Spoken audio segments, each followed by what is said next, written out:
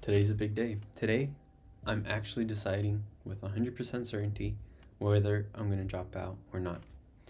If you're not familiar with my channel, I am currently a PhD student, and I've been saying I'm going to drop out June 2024, 6 months, and that's been with almost 100% certainty. But there's a little bit of me that just wants to run through this system that an Amazon programmer, maybe team lead, I'm not sure of his position, but he is familiar with the corporate life and with making decisions like this with regards to career transitions and stuff like that. And so he showed me the system that I wanted to run through and really quantify the different trade-offs and paths that I can go moving forward. So today's a big day making that first decision. After I completely make that decision, if I am leaving my PhD, then the next decision after that, probably tomorrow or later this week, is going to be how do I support myself? And my goal has been 5K in passive income. So we're going to see how that how we can make that goal possible. So diving into this now, let's see. Let's go full screen. Cool. So let's look at the different pathways. First, let's just make it really simple. And I'll actually go through the system first or afterwards, but let's think about this from the top.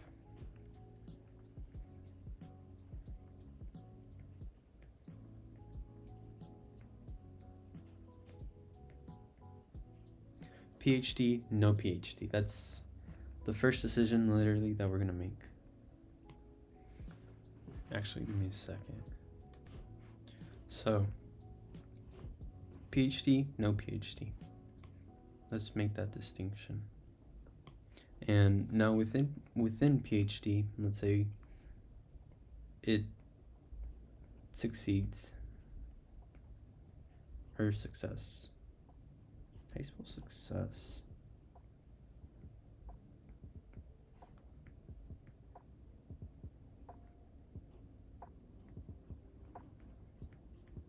We'll just say else. I'm not gonna say no success because there is not necessarily no success, but it's just else. Like it's success, or there's everything else that can happen. That's success is like an upper bound if we're talking math. So let's say I continue my PhD. What's success look like for me? And that's the upper bound of what's possible, and then everything else just goes under else. Now, no PhD. So if we do no PhD, the first and obvious path, not necessarily first, but the common path that we for sure get money is corporate. So getting a job in industry, working at Amazon, Nvidia, Google, Facebook, somewhere that pays okay, that's working at the edge of tech. Because whatever I do, I'm devoting myself like 80% of my life to. So there's corporate, there's let's see, how do we do no PhD, corporate, and let's just say else, because else can really be anything. It could be, let's just say I can freelance, I can become a successful YouTuber. I don't want it to do just YouTube. Like YouTube is supplementing whatever I do, but it's not, my journey isn't to be a YouTube influencer or something like that.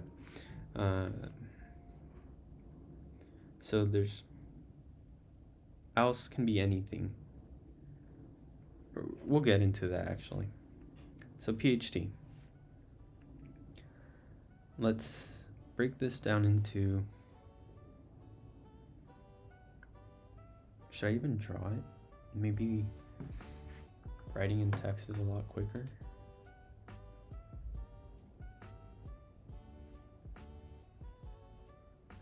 Yeah, let's write it out actually, because drawing, we don't need drawing at the moment.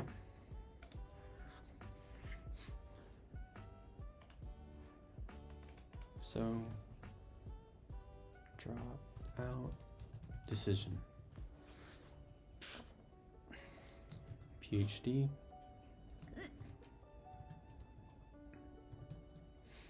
Let's say success, else. No PhD. Corporate.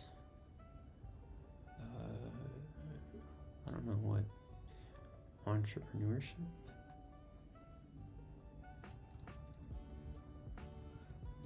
Yeah, we'll leave that broadly, or make it broad.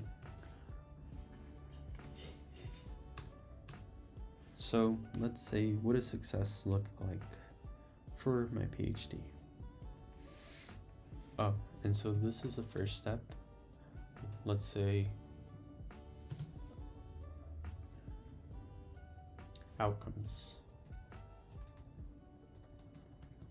Possible outcomes.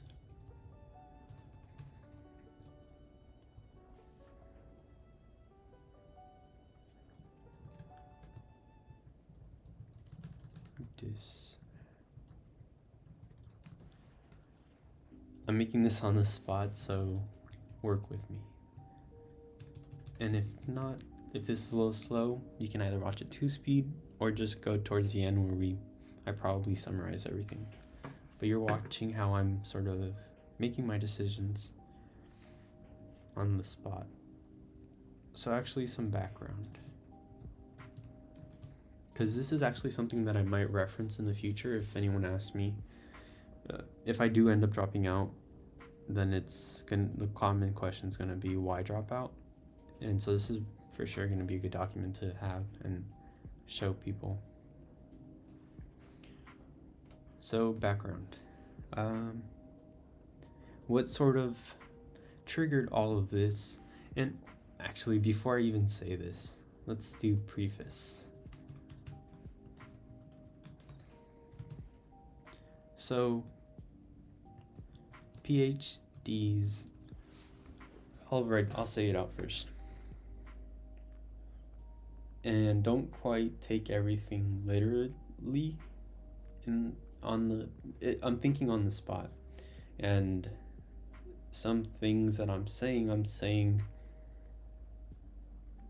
in a way that comes to my mind at the moment, but there's always other things to consider that I might not have mentioned on the spot because I can't say everything. But there's probably, I've thought about it through all different perspectives, and so I probably have thought about other things to consider that I have considered already, but they're just not coming to my mind on the spot. And so to preface this, I am going to say PhD.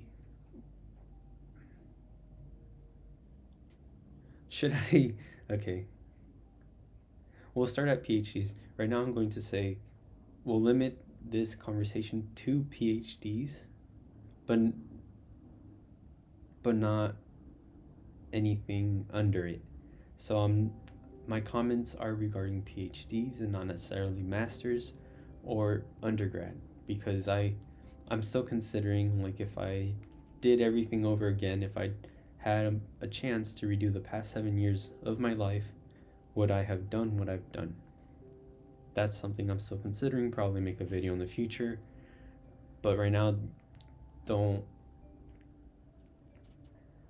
necessarily use this as, don't take sound bites of what I'm saying and use it to completely make your decision on, you don't want to do your undergrad, you don't want to do your master's. I did my undergrad, I did my master's.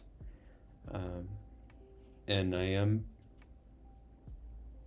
how would you say it? I am in a good position because of it. And so before you go off and putting yourself in a very vulnerable, terrible position based on a soundbite that you heard, I wouldn't do that. And so this is why I am making this video, so you can see all the processes that go into making a decision, so you don't rely on sound bites and 5-minute videos that you heard. It's more, take the time, do your research, plan out your decision, and look at it from all perspectives. And so I have asked numerous people what they think: my mom, my wife, my advisor, the Amazon person I mentioned, talked a lot, or had a lot of messages with ChatGPT. So there's a lot of planning that has gone into this, a lot of thought that has gone into this. So anyways, going back, okay, actually preface, let's write that down. First thing, this conversation holds only for PhD decision. I wouldn't judge, how should I phrase this? Holds only for PhD decision. I wouldn't decide your future, which is BS or MS,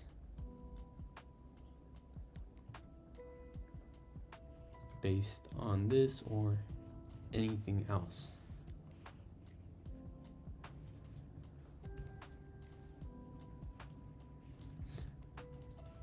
So that's the first point. This is only about, I'm only talking about PhD. I wouldn't quite say everything I'm thinking. How do you say? I'm almost overlooking that I've done the time for a BS and MS. So everything I know, you may not know at this moment. And so for you to say you want to drop out because you feel comfortable enough, you feel comfortable taking the risk, when you may not have the education or the anything else, any knowledge that I have, because that's really all I have at the moment, knowledge. I don't have money, I don't have connections. I mean, maybe I have a small network, but it's not like millionaires that I can rely on. It's just maybe other students, but not really. Yeah, so I wouldn't decide your future on this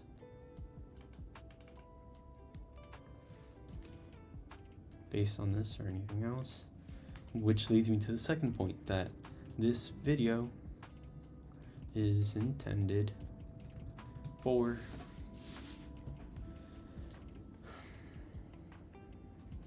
the aim of this video intends to show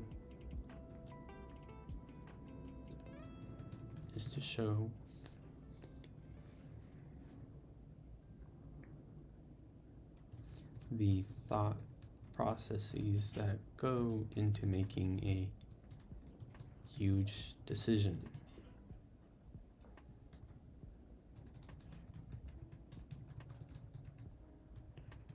Am I on?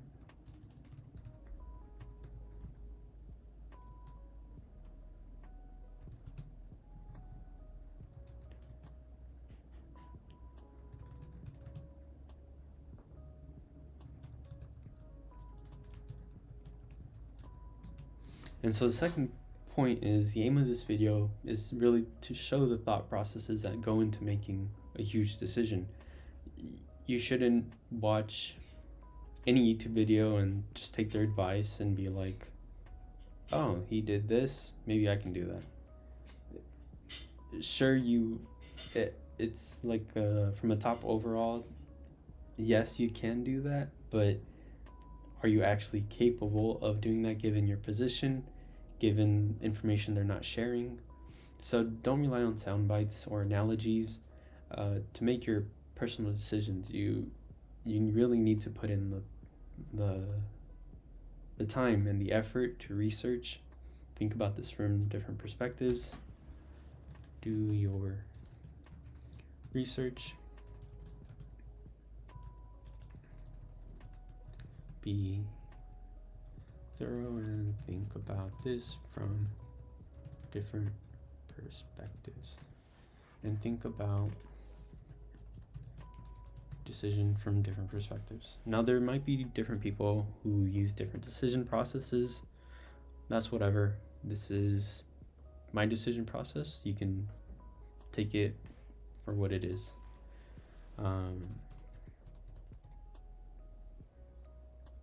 Yeah, so then also given that, I think that's a good place to start. Or actually, maybe even each decision has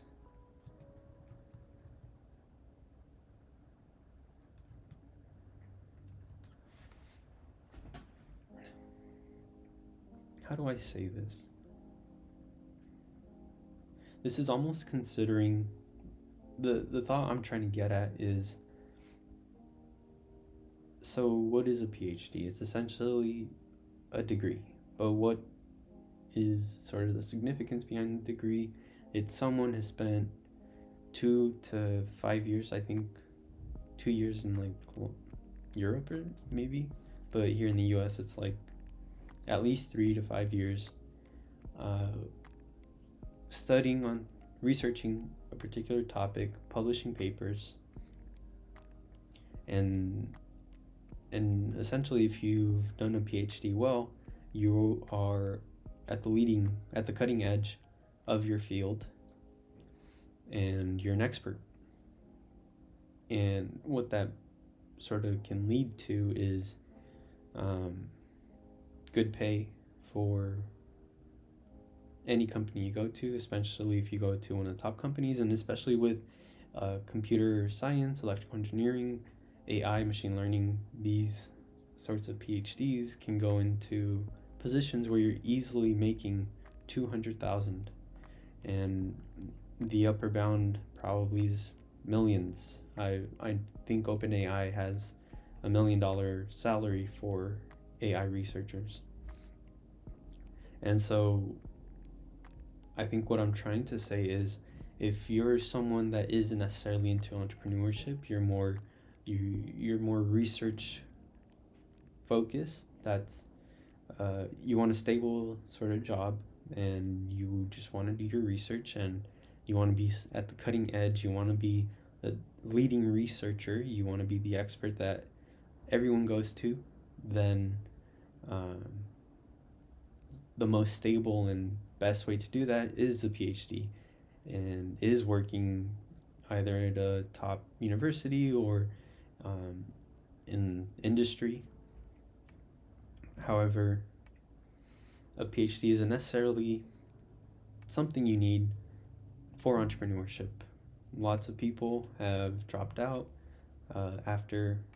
before even getting their bachelor's, and even after their bachelor's, they didn't go any further. Now, there are some CEOs that I believe have PhDs in engineering fields or very science-heavy fields, and that's another thing to consider. So this next point, every decision has a trade-off. It's all about preference.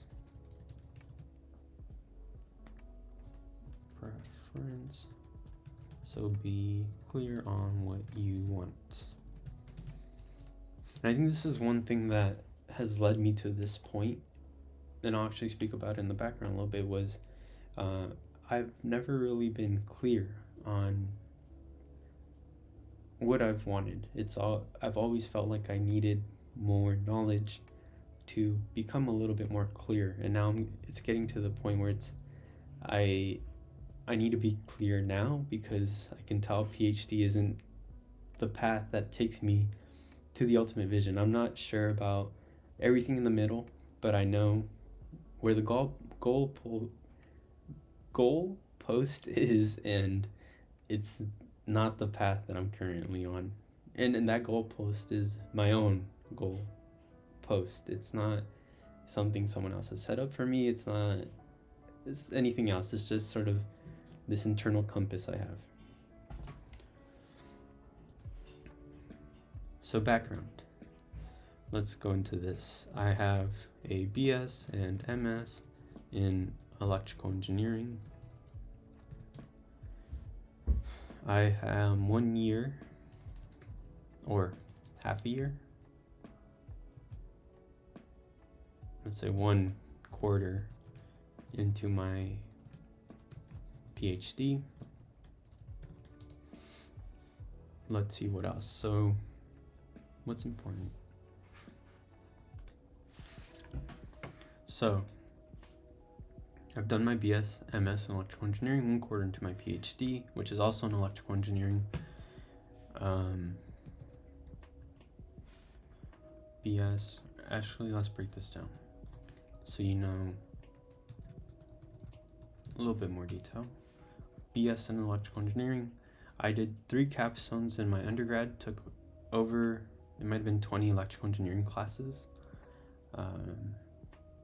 Oh, by the way, my school's in the quarter system, so, well, yeah, that's enough information. So, capstone classes in VLSI, embedded systems, and analog, what was it, integrated systems is basically like the complement of VLSI. And my MS, I focused more on machine learning and computer vision.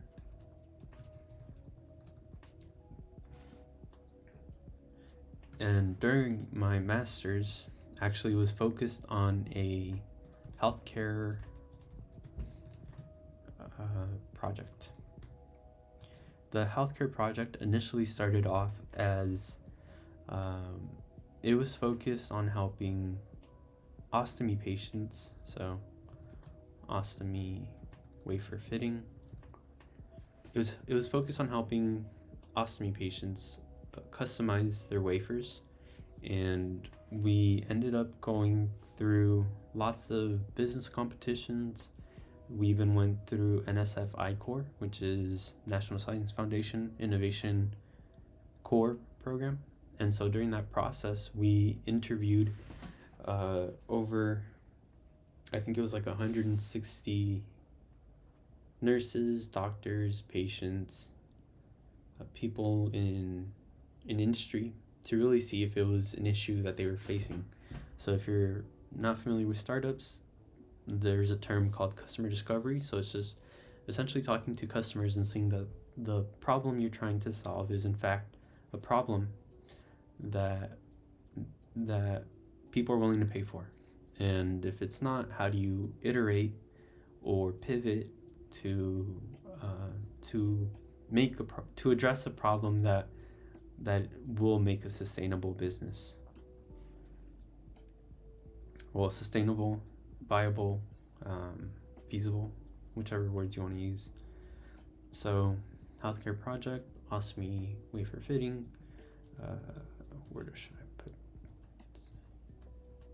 We'll just be very messy with this. Business, competitions, and NSF, I-Core.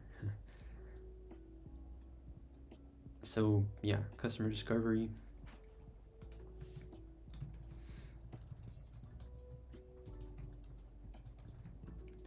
Showed the.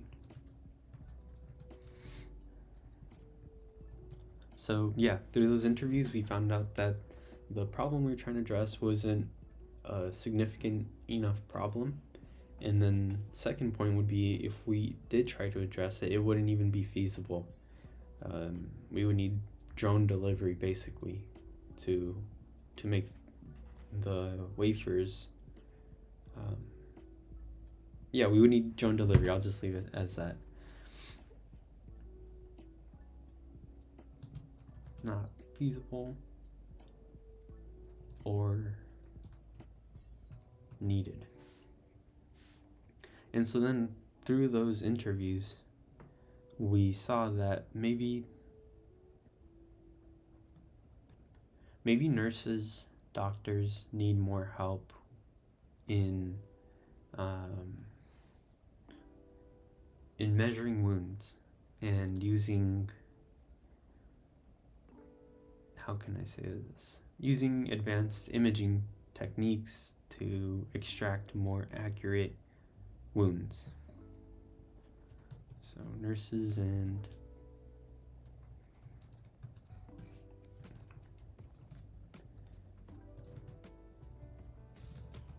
doctors want more accurate and objective wound measurement.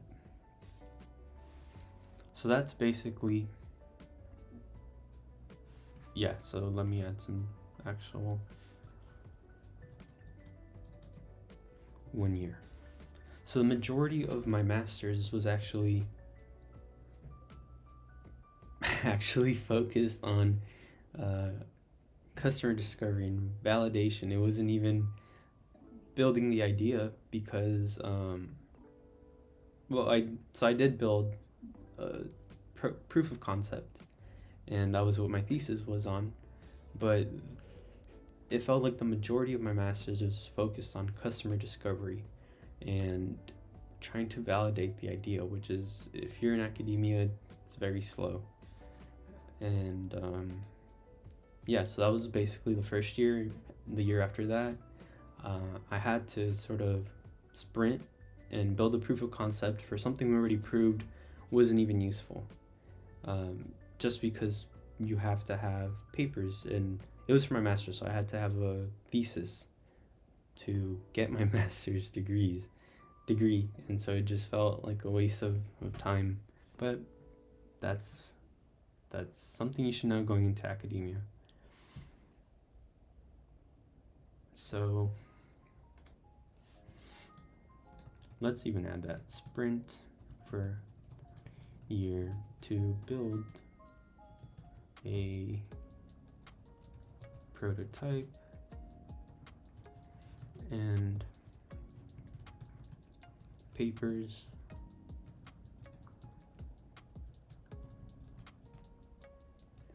invalidated.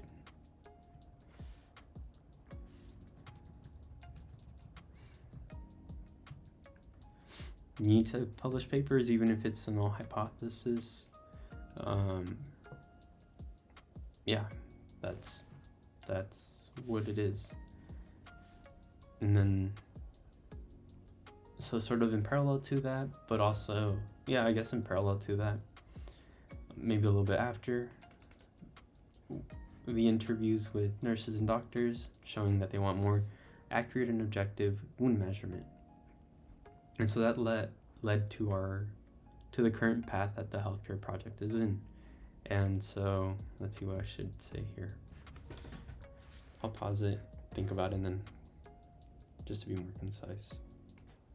Okay, so I thought about this a little bit, and I think maybe I'm getting a little bit too far into the details, but I also did want to give some background on sort of the skills that I've had to develop. So in making this decision, I'm including my knowledge of business and my knowledge of business and startups that I've encountered through these grants, business competitions, pitches, all these things that I've had to do for this project. They're all things I'm aware of and considering in making this decision. And and so just to add more information, so during my master's, we also applied to a university grant. This grant had might have been 3 months, it might have been less. Let's just say 1 to 3 months. I don't remember how long it was, but for 1 to 3 months, basically 10 to 20 hours a week of work preparing for pitches and writing documents and different things. And at the end of the program, we were rejected. So that kind of sucked. Then going into my PhD, 1 quarter so far, I took a grad level intro to machine learning class.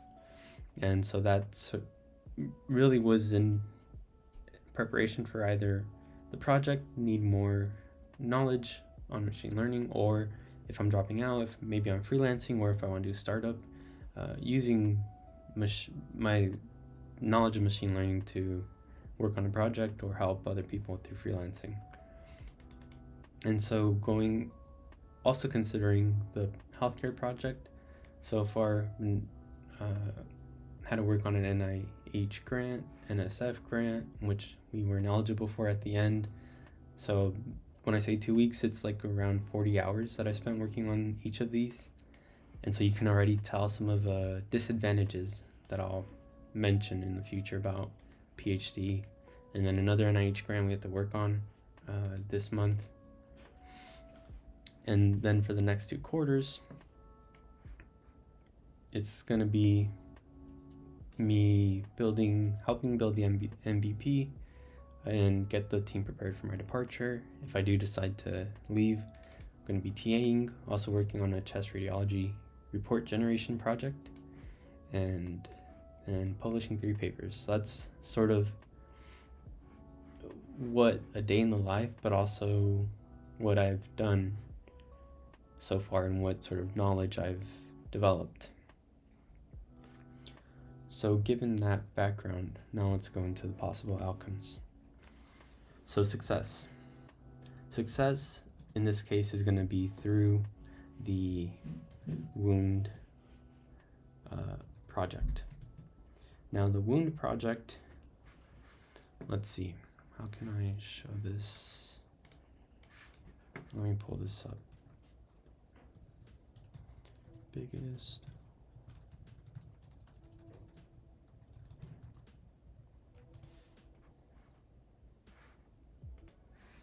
Okay, so let's approach this in 2 different ways. First, we're looking at the possible outcomes and for a PhD. So now PhD, let's suppose we're successful. What does that look like? Let me pop back. Okay, so for a PhD, suppose we're successful.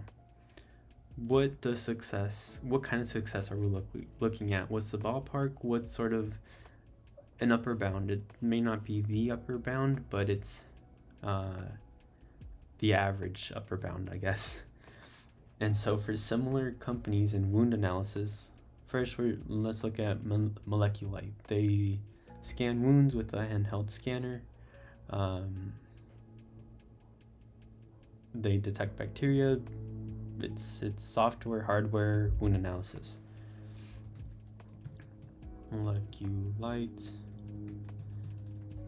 They have been, and so one thing I will add is this is sort of an analysis to the best of my knowledge. Sure, I can do a lot more given more knowledge, but this is just what's feasible. I'm not going to analyze data to death and end up with paralysis through analysis. It's quick analysis usually is good enough to make a decision from. So we'll write down 2 things. They started in 2014 and recently their seed round, and so far total funding amount that they've raised is $29 million in funding. So that's 10 years. Been around 10 years. Tissue Analytics. This is another wound analysis company. They started in 2016, it seems, and they've raised $7.8 million. And okay, let's just first go through this. There are some sort of intricacies or details about this sort of analysis, but we'll go with it. So they've been around maybe 8 years. Swift Medical, another wound analysis. They've been around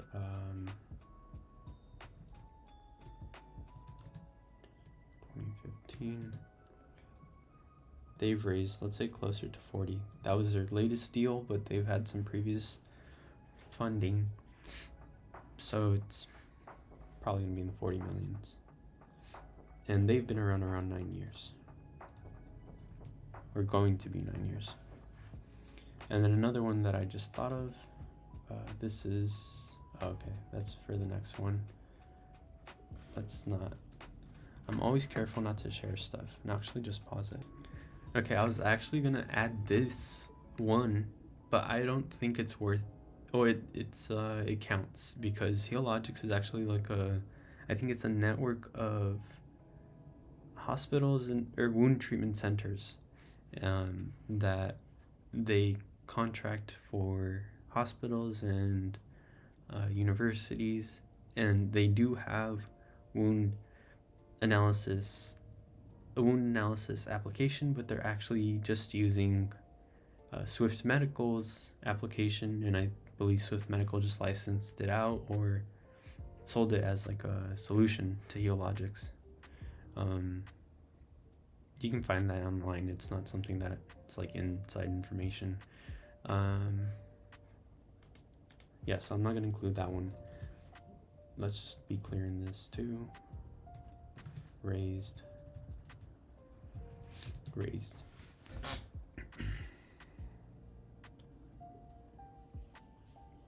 So what does this mean? Let's think about it. Because actually, let's just write out all the numbers and then come to this. So then that's just going off of what other wound companies are out there and how much, if I continue to work on this, what sort of value are we looking at? How much my company can raise in the future. So that's similar companies, and the next part is, well, what about other companies that have come from the University of Washington? And this isn't necessarily to say that, in this analysis, it's not necessarily saying that these people have done bad or these people have done poorly or bad or good. It's more of using them as reference points to make my own decision.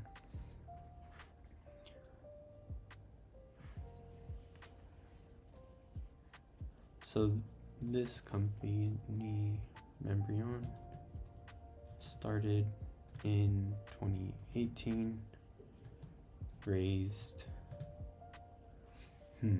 let's say, can't tell if it's like 15, probably more.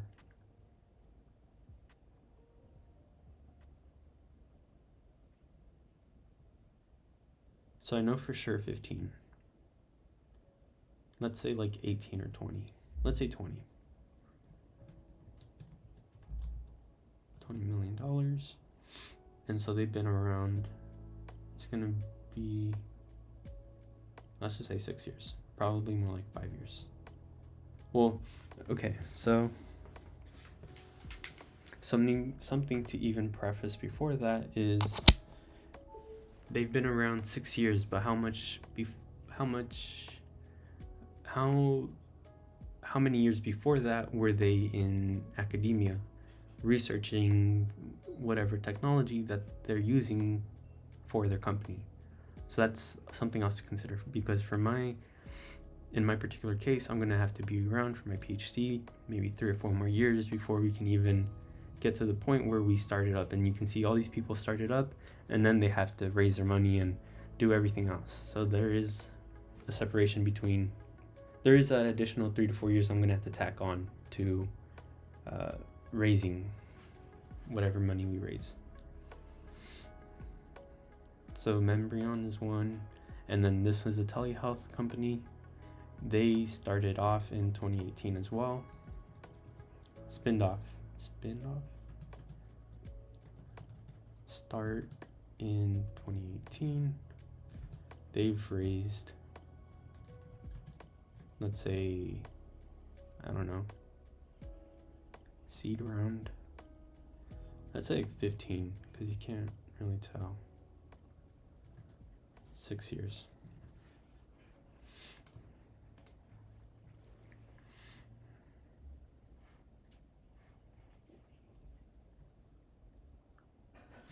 Great, so we have these numbers. What's the next step?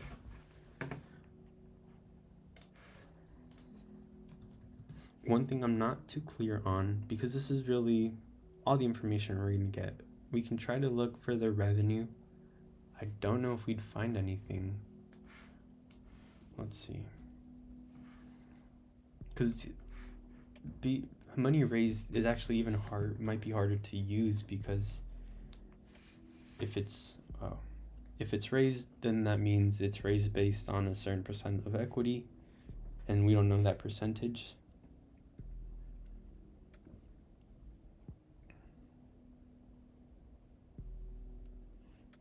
But we can speculate.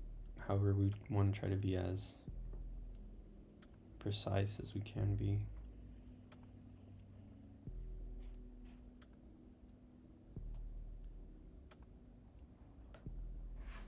Can I pause it? My iPad isn't coming back. Actually, it turns out we can find revenue. So we'll add that as well. Revenue. So for moleculite, no, I don't think I have moleculite, but we do have tissue analytics, which is around 5.2. Yeah, let's go with that one.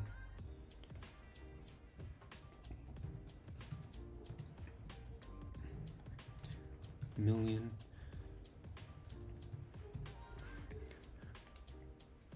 Looking at, oh yeah, moleculite doesn't have one. Swift Medical.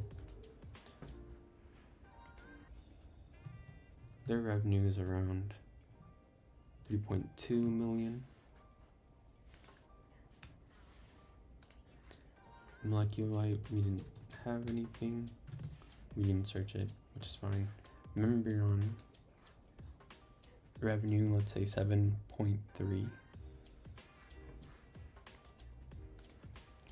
Which is actually pretty good.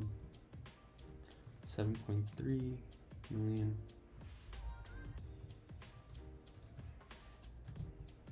In revenue. And Wavefleet Diagnostics. Theirs is annual revenue.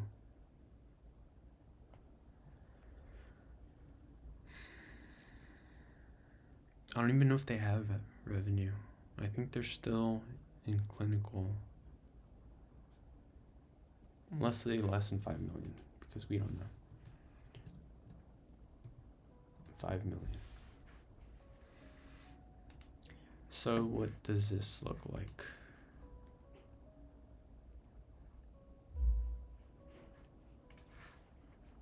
Hi chat, I am thinking about dropping out of my PhD,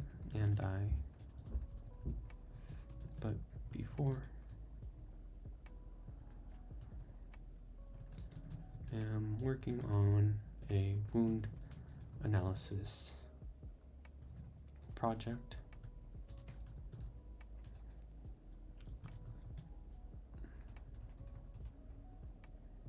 Okay, how do I approach this prompt?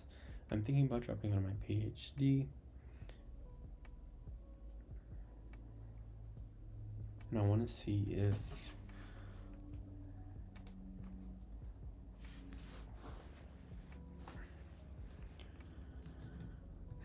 am very entrepreneurial. I am very entrepreneurial. That's such a weird way to phrase it, but ChatGPT understands. Very entrepreneurial. And I started my PhD with the aim of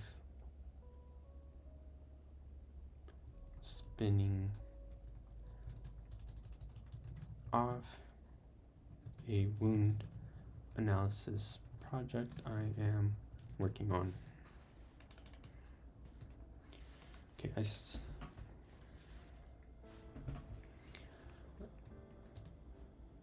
I am currently evaluating the risk reward of staying and building up this project. I want to calculate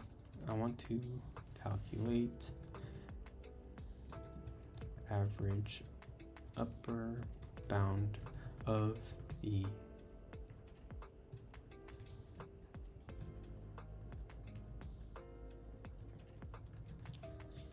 with this project. I have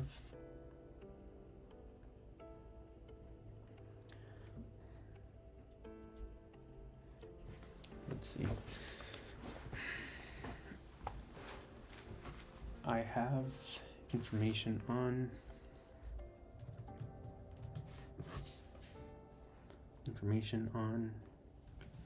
various companies.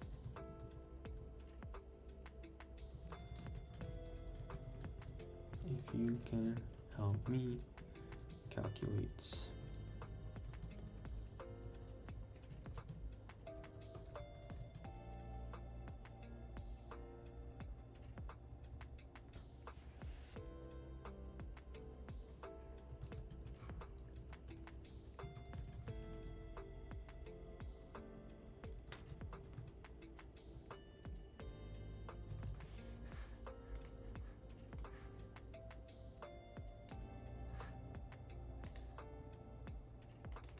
a ball.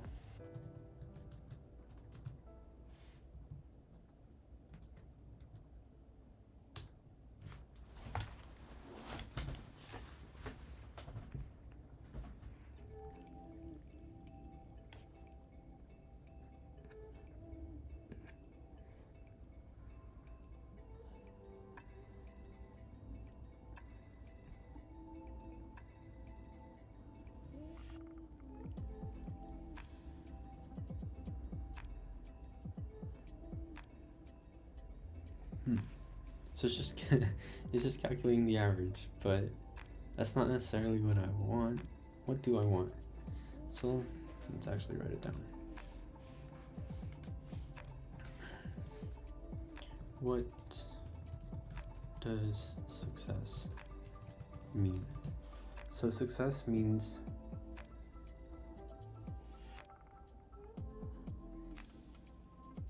suppose each company was sold at the 10-year mark.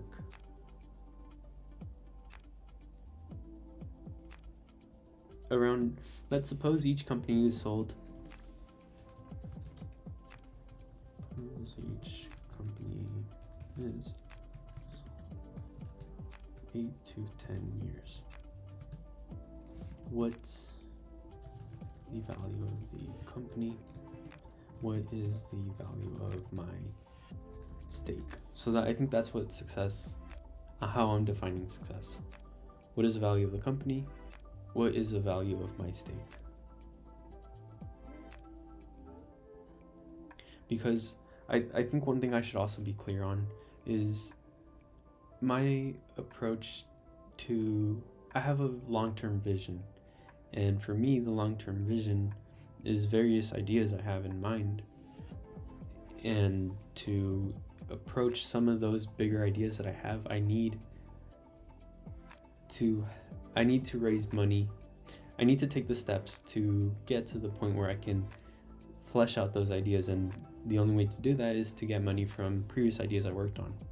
And so if all I'm working for is like small money, getting small amounts of money, let's say 1 million or 2 million, when I'm 40 or 50, that really limits my ability to succeed at my bigger ambitions. Very poorly worded, but I hope the intention comes through. This is on the spot. We're not scripting anything. It's sort of internal compass. So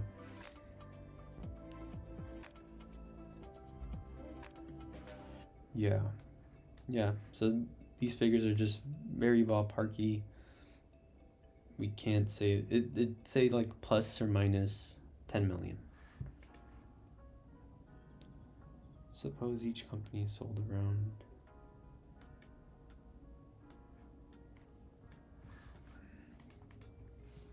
I see. Now, can we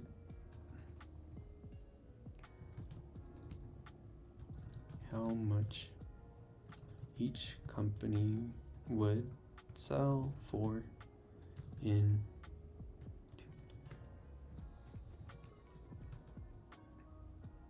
this part I'm not too familiar with, but so we're gonna have to be very rough. Lots I'm sure the financial people watching this might be banging their heads, but it's the best I got.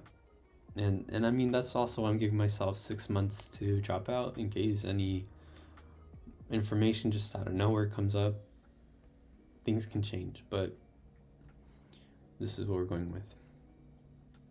So can we, and also to be clear, if once I make my decision, I'll act more accordingly to how I'm going to proceed. I'm not necessarily going to drop out next month. I'm still going to be here the 6 months, but I will have taken the more appropriate steps towards dropping out, unless on research. I'll give research the amount of time that I've sort of obligated myself to or committed myself to, but no more. So can we estimate how much each company would sell for in 8 to 10 years?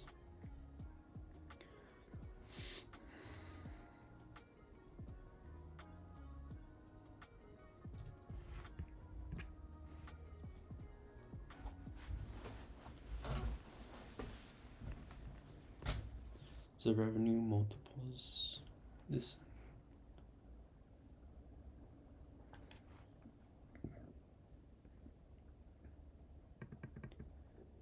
Is the revenue multiples approach? Is this approach applying a multiplier to the current or projected future revenues of a company?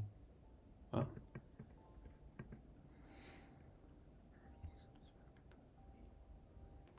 These are rough estimates, yeah. So let's proceed with the hypothetical.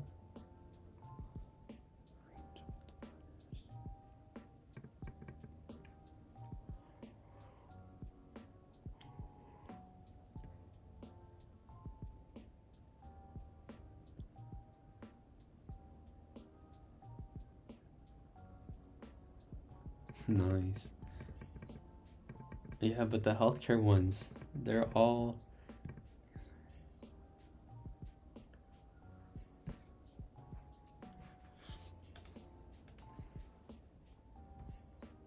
so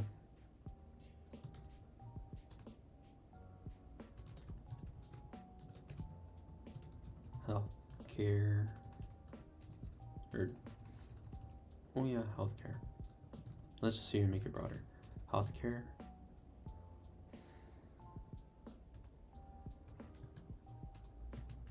If they exited, they'd be at 15 to, is it 15?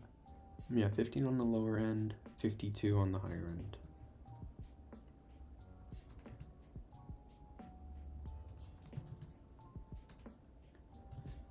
And average time to build these was,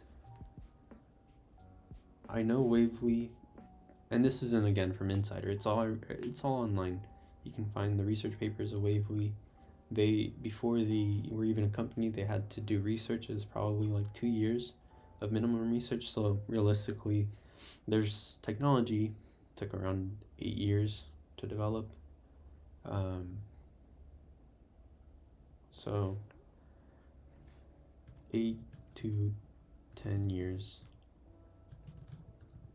to develop. Now for Membryon, they would be around 73. Or healthcare, let's just do UW exits.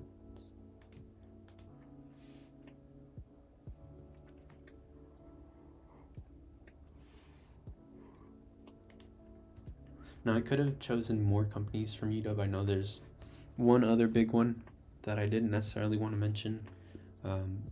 They're actually raising quite a bit, probably they're maybe below or around 40 million. But they're more of a platform. Not sure, but I think this information is more what we can go on, and then they're more chemical or biology. Yeah, but this one again is also not related, so bad analysis, but we do have some representation here.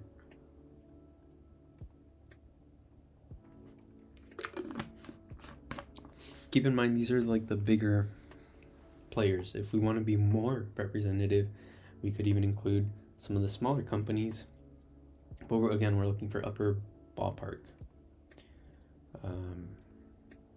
Yeah,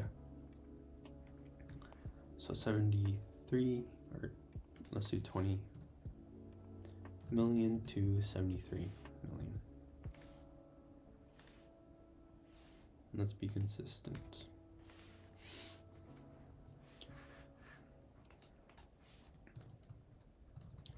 How much do the founders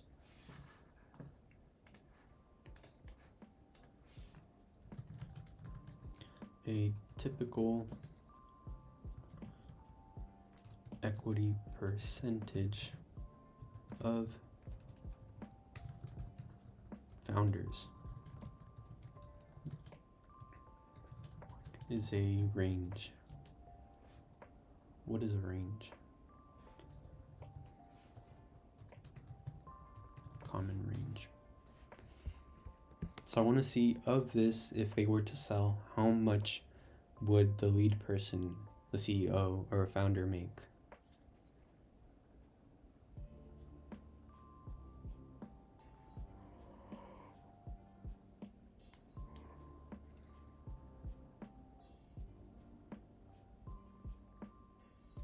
Yeah.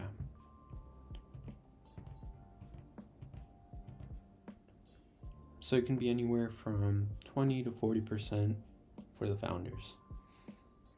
And this is not necessarily just like the two founders. It could, I think it's also referring to, is it referring to, like, in addition to the founders, like the founding team? So it would be like whoever you have for finance, for marketing, for sales. Yeah. So let's say it's 40%. Each founder has, I don't know, 10%, 10 to 20%. Equity held, it's 10 to 20%. I hope that's generous, but let's see. Let's calculate it.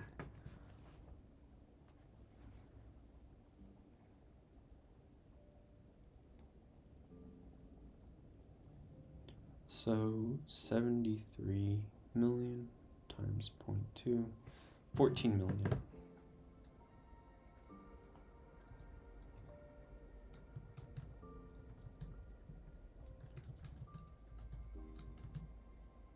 So on the higher end, we have 14.6 million. And we'll do pre-tax, just because anything else would also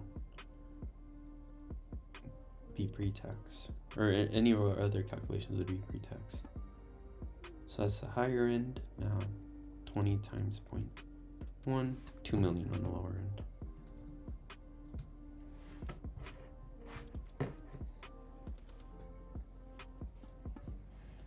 Yeah, so that's basically what we're looking at. 10 years, and we'll end up with 2 to 14 million. And realistically,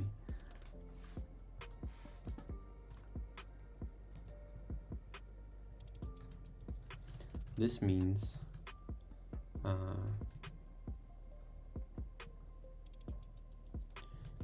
10 years with 1 to 7 million.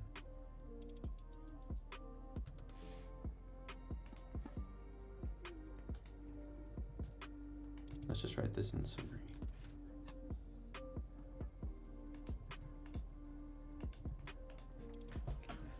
So realistically, I could spend the next 8 to 10 years, and based on other companies that we've seen, if I exited, I'd get around $1 to $7 million.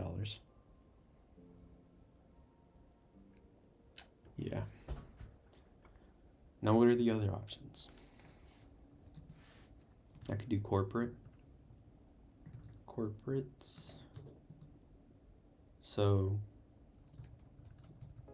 typical. Give me a second. Okay. So actually, I thought of something else. Realistically, this means 3 to 4 years, which is makes it even worse. 3 to 4 years plus 8 to 10 years. 4. This is so terrible because I'm in technically the first year of my PhD. Well, so I finished my master's, continued to a PhD. My intention was never to do the PhD. Started off with just my master's, then continued it into a PhD. And so I have 2 years. This would be third. So it maybe be 3. Best case would be 2 more years. Okay, actually, let's write that. 2 to 4 more years. So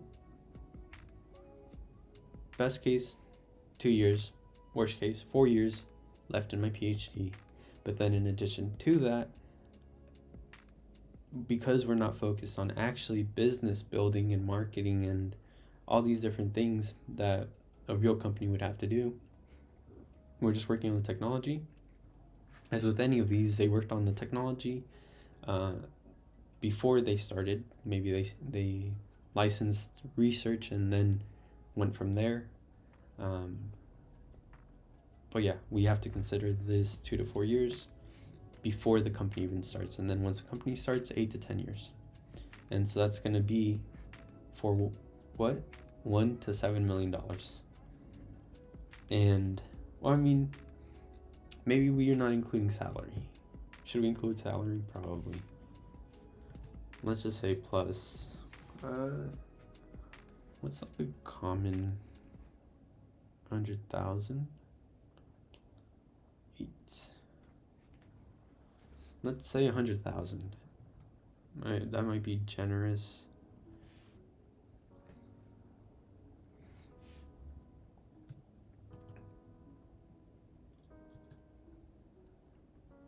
Maybe $1 million. Let's just add 1 million. That's how much you make as CEO or whatever you're doing. Yeah, so that's that. Now with corporate, typically, and this is a figure from an Amazon employee, so he sort of is familiar with the different tiers and what sort of salaries to expect at each level. He said, for 8 years, I would expect $1.8 million for 8 years of work, or rounded to 2. This is actually post-tax.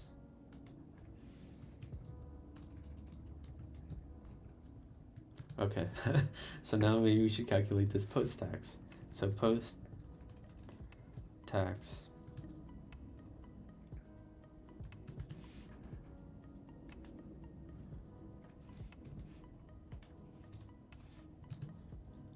this would be 10 to 14 years. So let's 10 to 14.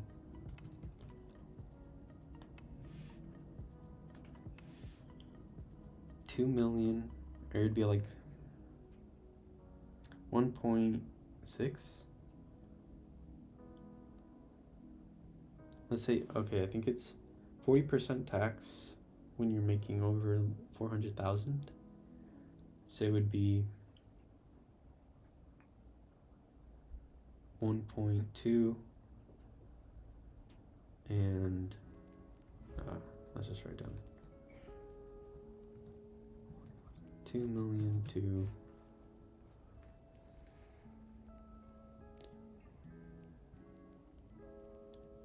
8 million times 0.6, 4.8.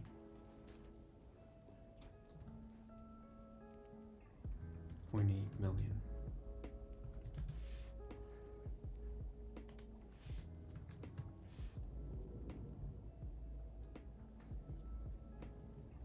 And then, yeah, so summary,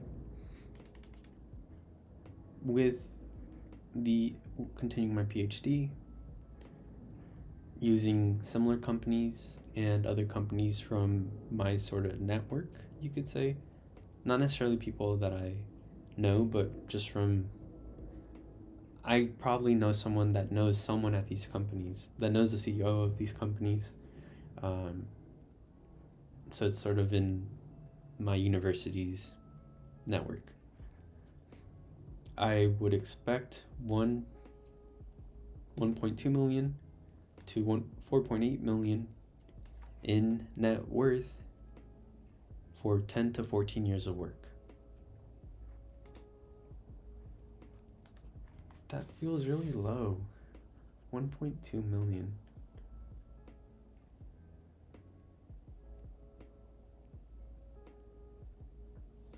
I don't know.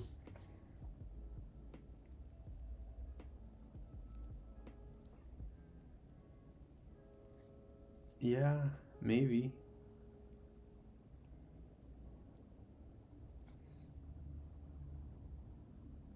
I think so. The only other number we could be fudging is the $1 million in salary for, or $100,000 in salary for 8 to 10 years. Maybe it's slightly more. It could be like 2 million. Just boost it up a little bit, but we'll stay with it. It's a range. Now with corporate, this is working up the chain for example, Amazon, but it's kind of typical. Let's just say like PhD plus corporate.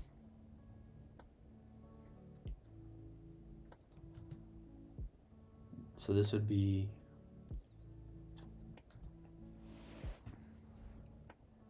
PhD again is 2 to 4 years, and then let's say best case, I get hired at like OpenAI, who has $1 million salaries. So for 10 years,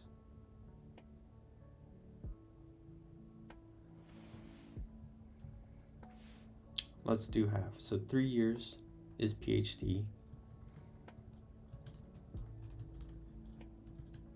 7 years. This is best case, OpenAI. So I would make 7 million, but with taxes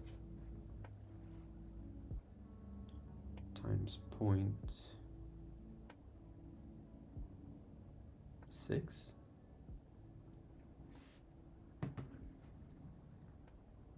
4.2 million.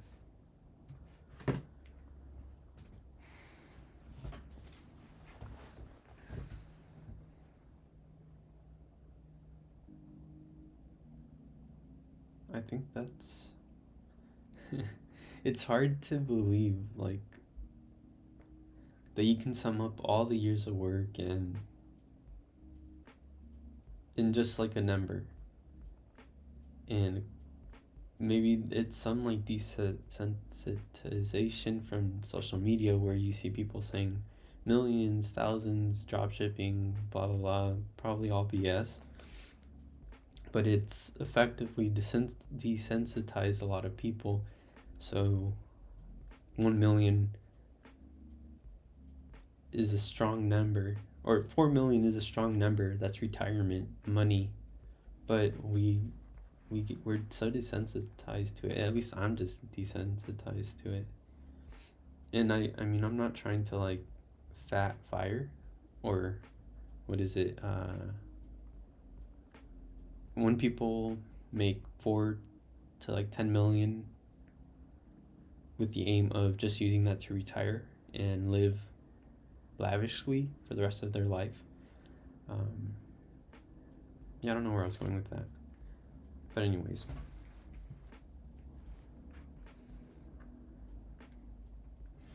It's corporate and then anything else I'm not including. Oh, wait. PhD success.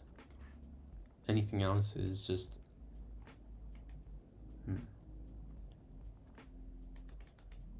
Wait, what did I... Oh, this isn't even... Okay. Corporate. Yeah, so otherwise, if we do the PhD, we can do that. Corporate, okay.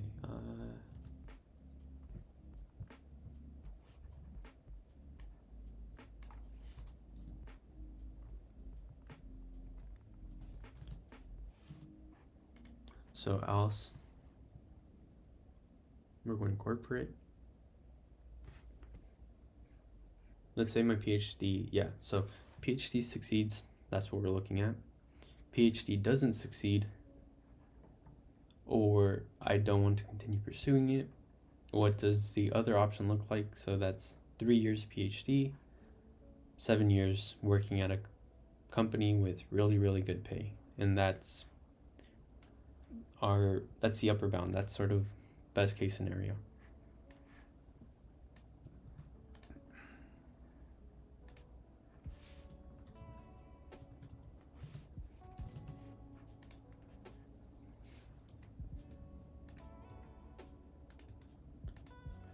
All right, so I'm gonna take a moment or a break, recollect my thoughts, and then we'll go on to no PhD. Okay, so now I sort of summarized the possible outcomes. So there are 4 main ones. PhD, I continue my PhD. What does success look like? So post-tax, it's around 1.2 million to 4.8 million for 10 to 14 years of work.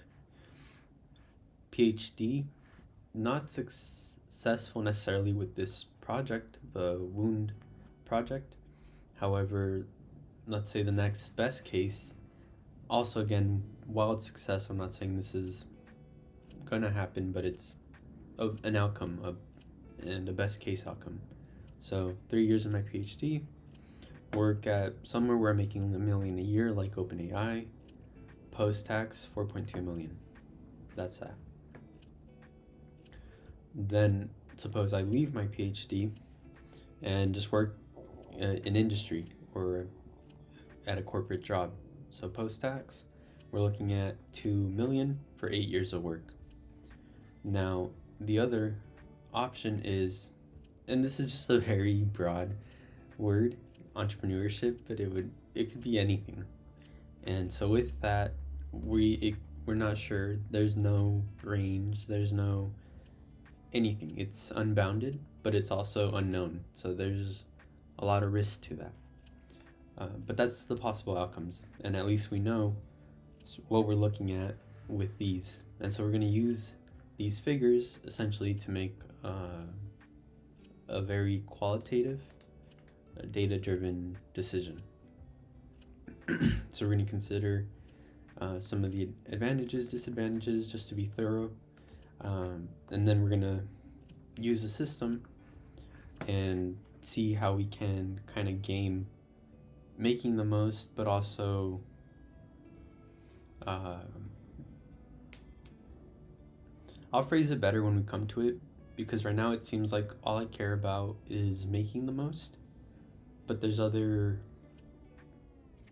there's other things that impact my decision, and money is just one of them, and that's why we first have to start out by evaluating how much I can make.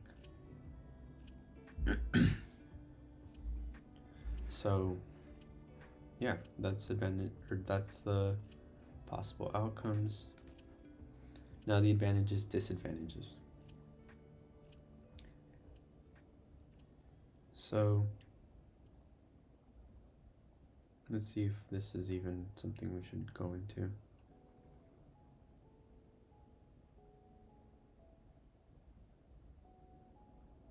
I'll pause it again, think about it for a little bit, and then actually I'll just literally record every second. I might be slow to talk, and if you want like a concise video of this, I will make one for the system and go over how it worked, for how I went through it for me. And yeah, but this is more of like real time. You're seeing how I'm thinking and making this decision. So I will have parts where I don't talk as much, but that's this type of video.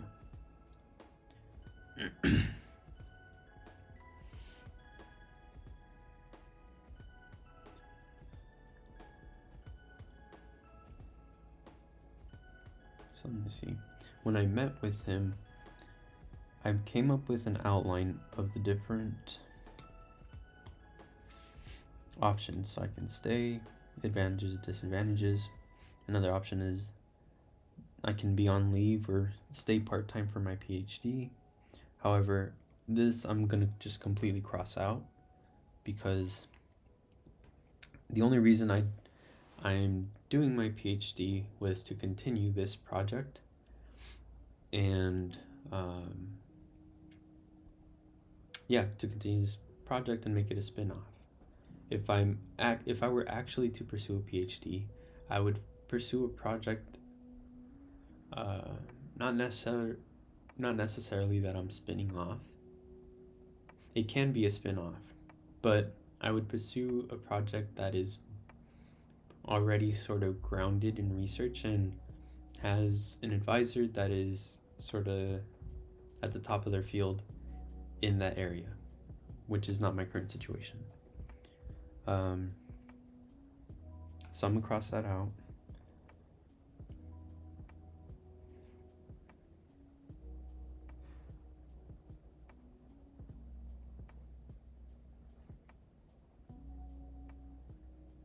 So we're not considering any in-between options. It's not even because of the situation. I'm more so saying that in the worst, or it's not even a path I would want to go down. And if I did ever go down it in another life, or maybe for another student who is sort of considering who's in a similar situation, but is more inclined towards academia, that could be something they're considering. Being on part-time or finding a way to readjust their project or their research so they're more on a solid basis. But that's not what I'm considering. I'm considering either staying and pursuing this entrepreneurial project or leaving and pursuing other entrepreneurial interests.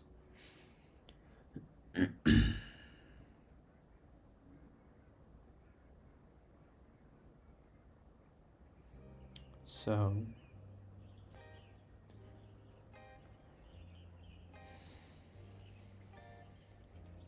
we mentioned in making this decision that we do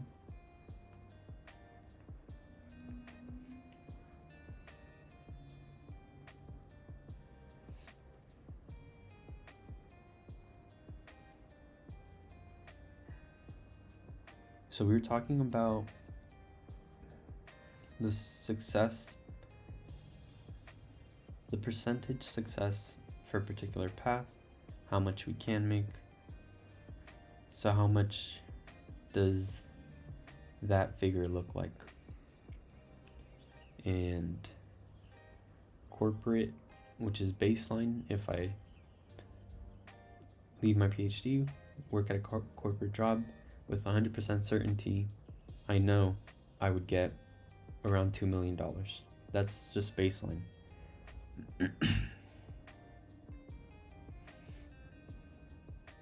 And so this was one way. This is one decision to make, and the next one was each preference, so each option having some weight to that option No, each pathway, the ranking of, okay, how do I phrase this? Let me see if I remember how I did this. PHP will help.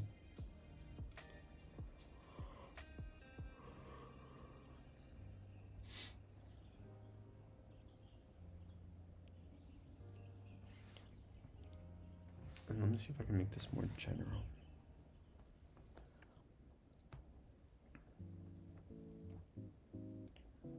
So we did path 1,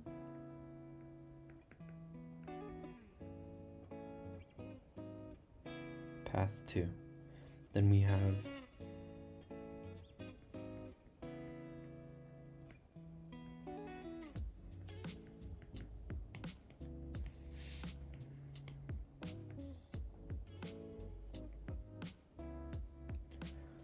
personal weight, path 1, path 2. So, oh, yeah. So, wait, is it personal weight?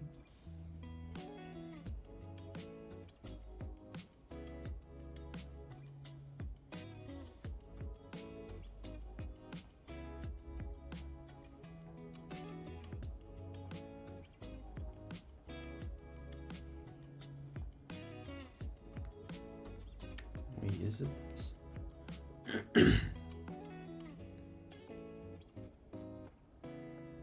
I think so.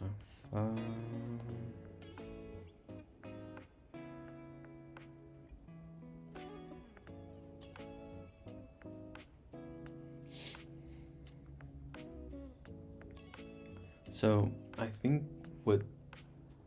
if I remember, this is just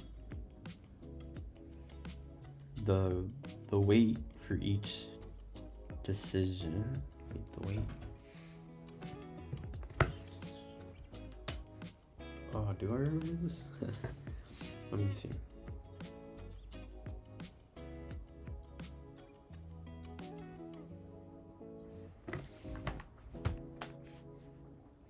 Then let's just run through a fake example. Blue. So we say, let's say money.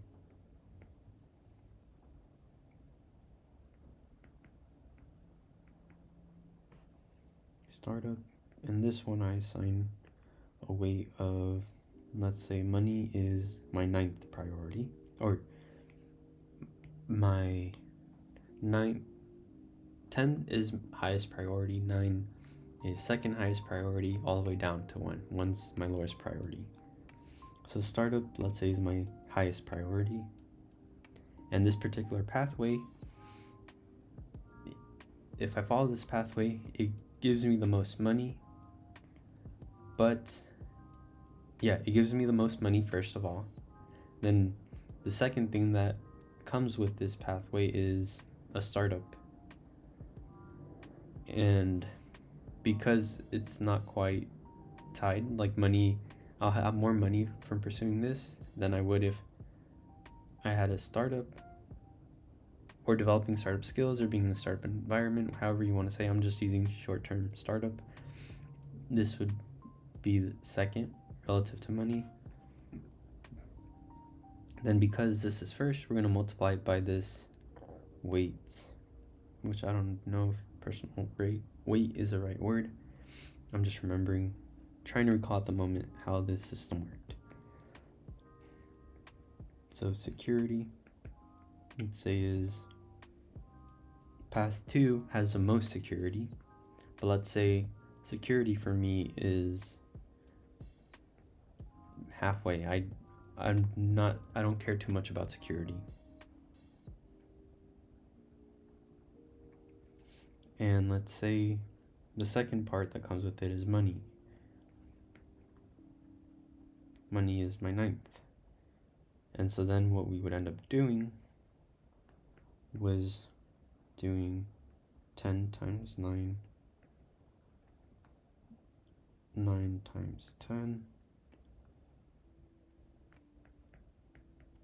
times 5, 9 times 9,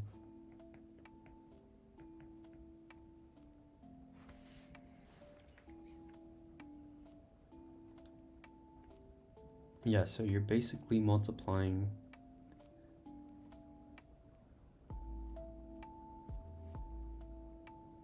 the not necessarily features, but like the rank. I won't try to say it right now because I know I'm gonna mess it up, but I want to see if I'm thinking about this correctly. So, don't remember this.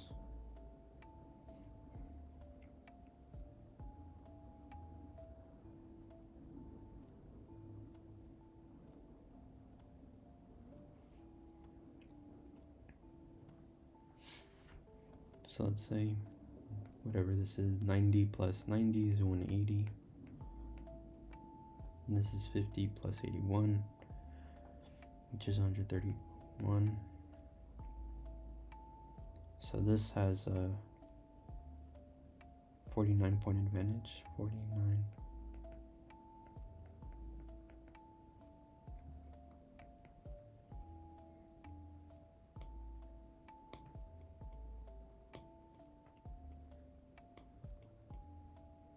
So something like that.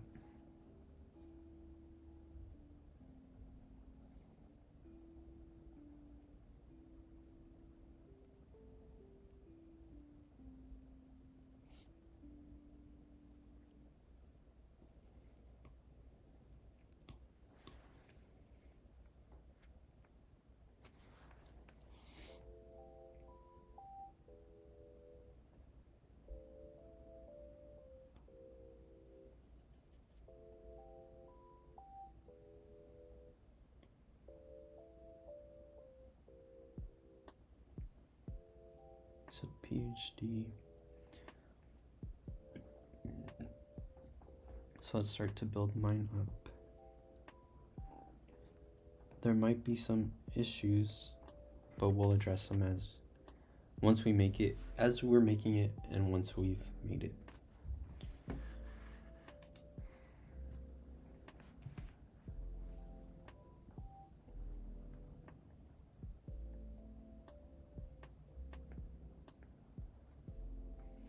No PhD plus, okay, let's say corporate.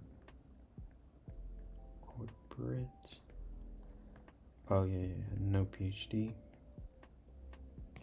Corporate.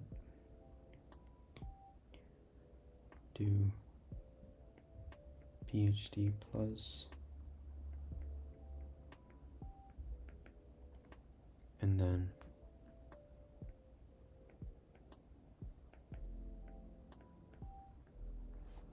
so those are all the different options.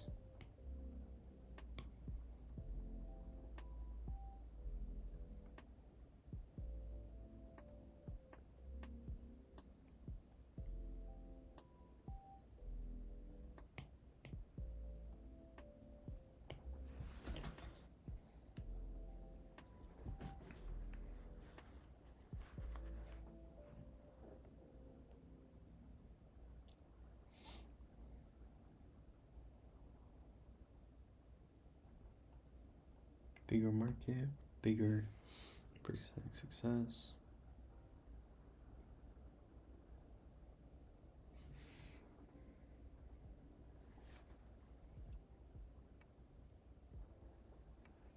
So then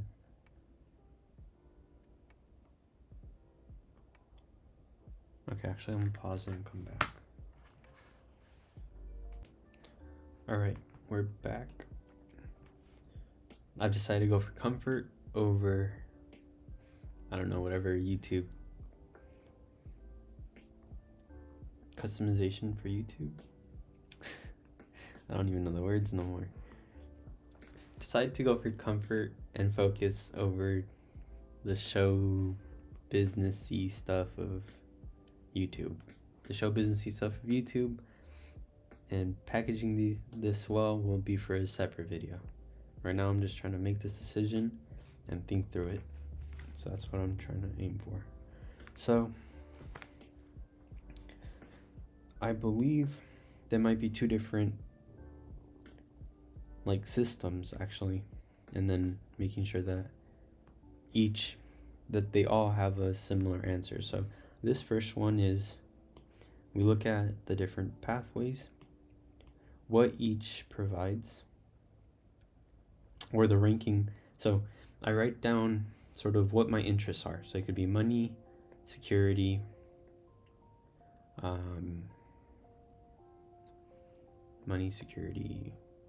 don't know, anything else that I care about. And then for each of these pathways, I rank which the order in which these pathways fulfill my needs. And also with my needs, I'll rank them as in order of which ones I care about most. So if I care most about money, I'll rank it a 10. If I care second about security, I'll rank that a 9. Now corporate, we know it provides security and then some money, but not as much. And then we do that the same for all these different pathways, and then see which has the advantage. And then the next option, I believe, would be calculating the risk reward ratio. I think that's what this is. Risk reward.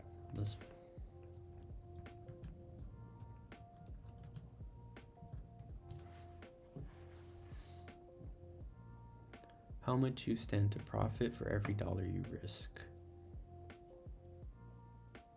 So it would be like, reward would be 100 million, percent chance of success. So this would be success money ratio. I've never actually thought about this risk reward.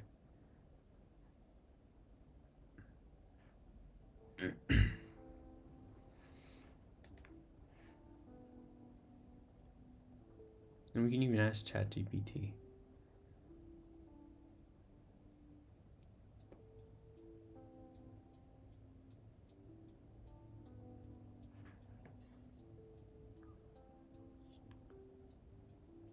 It might not quite be risk reward.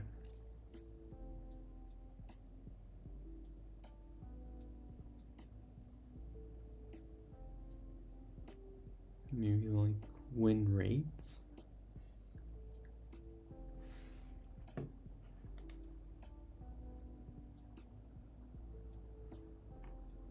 I'm not sure, and I'm not sure why risk reward ratio is so important, but this is essentially percent chance of success times how much we can make. What does that come out to? Now do that for everyone. So for example, corporate, we know with 100% certainty we're going to have $2 million in 8 years. So we're going to have 1.8 million, and that's the base against which we'll make all our decisions. And so we'll see which can provide the most money, and that'll just be another way to judge our decision. So that's the second way to judge our decision, or judge my decision. And then third, no, I think it's just 2. Oh, and the third would just be advantages, disadvantages. That one's a very highly subjective, but we'll see if we can view anything there.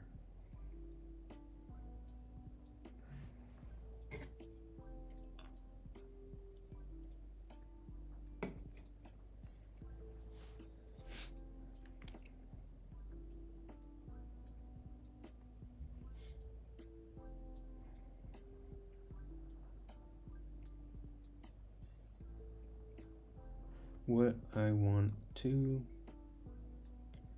so for each,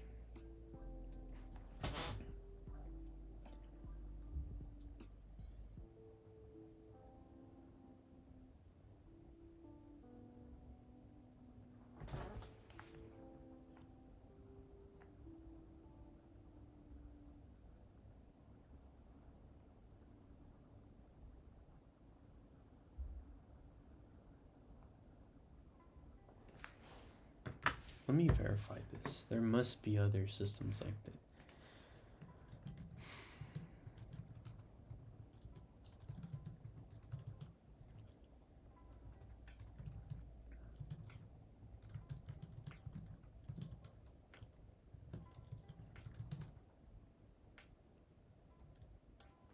Wait, so what is wrong with it? Like what? Why do I feel like I might be doing this wrong? So let's look at the one that I came up with. Personal weight. So we're making a list of preferences and we're ranking them.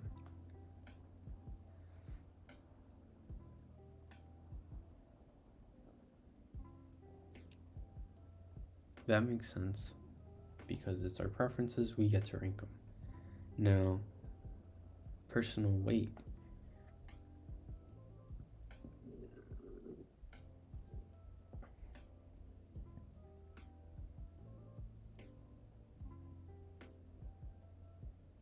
Why does weighting each option work?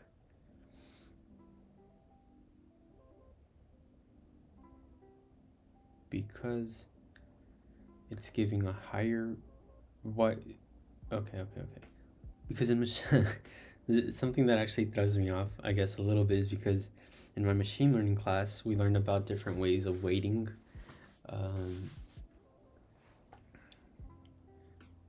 Different formulas for weighting features for an algorithm, like lasso and ridge. And here we're just doing like a linear weight. But anyways, does it make sense to just do this as for a weighting scheme? Because we do want to give higher weight, or the preferences, each path has different options. And so the weight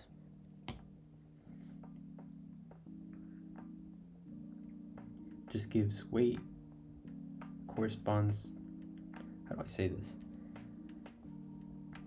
This weight is not even, I wouldn't say it's personal weight, this is more path weight.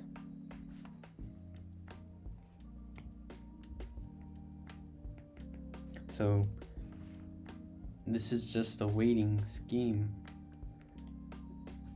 for each path, because if we just, let's say we have 5 preferences and we rank them here. So my highest preference is second, my second highest preference is first, because of this pathway. And if we rank them, if we just sum it up, it's going to be equal to the sum of any way of ranking them, because they're all included here. But if we weight them by how much, by the order in which they appear because of a path, then we do not get an output, or we do not get the same values.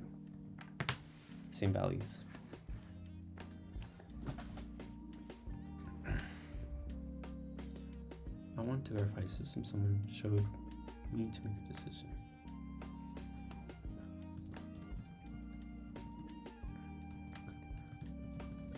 System is common, or there might be issues with it. So the top row is path weight, path 1 to path n. A path is a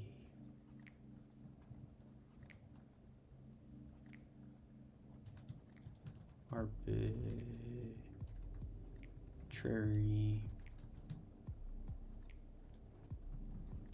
career slash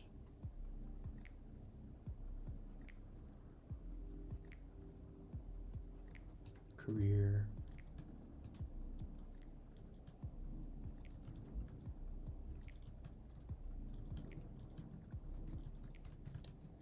now the first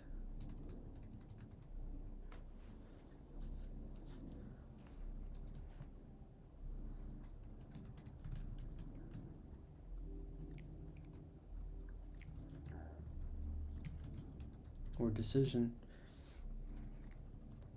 there are 10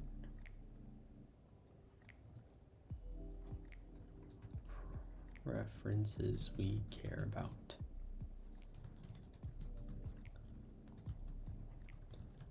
We are looking for homes. Yeah, suppose we're looking for homes and we care about size, care about cost, size, neighborhood, etc. Now for each path or decision, suppose there are 10 preferences we care about. So this could be anything we care about. Then we rank these preferences or features. This is what I meant earlier when I was just saying features. Then we rank these preferences by how much we care about them. So let's say there are just 3 features: cost, size, neighborhood. Cost is what we care about most, so we assign it a weight of 3, and let's say size 2 and neighborhood 1. Then for the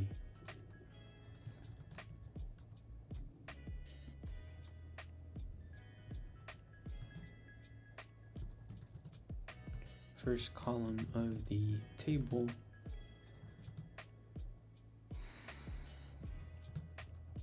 path weights, 3 options. The first weight is 3.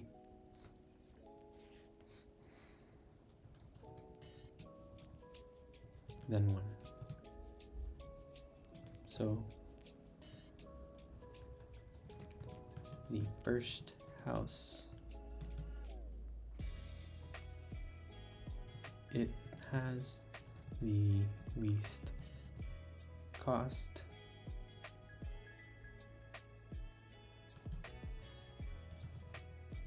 then the highest size, then the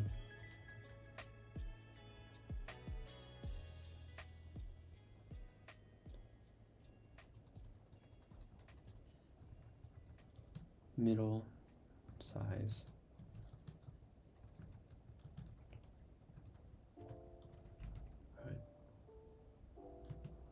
we multiply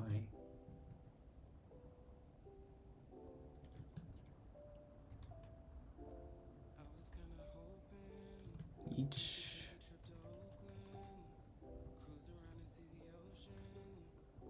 preference, the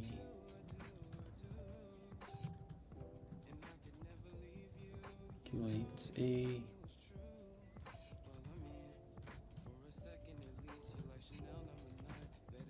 Okay, so this is actually pretty confusing to write, so I'll make an Excel sheet about it. So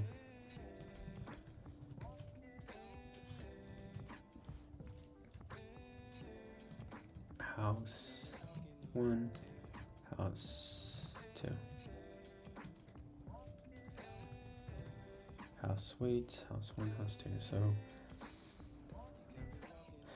house 1 has least. So cost is least, and cost is rank 3. Or let's say preferences, cost 3,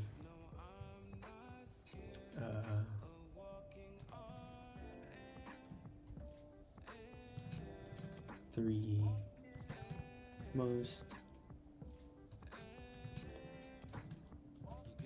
least.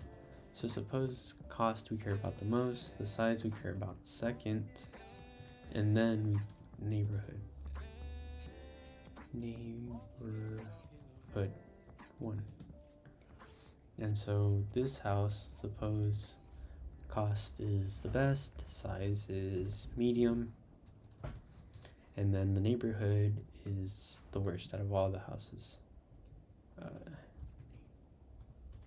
Neighborhood is 1. Now looking at the second house,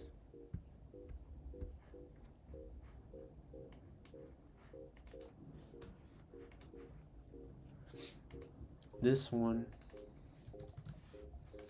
is, okay, let's actually move this below. So this one is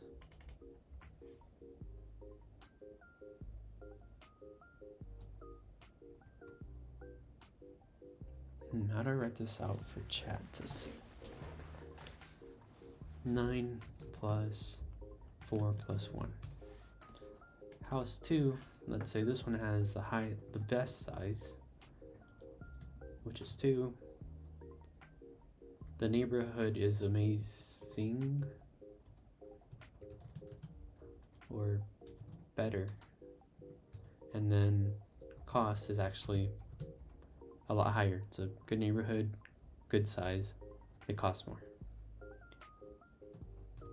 So this one's going to be 6 plus 2 plus 3.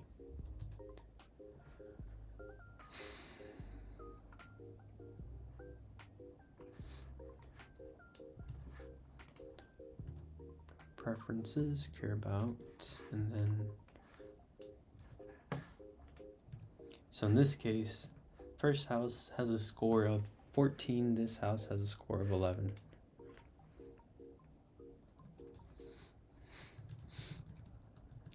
House 1 is a higher score.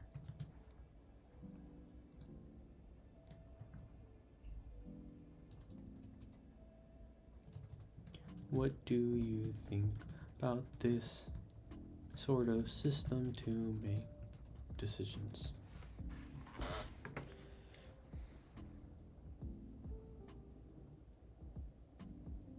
A weighted decision matrix. Multi-criteria. Is it really that common that it's weighted decision matrix?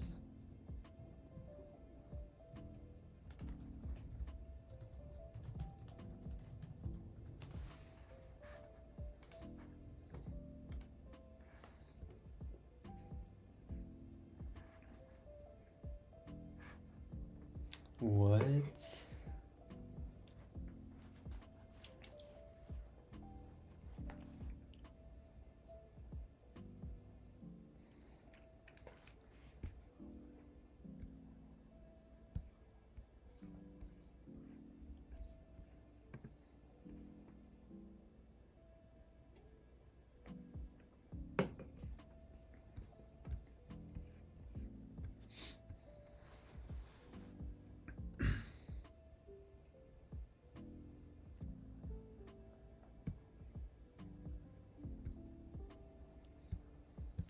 Yeah.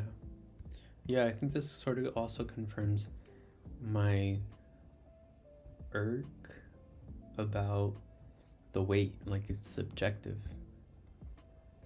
So we were choosing to do 10, 9, 8, 7, 6, but it really could be anything else.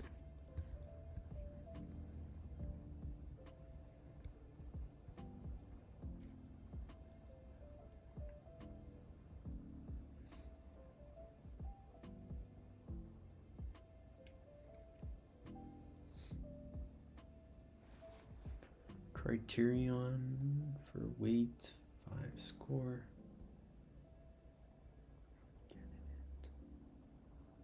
Score for candidate A, 5 times 4, 3 times, yeah. Okay, that actually makes sense.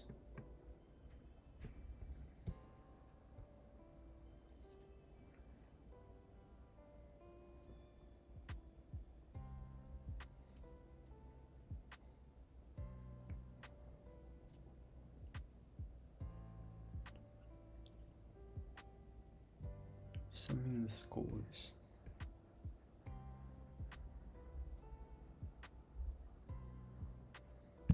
Yeah, subjective oversimplification.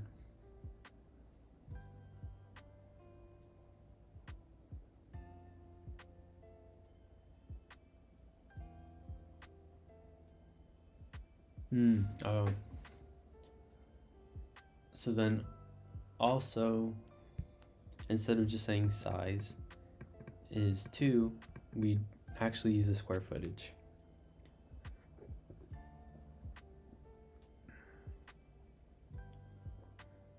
It's almost like machine learning, pre-processing, using the right I forgot the word. I really need to recap already. Using the right data processing methods. I'll come back to it.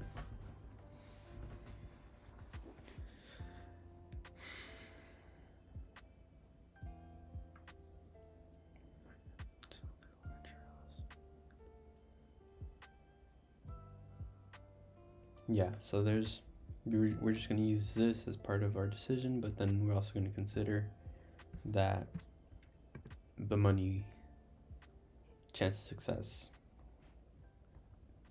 And then we're also going to do advantages, disadvantages. So we're going to really try to hit all the different spots. Okay, so now that that's a little bit clearer, let's do criterion. So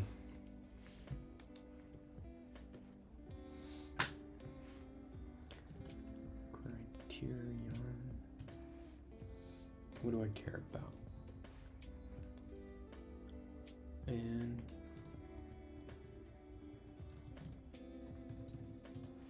weight. Okay. And then the score for this would be so my pathways were no PhD,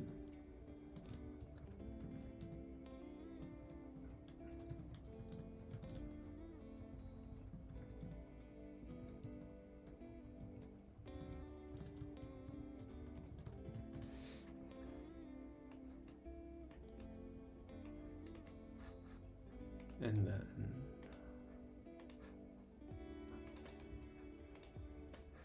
let's just follow it actually.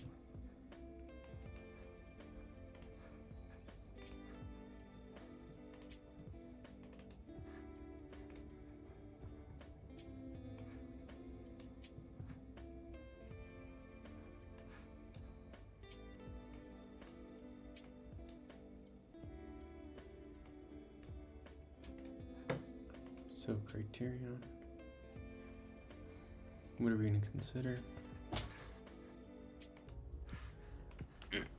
Okay, so criterion, that's just first brainstorm.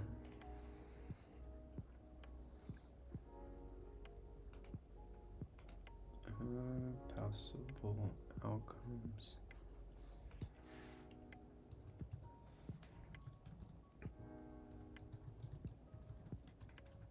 Weighted matrix.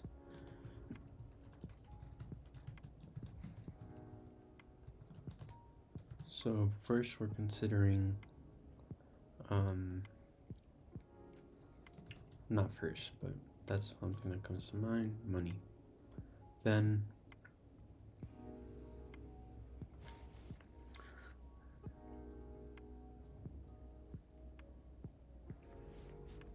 risk, but in the sense of,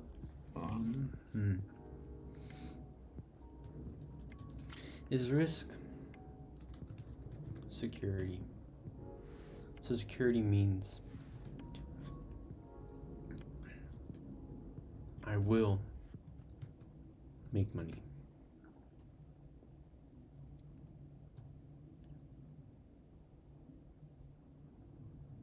Yeah, I will make money. And this is more in the sense like I'm able to pay living expenses. That's security. Money is more in the sense of just money, actual value. Money in as a float.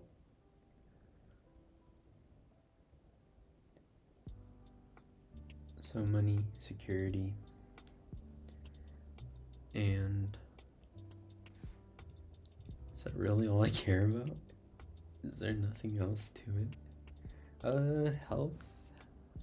Maybe. Okay, so let me just work-life balance, health. I think of this as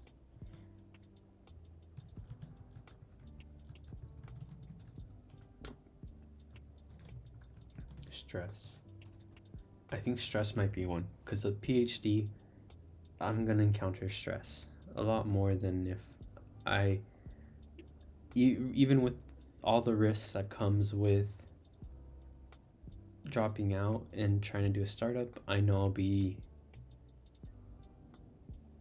on the worst days as stressed as a PhD, but on the best days, completely unstressed.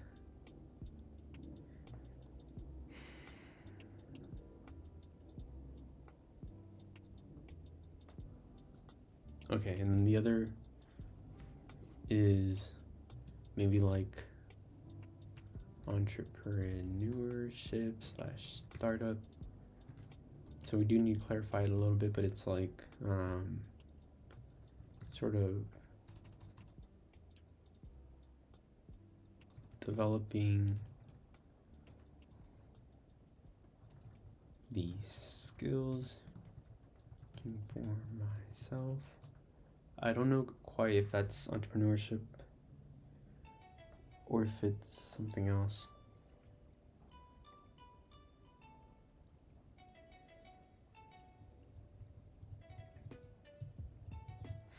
So let's think about this.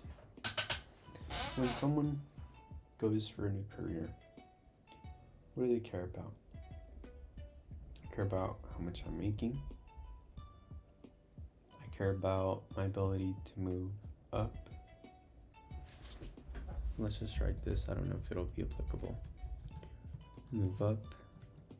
If I'm working on a job, I care about my ability to move up. How long that takes.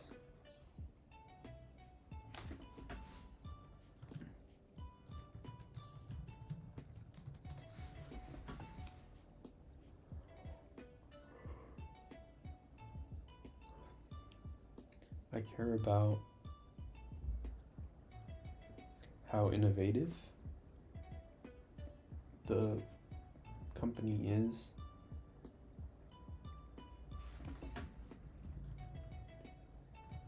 This is thinking like very corporate-y, so I don't, we'll refine it, but let me just think about every little thing that we can think of ability to move up, how innovative is a company,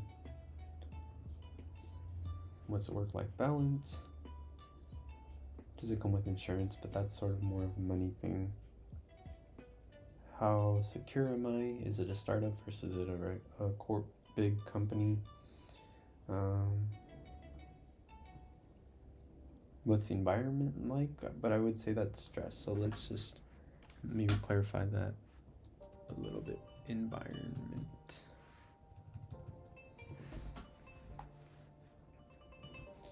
And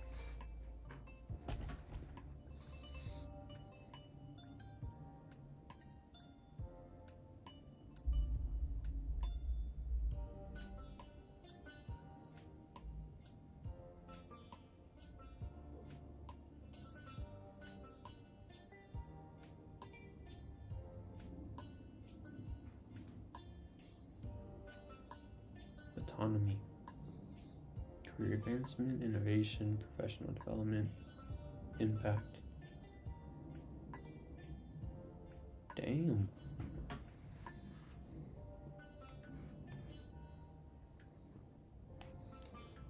Okay, so let's see what it.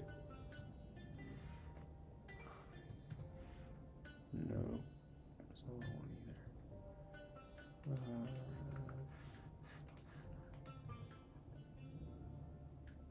Oh, I know. No.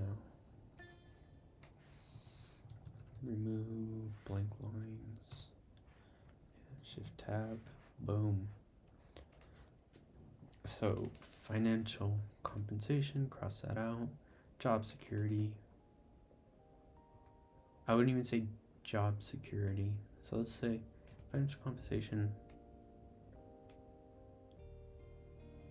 Yeah, let's just use a blank term, job security. Work-life balance, health and wellness, access, mental health, and I kind of feel like work-life balance goes in, like there's some redundancy if we're using stress levels, environment, culture, health and wellness, work-life balance. There is some redundancy here. So I'll cross out health and wellness because we're considering that in work-life balance and stress levels. Now, work environment and culture. Yeah, we'll leave that. Because a place can have a good culture, but it can be more or less stressful due to the rate at which we're innovating. Entrepreneurial, or because of the people in there, which is more directly tied to culture. Entrepreneurial opportunity. Yeah. Grow your own business. I like that. Autonomy. Yep, I like that. Career advancement. I like that. Innovation. Yep.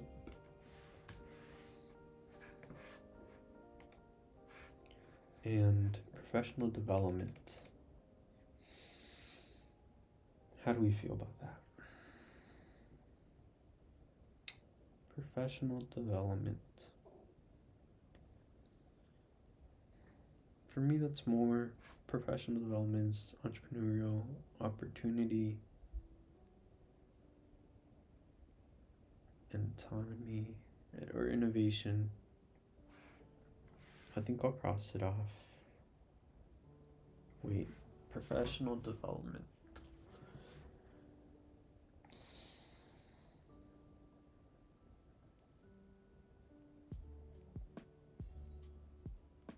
Yeah, I'll cross it off because it's in this situation. It's a bit weird. It's a bit weird because any path has professional development, and for me, professional development, like if I do no PhD, my I guess maybe not as much professional development in the sense of a very in an old money sense, because new money doesn't necessarily care about your resume as long as you could be a big YouTuber and that's enough to get brand deals.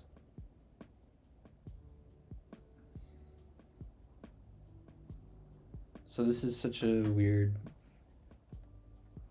term to have in here that I'll just ignore it for now.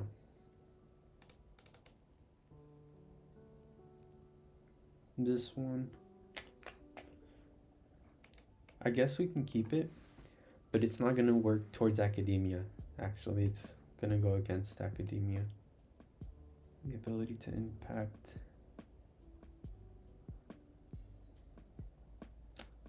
This one I'm going to ignore, just because in whichever pathway I take, my goal is to have a significant impact. It's not going to be that I'm going to work at Amazon, just work there to make my money. When I leave, that's it. And then retire. Like, if whatever I'm working, whatever job I'm taking, it's going to be for impact. And so it's not, that would make more sense if you're considering two different jobs where you know exactly what you're going to be doing, but not in this case. Company reputation, again, doesn't apply. Job satisfaction. Do I want to add this? I don't think so. This is very subjective, and it would just go in favor for dropping out. The projected growth of the industry in its future prospects. No, I think it's similar to satisfaction. I would just go in favor of it. This one I'll keep, but again, it's gonna work in favor of mine. Or actually, I'll cross off geographic location and put commuting time, because commuting time is more about what I care about.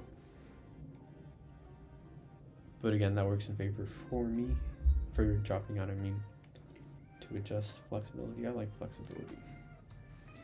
Company size, this one isn't applicable. Culture fits. No, I'm not choosing between different companies. So how innovative it is, got that. Career advancement, yup. Autonomy, yup. Entrepreneur opportunity, yup. Stress, yes. Health, I have that considered in work-life balance, yeah. Okay. So let's think about this. What is my main goal in the future? So my main goal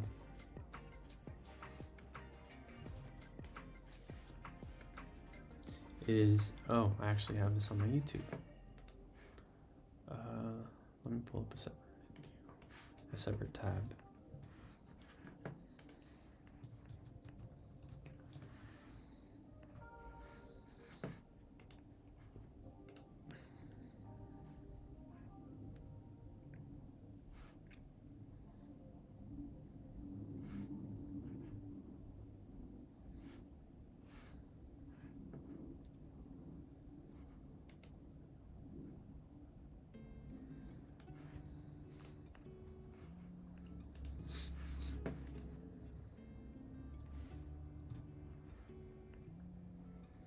So this is my overall goal.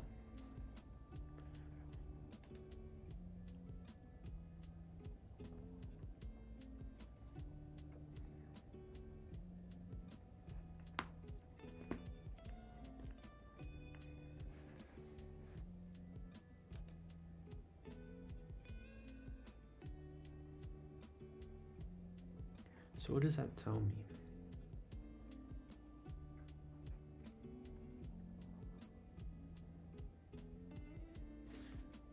well, this isn't really considering my entire goal. My overall goal is all of that, and I care about, I want to work in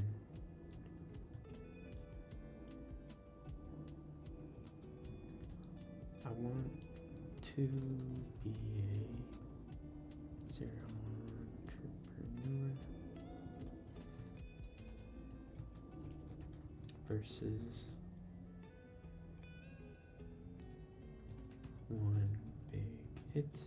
For example, this is something I'm still considering, but do I want to have one big company? I want to be Bill Gates and just have Microsoft, or do I want, and I mean, Microsoft has acquired, I'm sure, lots of companies, so it's, in a way, maybe serial entrepreneur, but just a different way of pursuing it. So do I want one big hit, or do I want various completely distinct hits? And I mean, they don't have to be exclusive, because like Elon did various to get to Tesla and SpaceX, and those are like his main ones, in Twitter. I'll just put serial entrepreneur. I want to be a serial entrepreneur.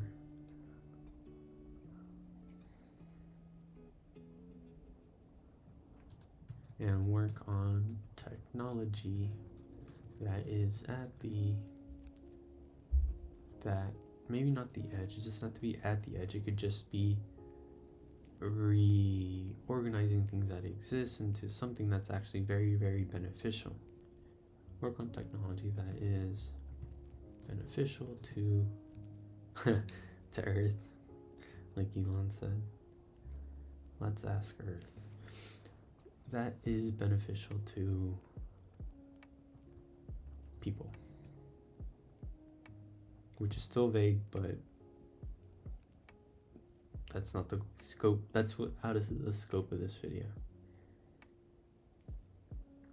Work on technology is beneficial to people.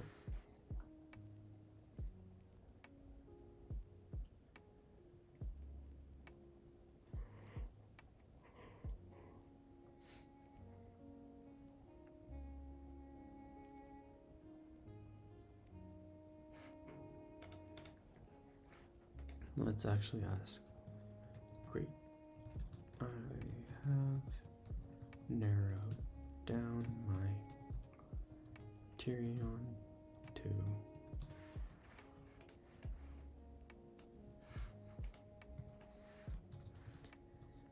these are my possible options.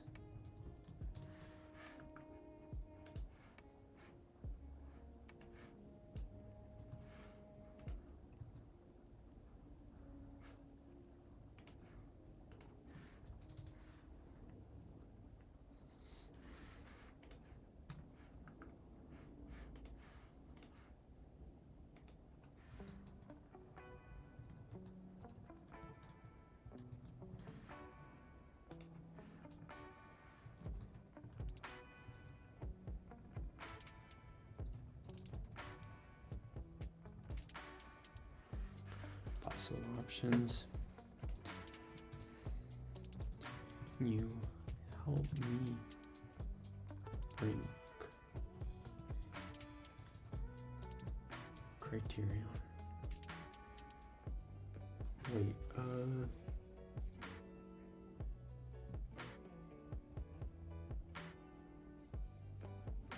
oh yeah, just ranking personal. Okay, according to personal.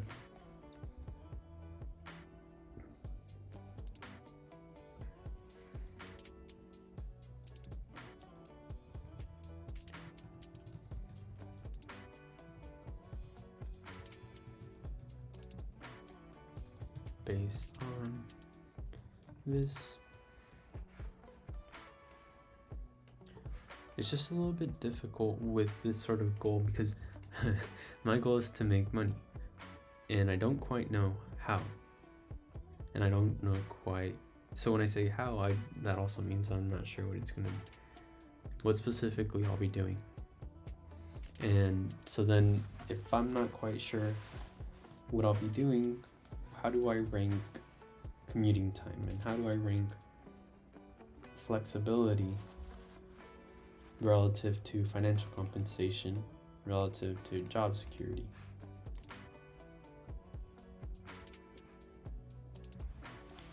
Based on this below,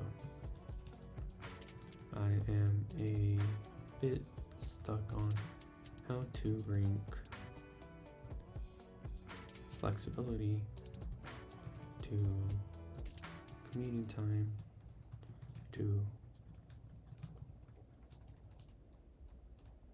compensation on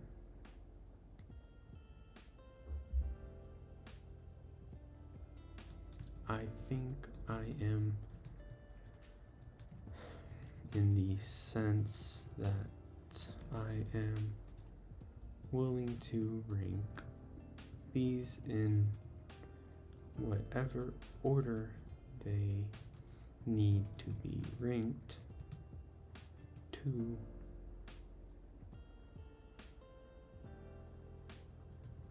achieve my goals below. And so you can already tell that this what's the point? I guess what's the point in doing this if I'm biased, I guess you could say.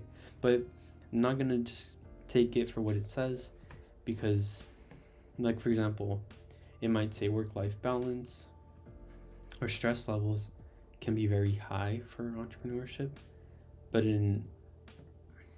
I will adjust it because work-life balance matters to me in the sense that I need to be able to manage my health, but that doesn't mean that I also can't work long hours. Like I can do both. I'm aware of ways to do it, so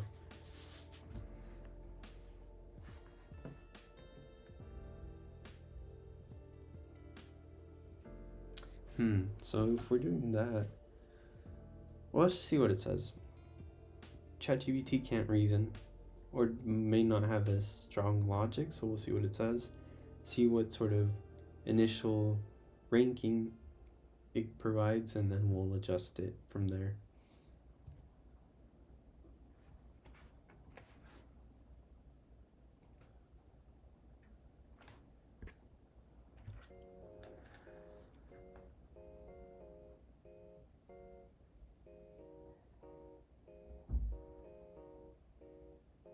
Yeah, so career advancement would come with entrepreneurship because you go easily from just being a person with an idea to CEO of something that thousands of people can be using.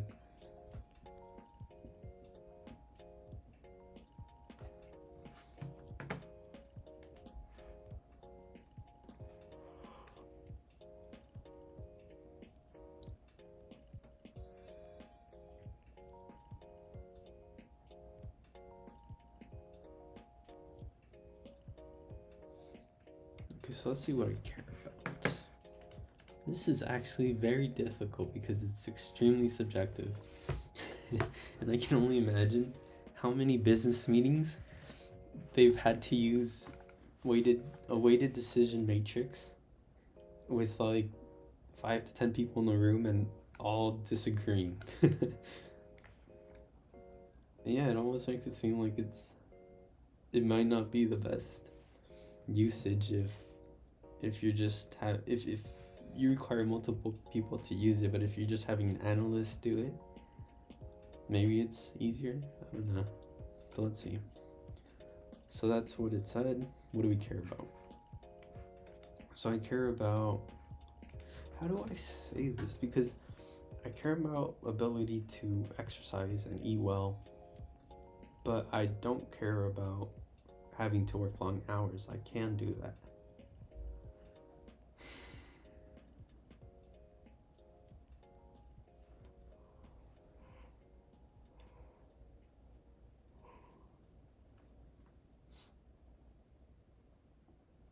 This is so difficult because everything is just so subjective.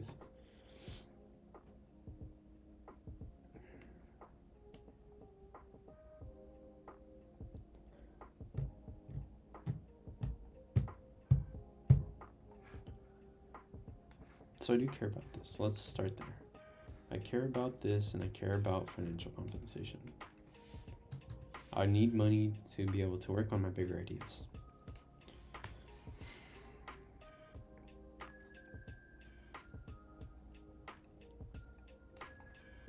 I care about networking. I care about innovation. Career advancement, not so much.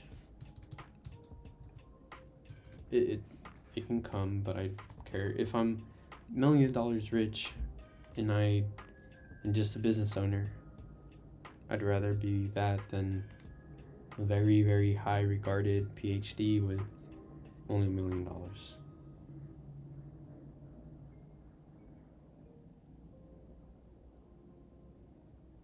Yeah, I think so. Because then, if you're a very high regarded PhD, you're probably putting in tons of hours for your research, but not making so much. And if you want kids, family, there goes your work-life balance. Let's see. So career, I care about commuting time, and I care about flexibility. So let's see. Stress levels, this I care about. Autonomy, I care about. Innovation, autonomy. Where does that rank relative to? Work-life balance, job security. Job security, don't care so much about. If we have money, you don't need to care so much about whether you have a job. Work-life balance. I can always find things for me to do if don't have a job but I have money. Like, I'm not one of those people that I need to be working, even if it's something mindlessly. No. And I think that goes in with impact or innovation. But anyways, so stress levels. Work-life balance would probably be next to. Does work environment and culture even count in this sense then? Because it can, work environment can be anything. If I'm in a PhD, it's just who am I around in my PhD. If I'm not in a PhD, it's who am I around. And in any case, I get to choose who that is. So let's remove work environment and culture.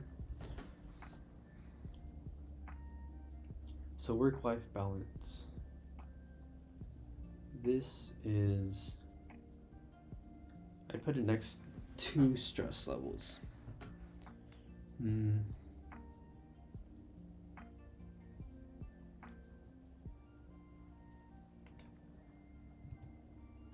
Let's just put it last. What I care about is eating good food,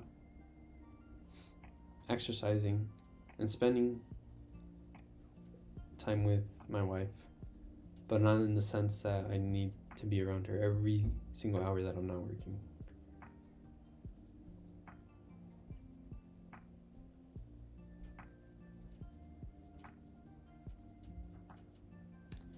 And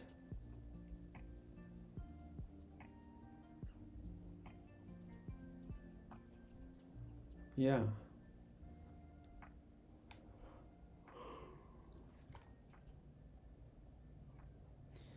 I'm thinking about stress levels.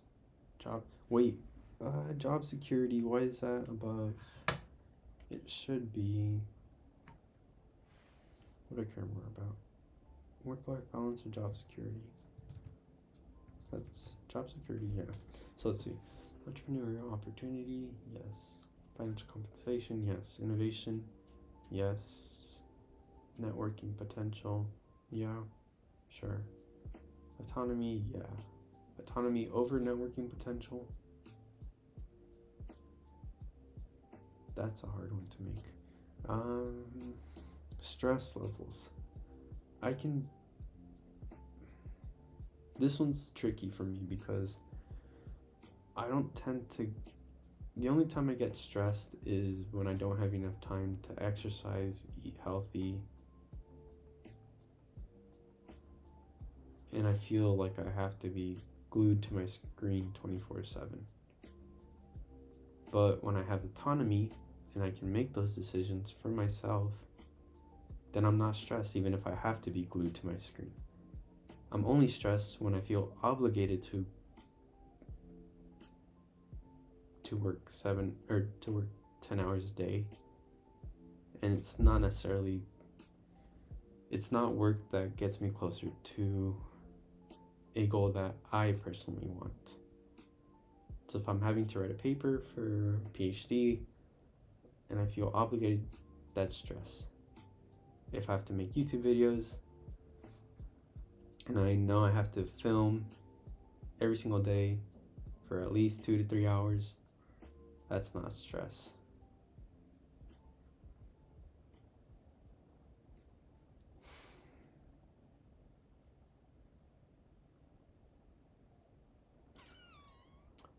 Okay, actually we'll give it to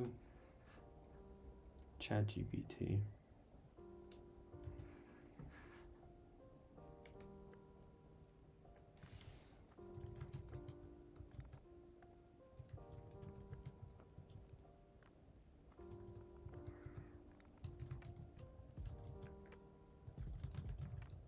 Have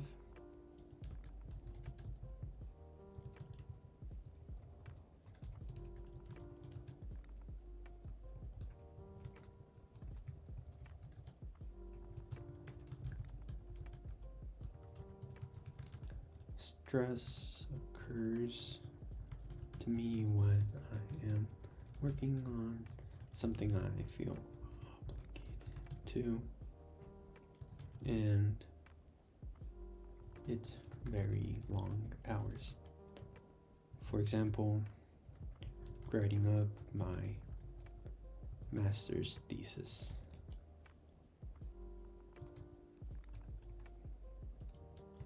But if it's something that gets me closer to my goal, I just thought of a good example. Takes long hours, it's not as stressful. Example, working hours a day, a YouTube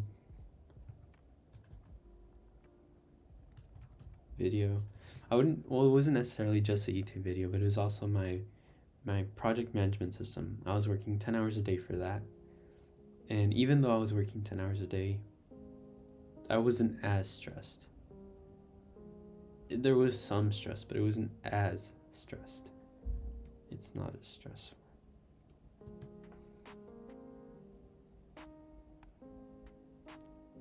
Oh, and the reason I laughed was because it's working 10 hours a day for a YouTube video to only get like 1 or 2 subscribers. So every video I'm working on, it's only like 1 or 2 subscribers at a time.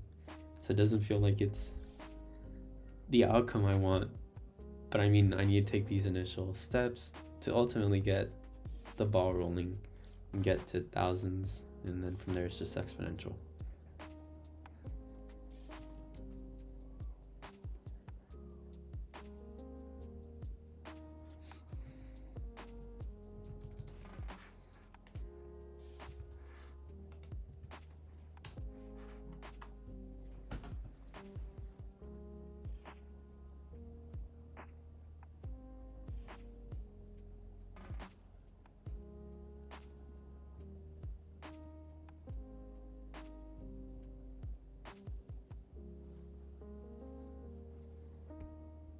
Ooh, is that the word? Positive stress. EU stress. Eustress.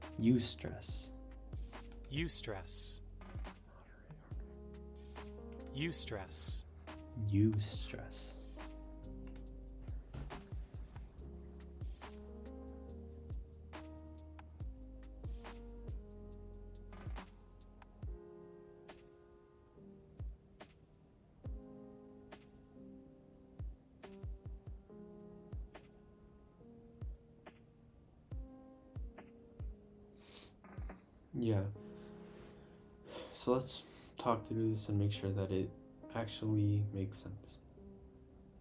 So the reason my first priority is entrepreneurial opportunity and financial compensation is because with entrepreneurial opportunity, I get to learn more and not necessarily just learn more like I care about learning about anything. It's more about learning directly about developing businesses, startups, these entities that provide services or products as a benefit for humans. And so I care about learning about that, as well as the financial opportunity that comes with that, because I want to be able to go from building these entities that provide some value to building bigger entities that provide more and more value. And the only way to get to those bigger entities is to take the small steps. So I'm going to need to be making money. And I care about innovation because I don't just want a start or a business that is doing, like, I don't know that I'd care about like having a firm of lawyers. Like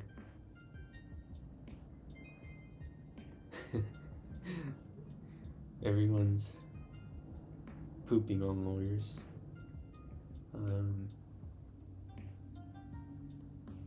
I mean, I know they can be helpful, but would we say that's moving the needle for humanity? Yeah, well, anyways, I don't care about, I was trying to think of like examples of, and I don't want to like shit on anything, because anything that's successful probably is providing some value. Oh, okay, then I think a good example would be, I don't want to just make a company that makes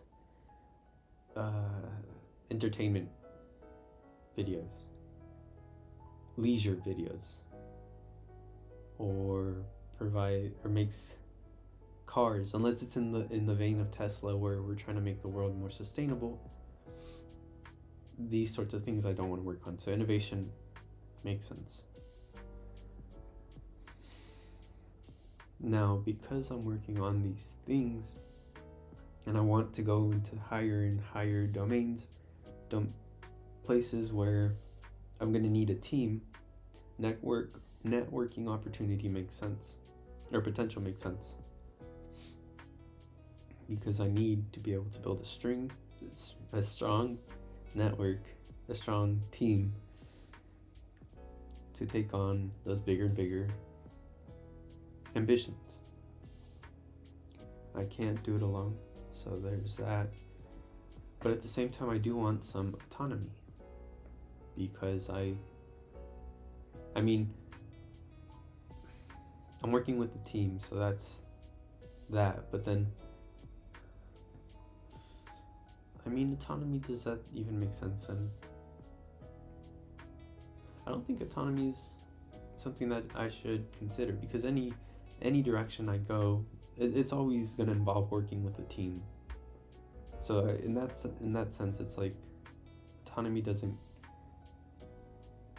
isn't quite something that we can consider, but at the same time, like, it is something that does make sense, because as a PhD student, you have to listen to your advisor. They're the PI, they get the ultimate decision. However, I want a little bit more autonomy than that. So it doesn't help the PhD. Corporate, I wouldn't say that's the case, because as long as you have strong decisions, and when I say strong, it's more in the sense that you backed it up. If you're working at one of the cutting edge places like NVIDIA, they're gonna listen to your decision. If it's more of an ancient company, then autonomy would would be at ranked lower in that path, but we'll keep it.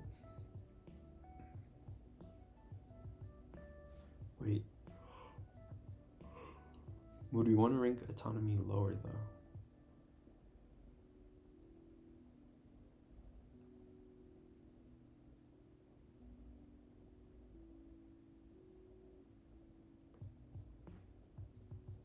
I think I'll cut it out because the options again were no PhD, corporate. Both of those, autonomy isn't so much of an issue. It's only PhD plus corporate or PhD plus women. Those are the only ones where I don't have autonomy. I have some autonomy, but not completely. I do need to follow like the PhD program, and I need to follow my advisor, so we'll just leave it out. Well, I mean, we already have these which aren't helping PhD, and they are biasing, not necessarily biasing, it's doing what it's intended, but it is pushing the needle towards no PhD, or not corporate, but no PhD.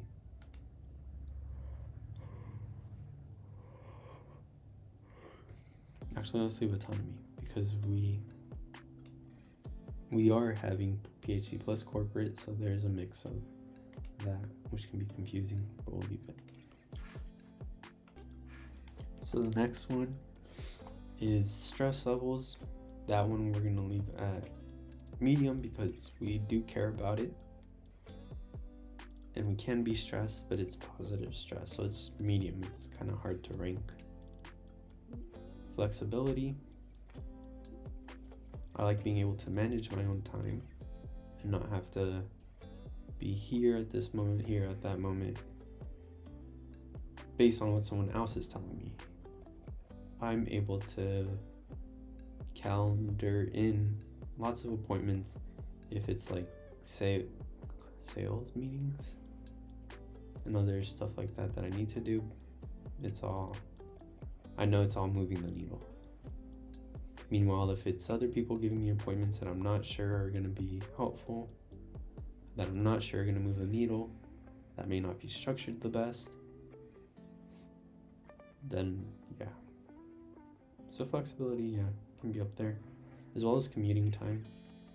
If I have to commute, yes, as ChatGPT mentioned, I want to maximize the hours in the day that I'm productive, and if I have to commute to work anywhere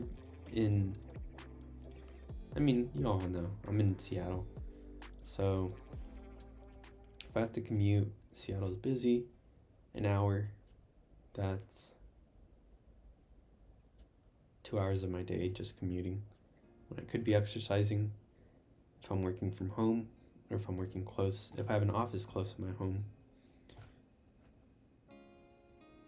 So we'll leave commuting time there. Work-life balance, this one I said I don't care so much. I can work long hours as long as I meet the minimums for my other aspects of life, which isn't too much. Job security, I don't care so much.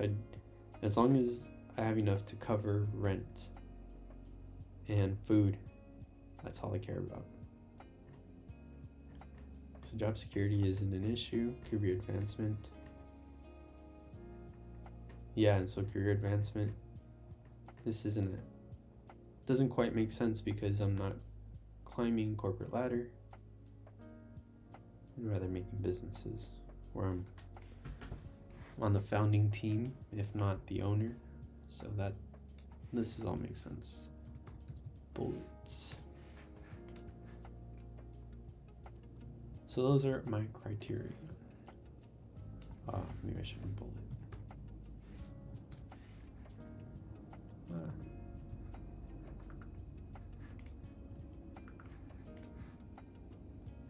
So these are criterion, and then opportunity weight. So here we're gonna do 10, or how much are there?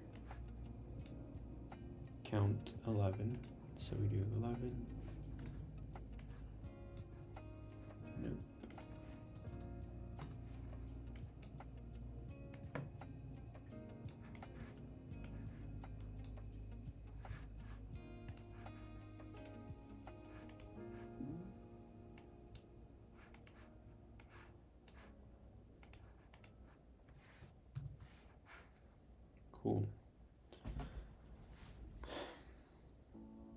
So now we need to rank each of these for each of the pathways. So I'm gonna take a quick break and come back. Okay, so 2 things that I've noticed from taking a break is when with something like this, let's say you're searching for houses and you have a family, it would be nice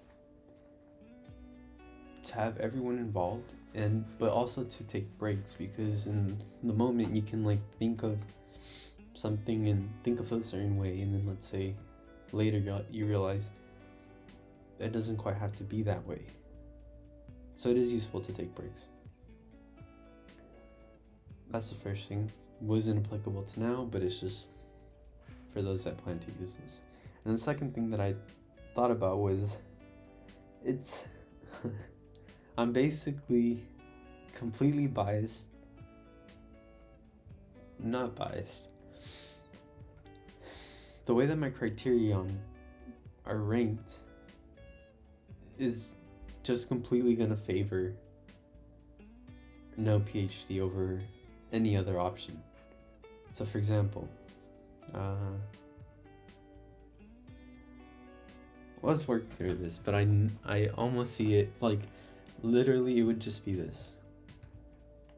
Boom.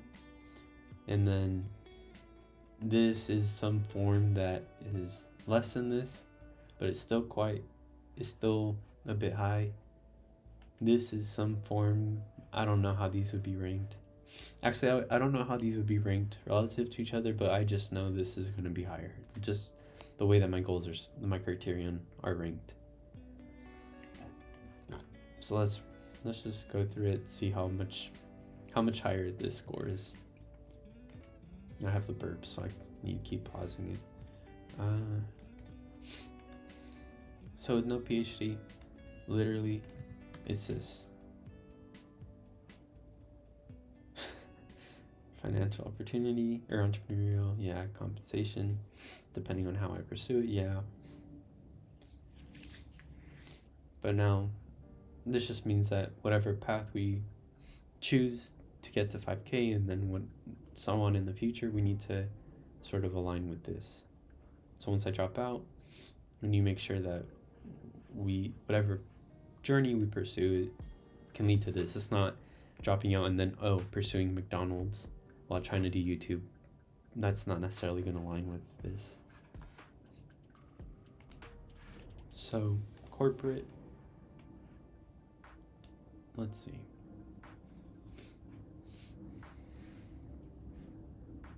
Well, let's redo this.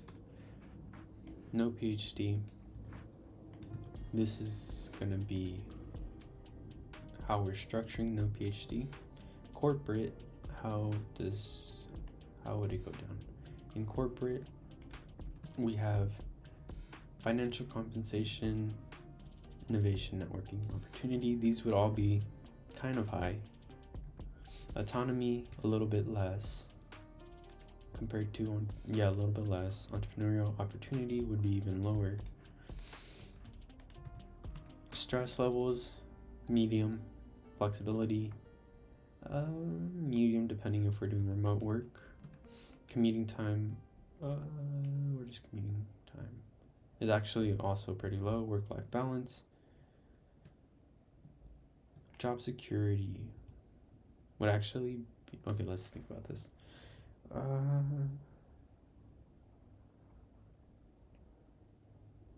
Yeah, this is a bit tricky because it doesn't work in favor of any of these. Job security is high in these areas, so then it pushes everything else that I value more down for this. And now that's not to say that because job security is higher, then innovation must be lower. Well, I mean, innovation is a little bit lower depending on what company I work on. And just because the nature of big companies, innovation is going to be a little bit lower, but it's not because of job security. Yeah.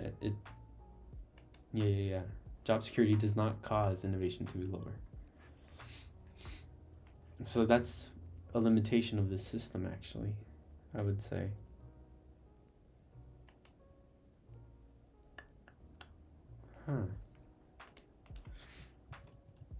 Limitation. Let's just write it down because that's actually kind of important.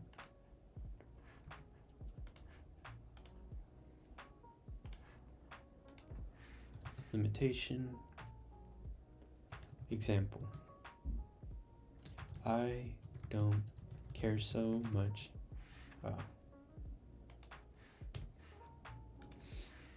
about job security. If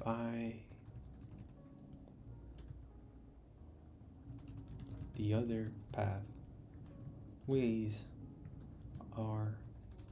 have higher job security. So it would be ranked higher, which would push all the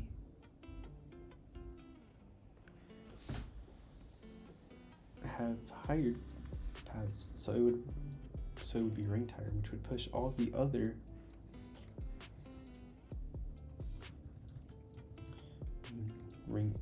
how do you say,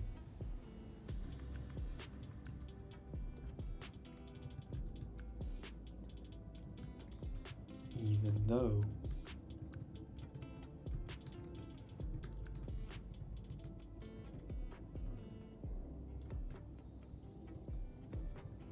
holistic sense cause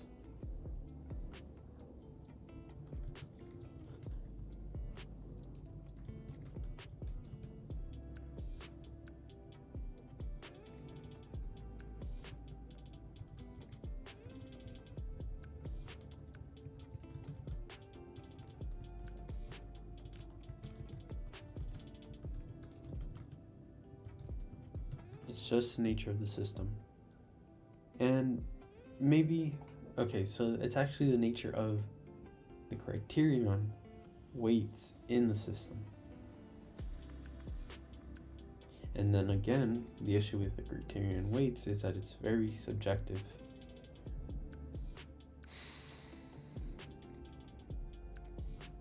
And I'm just putting 11 to 1 because, I mean, anything else is just even more completely subjective. I could say I care about entrepreneurial opportunity 100, career advancement I care about 0, because it just, if I'm going to be a business owner, what does career advancement even mean?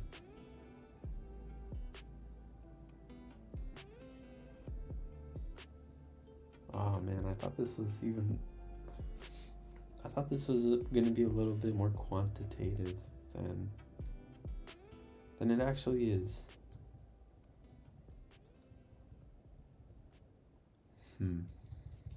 Can we just continue or just not?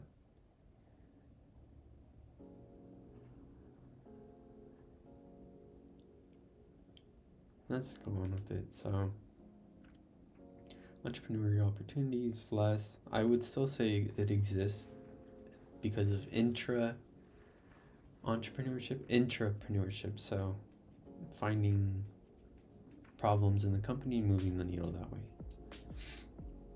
And then trying to get a stake out of that. So I would say that exists.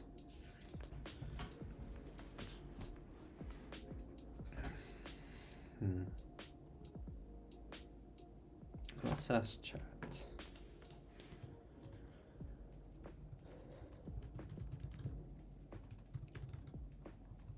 Now I am running into another issue. This system seems highly impacted by personal preference.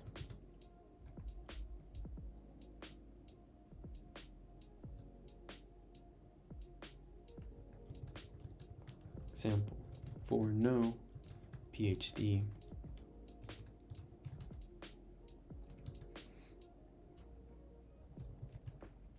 I am able to make it meet I'm able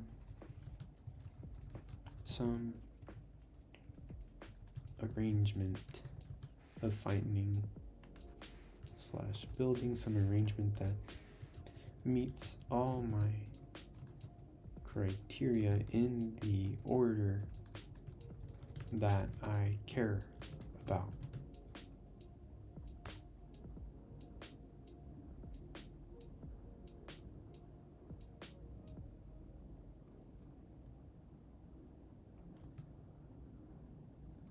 This means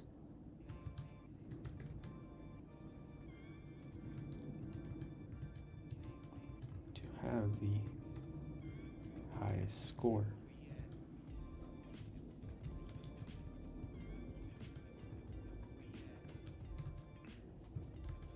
Example, corporate has high job security, which I don't about so much, but because it's high,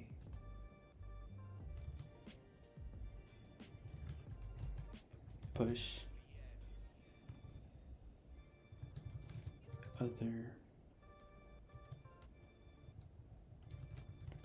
list down the list.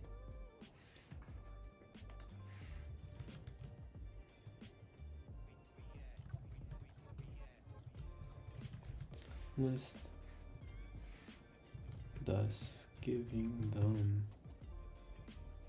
a lower weight, which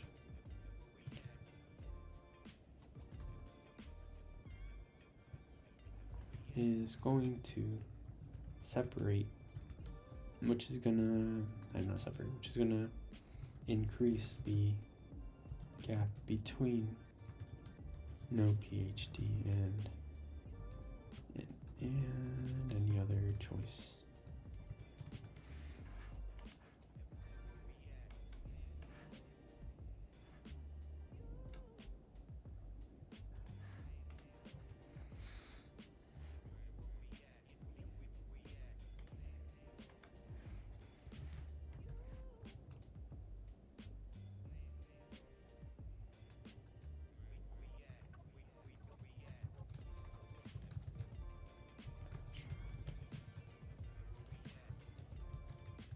This realization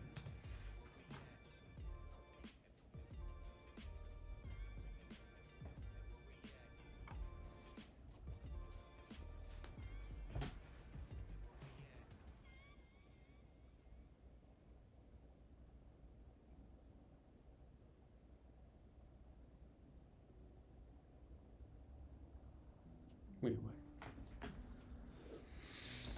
Instead of ordering the criteria differently for each option,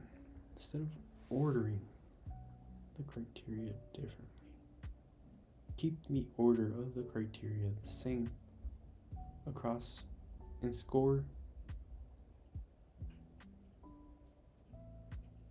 Oh wait, I think I know what it's saying.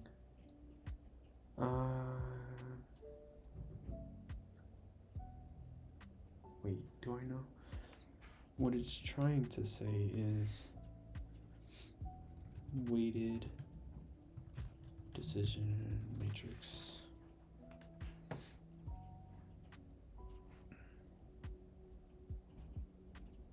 What was the previous one?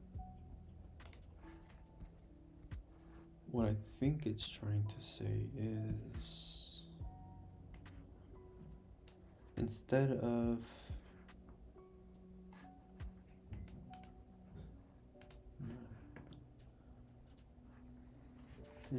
ordering the criteria differently for each option, order of the criteria the same.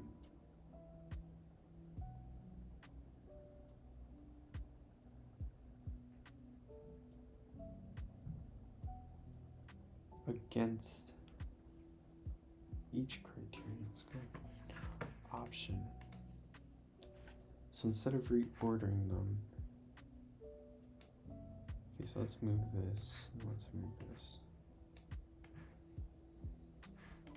for PhD, on a scale 1 on 11 to 1, how does entrepreneurial opportunity rank? 11 to 1.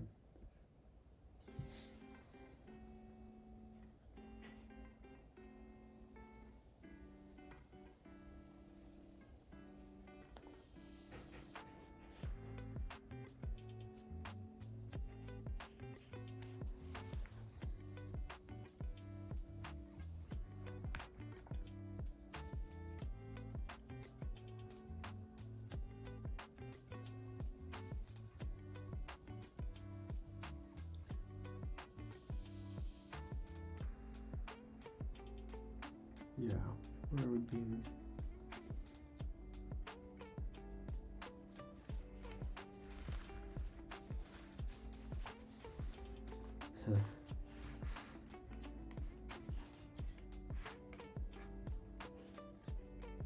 So, if I do new PhD, this is a 10. Or is it a 10?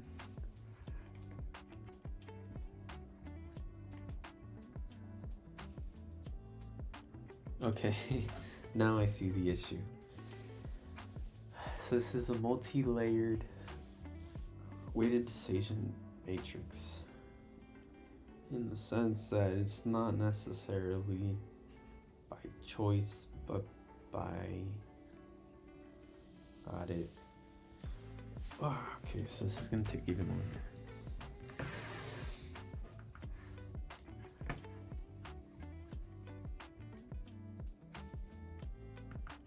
Let's see if we can rank anything. So no PhD, career advancements. If I do, yeah, so which ones can we tackle now? We can address this. Job security, yes, we can address these two. Flexibility, we know. Stress levels, we know. No. So all of these we can answer. So for no PhD, how does autonomy rank? 10. For corporate, how does it rank? Maybe like a 8. PhD plus corporate, that's even less. 6 or 7, let's not be too drastic, we'll do 7. PhD plus women, autonomy, hits the floor, do 5. Because, to be frank and honest, it's PhD plus wound. It would be like I'm first sort of not adherent. I'm passing the ball, or listening to my advisor, listening to my university, listening to my PhD program. Then when I'm in wound, I have to listen to the university IP managers. I have to listen to investors. I mean, it would be stuff I have to do here, but let's see the distinction. It's more tied to my PhD and academia, and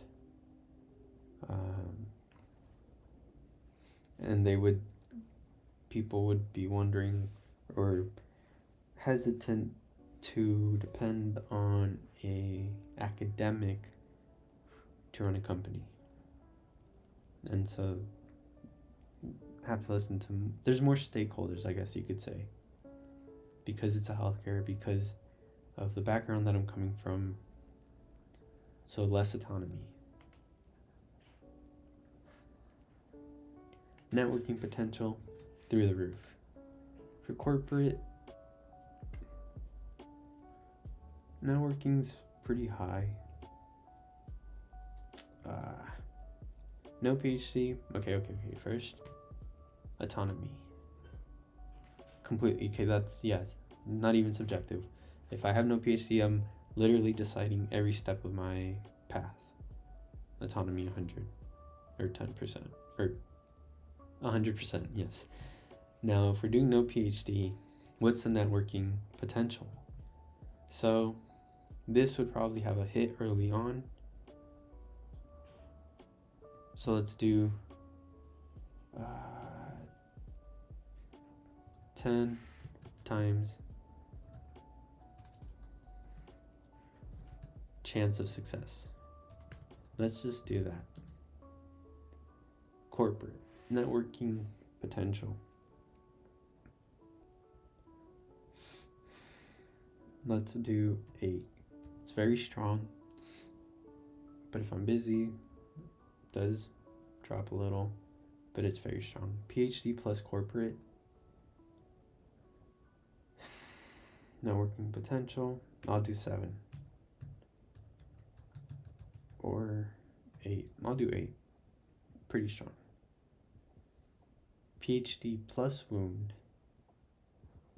This one, I want to say even less than PhD plus corporate, because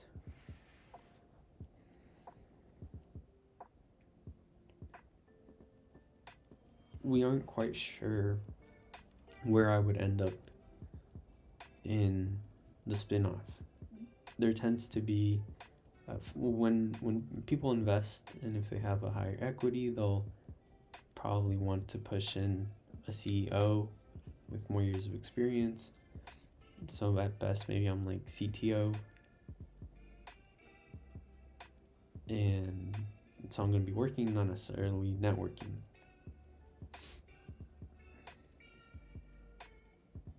And if I am pushed down, I'm going to be maybe, well, I don't know if I'd be salty. I don't think I'd be salty. But, well, I mean, it depends on how the investors would push me down. If it's clear, like straight up, we're having this conversation, no harm and no harmful intentions. It's like, we didn't go over your head. We straight up told you, but it was with the best intentions. I wouldn't be hurt, and I would feel like I could come to them in the future if I do end up leaving and having my own idea. Maybe, but then I would feel like I need to work at the company for like 5 to 10 years before I could exit and do my own thing. Okay, we'll just rank it lower.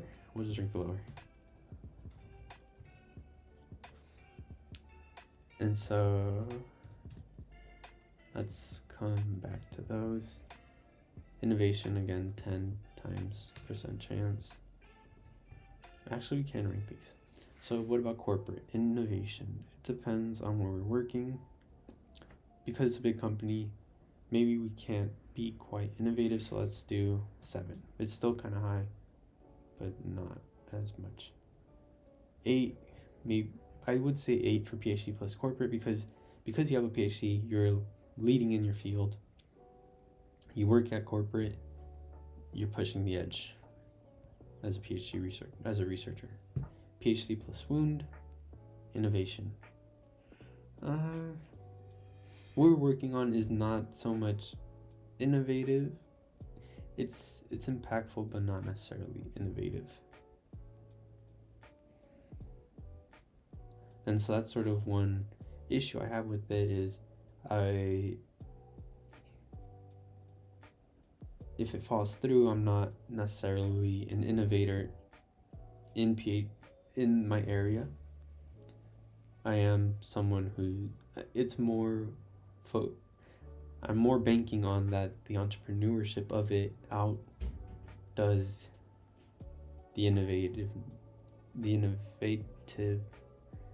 how innovative it is. But there is sort of, it's a very complex sort of seesaw, maybe. But PhD plus wound.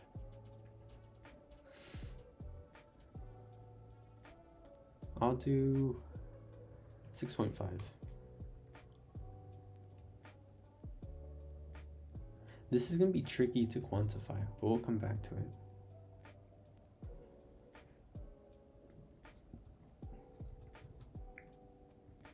And yeah, it'll be tricky to quantify.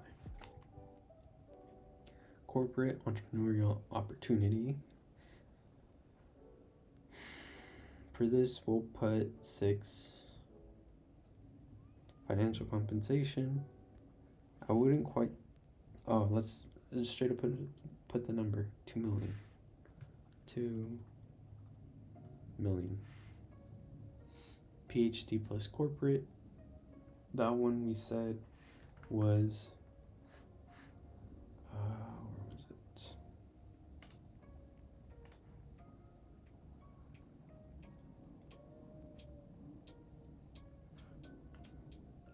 Yeah, so this is why we had to calculate these numbers. Now it's all starting to make sense. So, corporate was, PhD plus corporate, 4.2 million. Let's just say 4.2.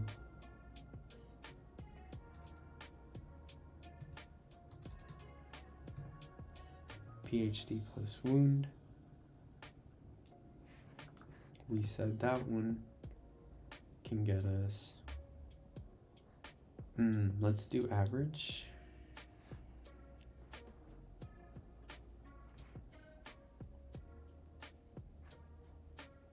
Yeah, and then another thing that I'm noticing is we didn't normalize by time. So, where's my phone? Let's normalize by time.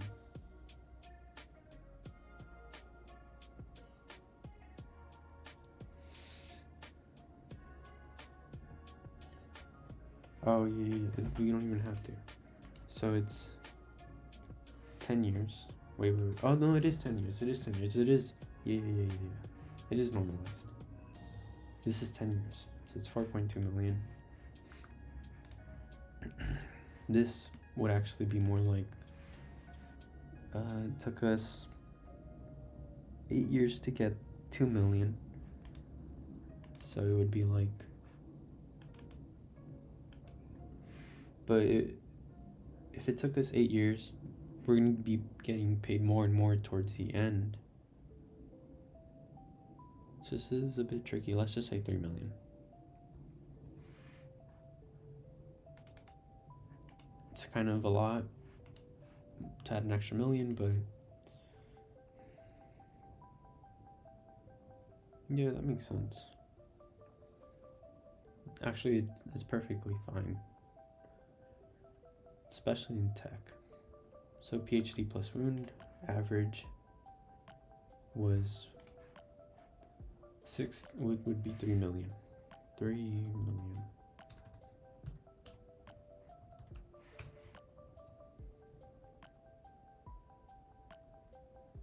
And then entrepreneurial opportunity, if I'm doing PhD plus corporate, that would be higher. Let's say 8. Because I'm a researcher, so then there's always the fact that I'm at the top of my field. I could be a technical co-founder. PhD plus wound. This one, entrepreneurial opportunity. How do we rank this? Because it is entrepreneurship, but it is mixed with the PhD.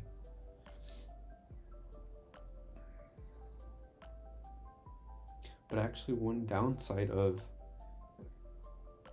one like asterisk to have here is the fact that if this is the case, PhD plus corporate, I would have to readjust my current PhD. It's not necessarily completing the same PhD that I have now, because I would want it to align to whatever corporate job I'm going to go to. So if I'm going to aim for OpenAI, I should aim for large language model research,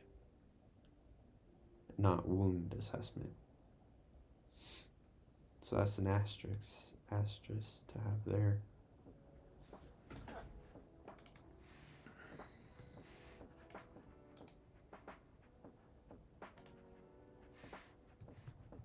Have to shift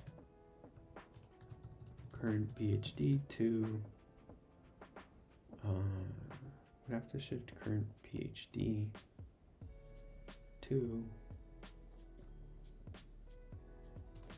toward corporate job.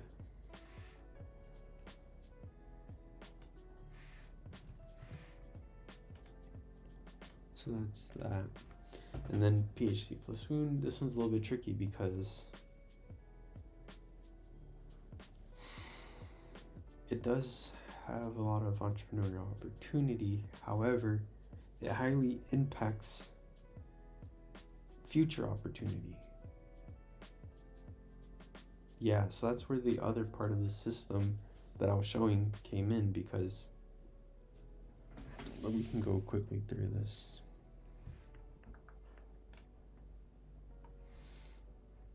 So if we look here, basically, when we're making a startup, there's a certain chance that it succeeds, doesn't succeed, and how long we go from one startup to the other. Or let's see how we should phrase this.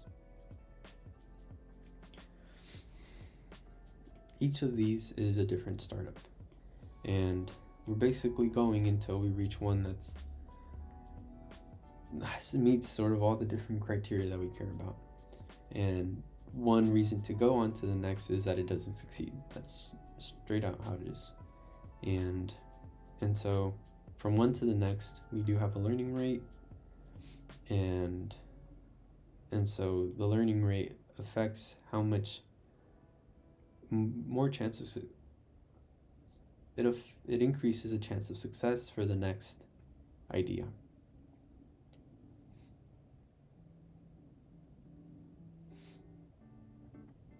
And so this ties back to what we were just looking at, because if we do a PhD plus wound, that's 10 to 14 years of my life.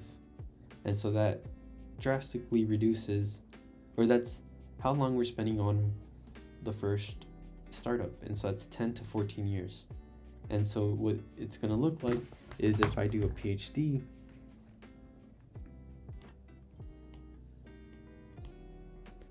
so let's say PhD and then no PhD.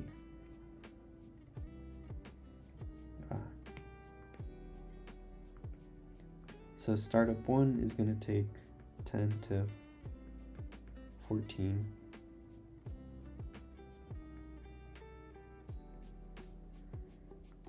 Startup 2, so let's see.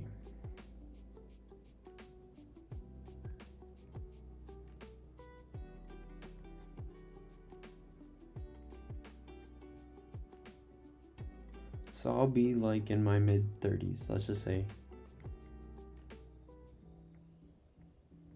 30s. And so then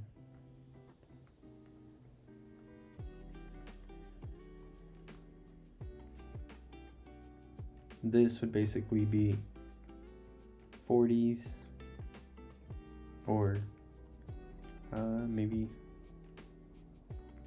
this, and then at 30s, and then at 4, I'm in my 40s already. And then I do still have like 20 years, but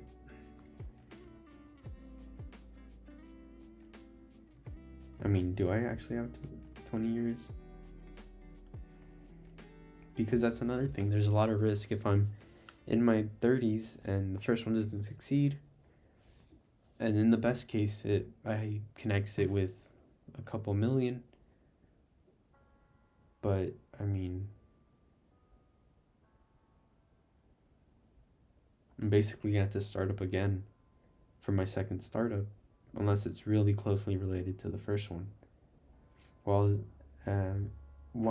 if I do no PhD, my first role can take like a few years. So let's say 1 to 3. 2 can take 1 to 3. 3 can take 1 to 3. And so this would be while I'm in my 20s. And so by the time I'm 30, I should have enough money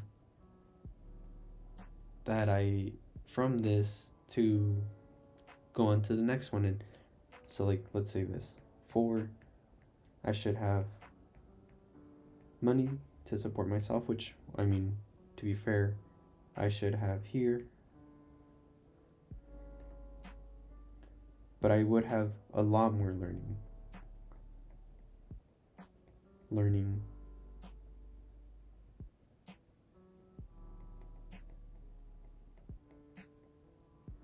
here. I would just be starting to learn,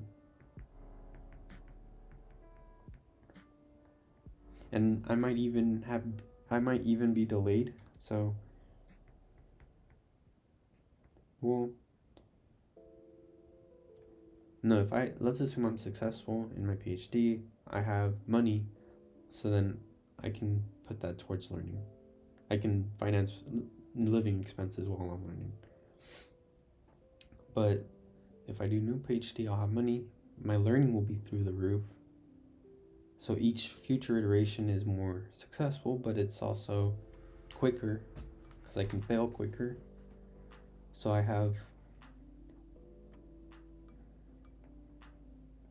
so what this ultimately means for the future is more roles. And when I say more roles, it means I'm basically failing and trying again. I have more chances of trying and failing until something succeeds.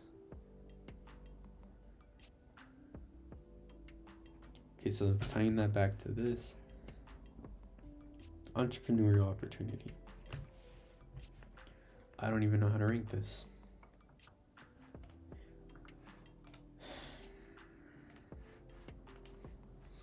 I need help ranking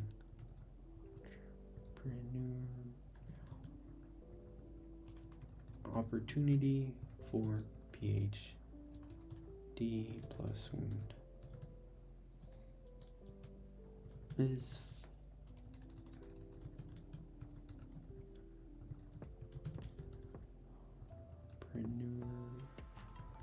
entrepreneurial based. Oh, okay. So since it's relative, or let's see, what I was stuck on was how do we rank it in comparison to no PhD?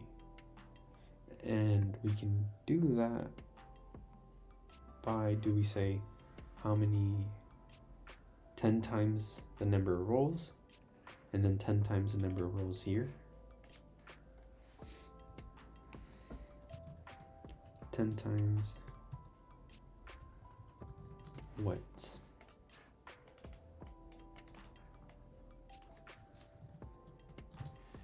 Okay, that's more objective in a way. Financial,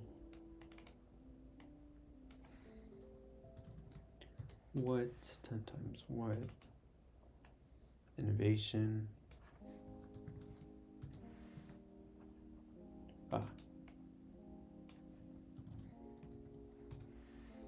Networking potential. Autonomies 10, just straight up. Stress levels, we'll put 9 because it can be stressful, but not that much. Flexibility, complete flexibility. I decide my own schedule. Well, let's do 9 again. It's just because ultimately I can decide what I do, what day, but I do ultimately have to stick to a certain schedule to make money, to pay living expenses. So there is that. Commuting time, 10. Right now I'm working from home. Or I mean, to make these videos, I'm just working from home. Work-life balance, ultimately up to me. So again, I'd just say 9. Job security, this is, say like a 2. Career advancement, say like 4. Because it's not certain, but I mean, we don't care about it that much.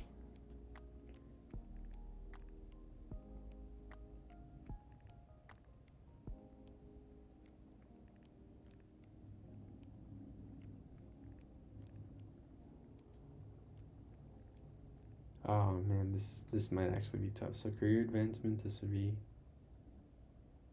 career advancement, or 9. This would be 10. This would be like a 7 or an 8. Because if it does fail, like, where do I even go from there?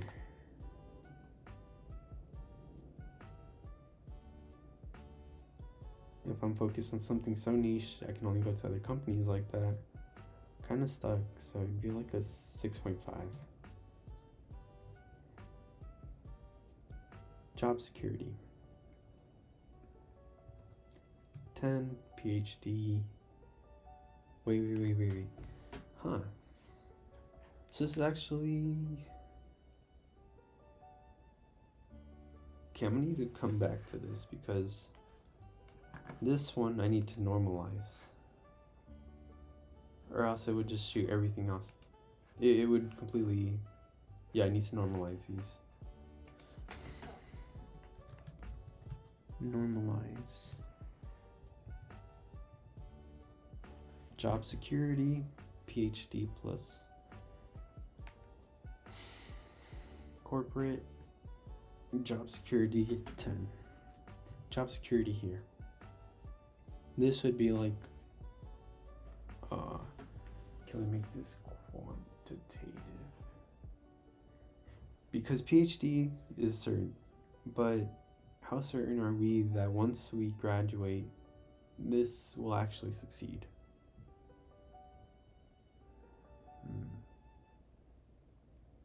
So it could be like 10 times chance of success.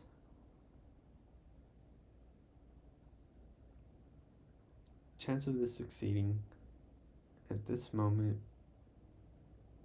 honestly, I don't really know.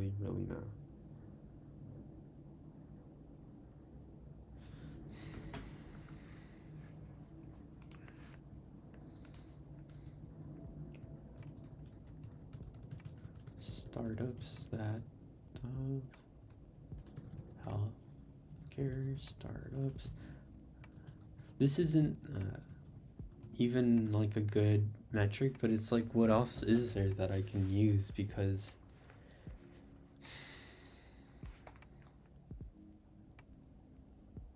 yeah, there's like, what else? Well, let's see. So percent, because success is highly influenced by who's on the team, what network you have, who's your competition.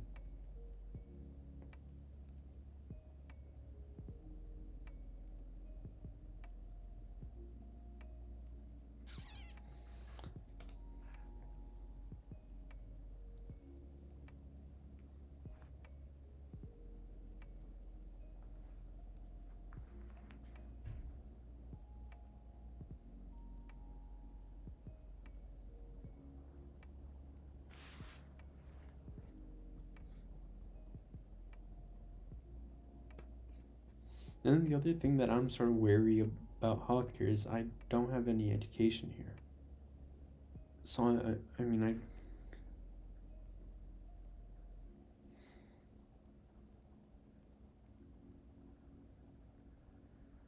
and I don't have like deep pockets that I can rely on in case it falls through.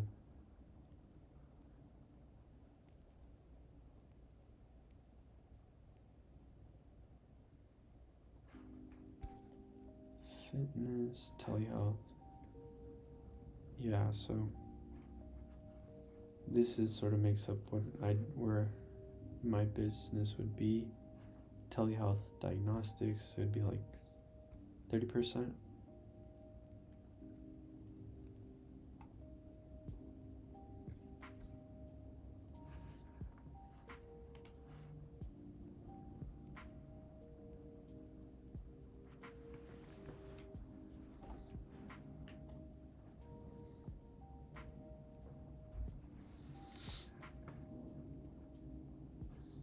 About half of US digital health startups will fail within 2 years of launching. Let me open this on another tab. I want to show off my LinkedIn.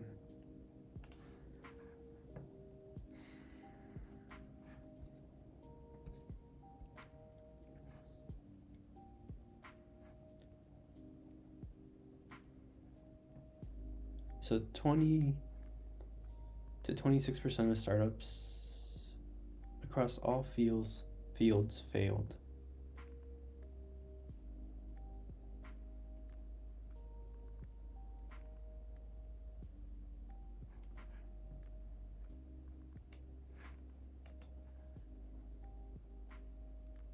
Yeah, so about half will fail.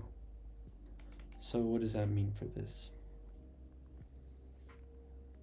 How do I even calculate this? I do like 3 times, not 3 times. 0.3 is equal to 0.3. So for 10 years, 3 of those years will be in the PhD, which I for sure will have job security. So that's 3 times 10 plus 7 years at 50% certainty. 615. Yeah, let's go with that. Corporate. So how do we approach corporate? Oh, okay. Work-life balance. How is that in corporate? It depends on where we go. I think more often than not, it's solid enough for managing time correctly. Let's do 9. PhD plus corporate. Okay. So this one would actually be, let's do it again. So 0.3 times would be like a low rating. Like 7. I'm not in love with the PhD work-life balance. Yeah, let's just do 7. I don't want to be too dramatic. And then 0.7 plus, not plus, times corporate, which we said would be 9. And then PhD plus wound, this would just be sucky. So it would be 0.3, what did we say? Times 7 is equal to times 7 plus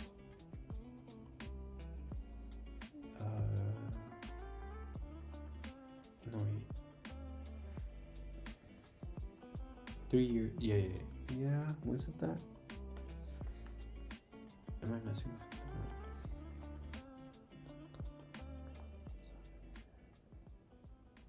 No, yeah, I'm doing this right, okay. Now for the rest of the 7 years, so it's 0.7 times what would be wound care. How's my work-life balance? It would probably be terrible because I feel like I'm rolling all my dice in that one, and then I can't commit to any other ideas. Yeah, I think it'd be like a horrible blend. Like, I'd have to focus on that one idea, but not so much that I'm burning myself out. But then I can't also commit to any other ideas that I have, because then that I'd also burn myself out, and then people would think that I'm not focusing enough on the main idea, and I'd be more beholden to people from my university, other stakeholders. It's healthcare, it's a lot more stricter.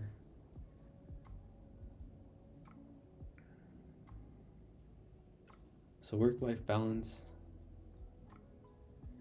kind of suck, because my work-life balance, I want to work enough that I reach my goals,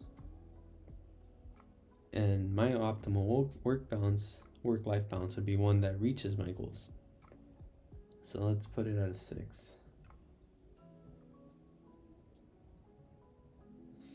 Commuting time, corporate would probably suck, be like a 6.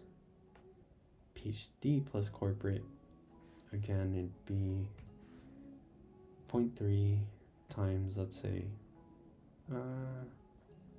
8. I'd have to TA, so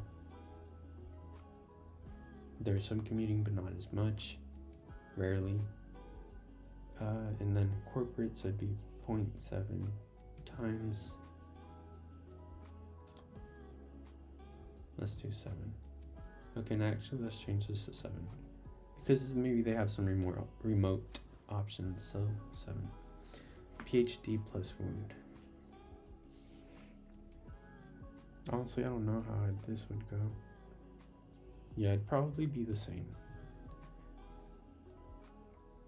because if we have a team, probably have to meet in person somewhere, so it'd probably be the same. Flexibility. Corporate, low flexibility. Here I'd have 0.3 times like 8 plus, not the best. Well, actually, well, yeah, not the best, but it is good. 0.7 times, and what did we say? 7.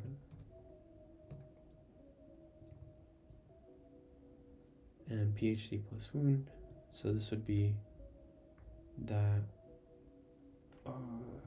Actually, if we did this one, it would actually be. Wait. Would this change? How flexible are we? It would actually be worse.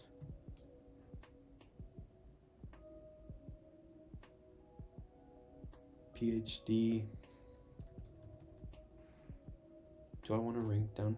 It would be worse. Would it be worse?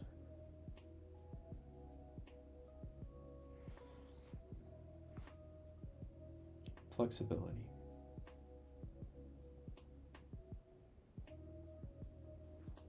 I would rank it worse. And I'll actually cover this in the advantages versus disadvantages. But if I'm doing PhD plus wound, so I'm basically having to do a PhD, so having to write papers, having to write grants, having to lead 5 people, having to develop the project, and then once the project starts, having to do marketing or customer discovery interviews. So it's just flexibility is like nothing. Well, but it is entrepreneurship, which doesn't, as long as I'm in charge. But am I in charge? So I think this is something that I've actually developed. This feeling that I'm having is something I've developed from all of this. It feels like there's a certain timeline that you have to meet as an academic research / spin-off, and if you don't quite meet that timeline, then you lose attention from the people, the decision makers, and the money holders that can give you grants, that can give you all these things. So the flexibility is actually kind of bad.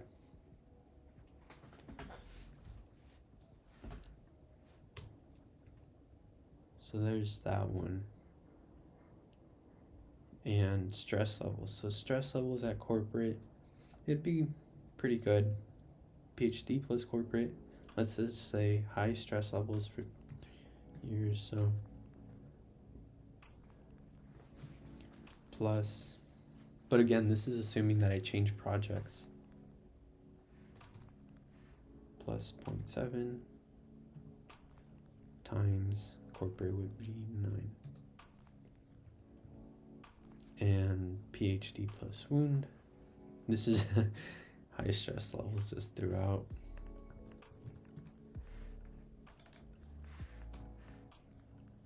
Wound very stressful. 7.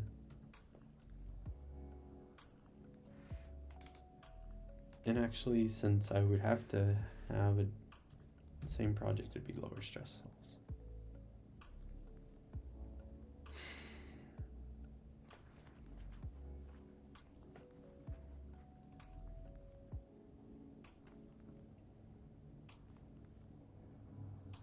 And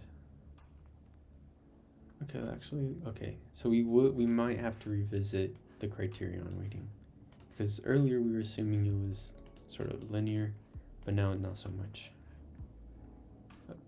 Okay, actually let's do that, but let's see if I hide it, will I be able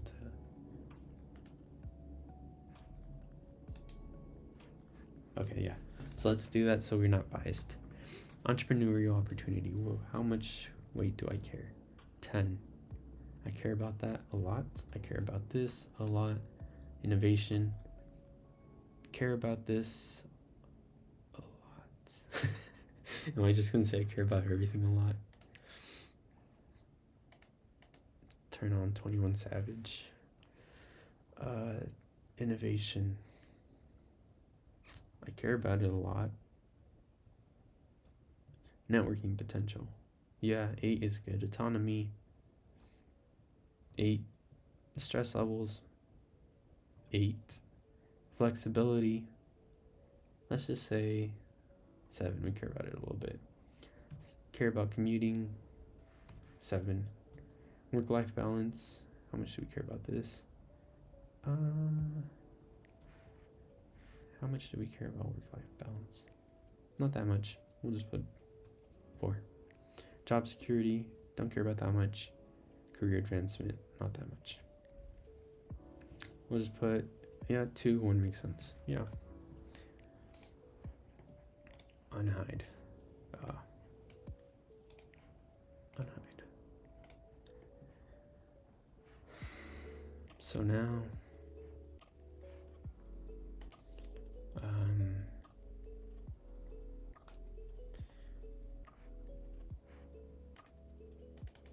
okay, so how do we fix this one? PhD plus wound. Entrepreneurial opportunity. Oh, okay, I remember why. Working potential.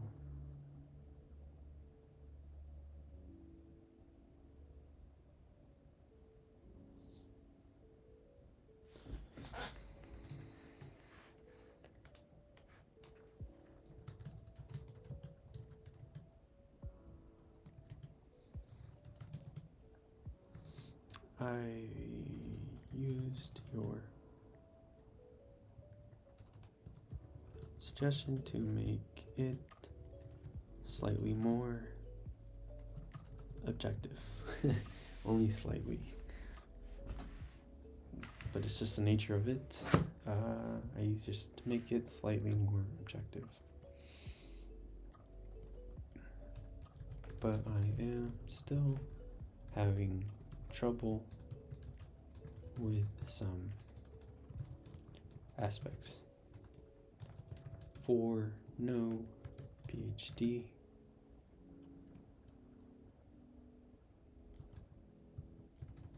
sure how to score.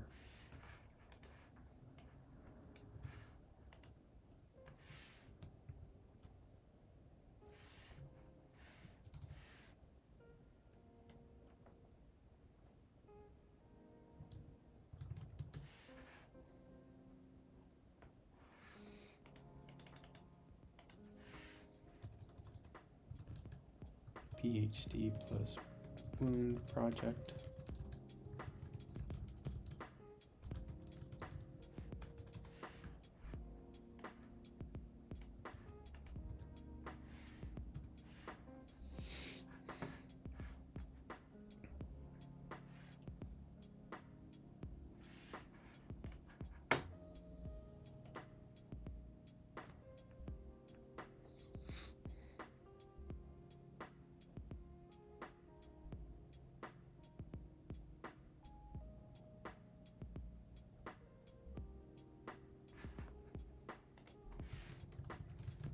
I need to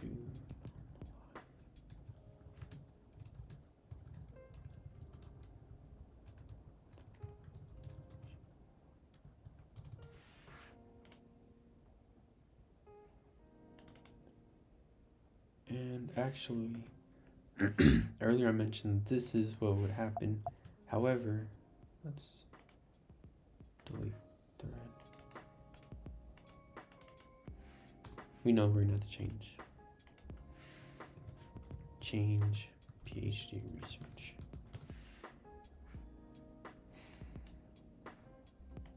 And actually I said that this would be the best outcome. However, that's the best outcome. So let's do 0.8. That's how likely I think it is to happen. To make that much money.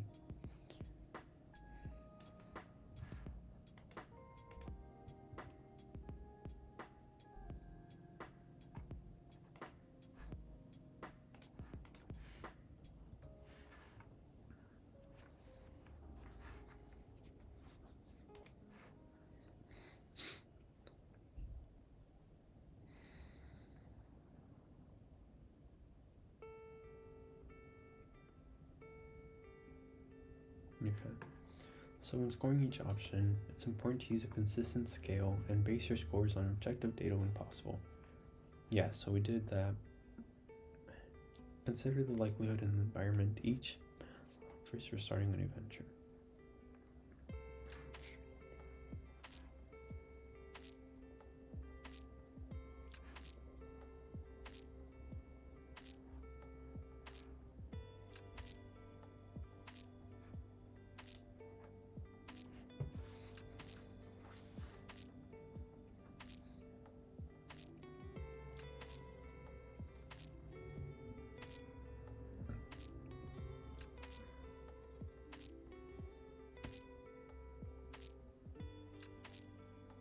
Really?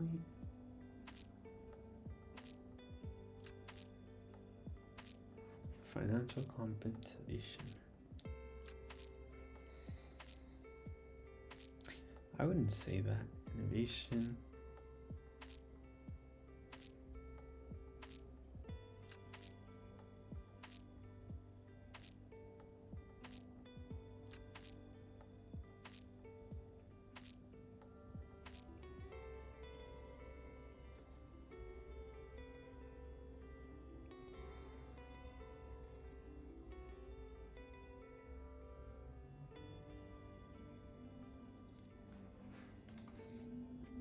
Okay, so we can't score this one. Let's say A. I think I am good at asking for help and reaching out to people, so I'll score networking potential 8. Innovation.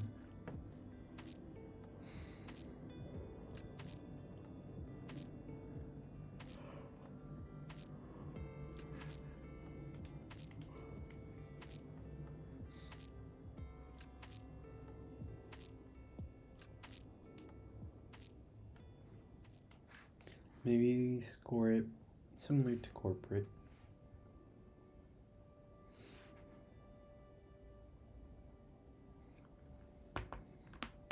Yeah, similar to corporate makes sense. Now what about financial compensation? Now we're stuck on the last couple. Since you've actually, for fairness, you should estimate potential earnings. Complete a range for no PhD based on average startup earnings.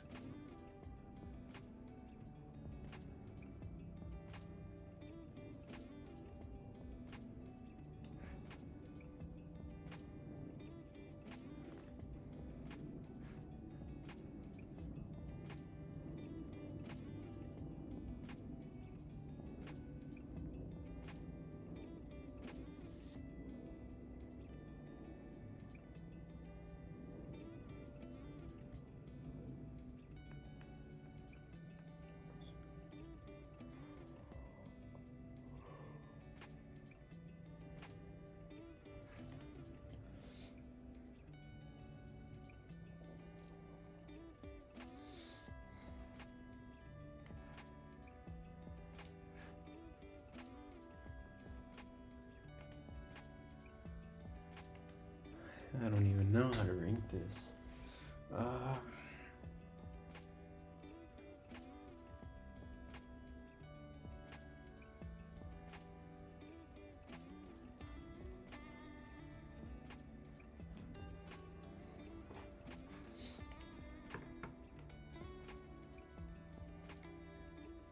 Yeah, it would be high. Like, it just is entrepreneurial opportunity. PhD plus wound. Okay, I see where we're led aside. So corporate would be 5. This would be 6. It would just be slightly higher than corporate.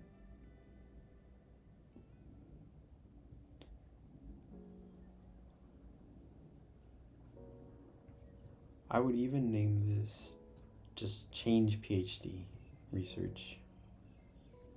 But this one, it would have to rank lower. 8.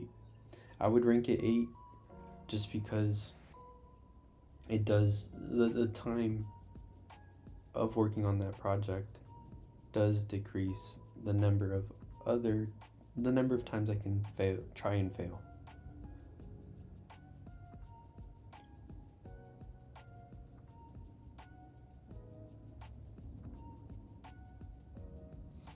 So now figuring out financial compensation. How do I do that?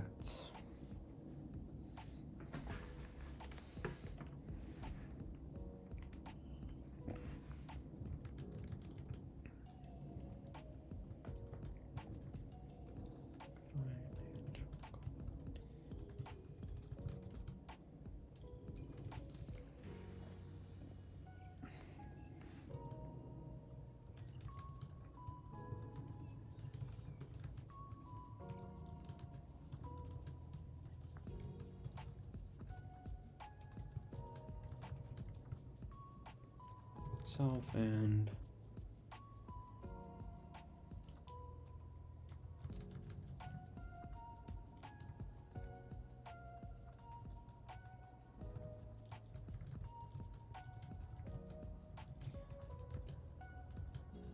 company, but at the same time there's the the randomness and chance of having the right team working on the right problem at the right time.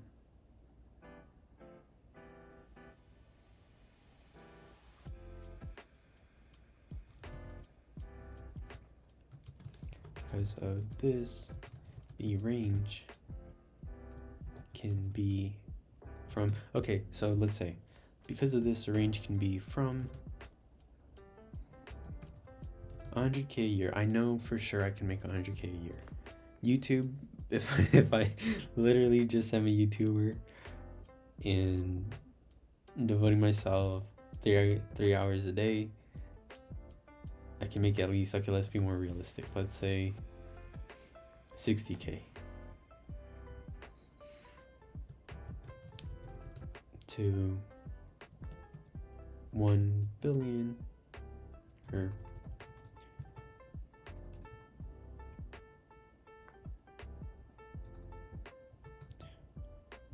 making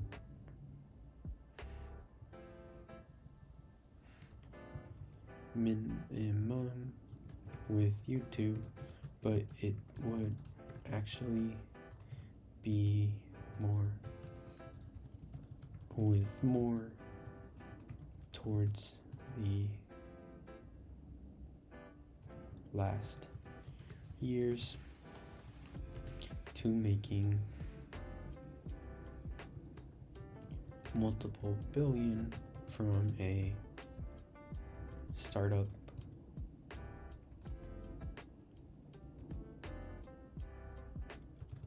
Because startups can grow to that size in 8 years. Okay, let's see.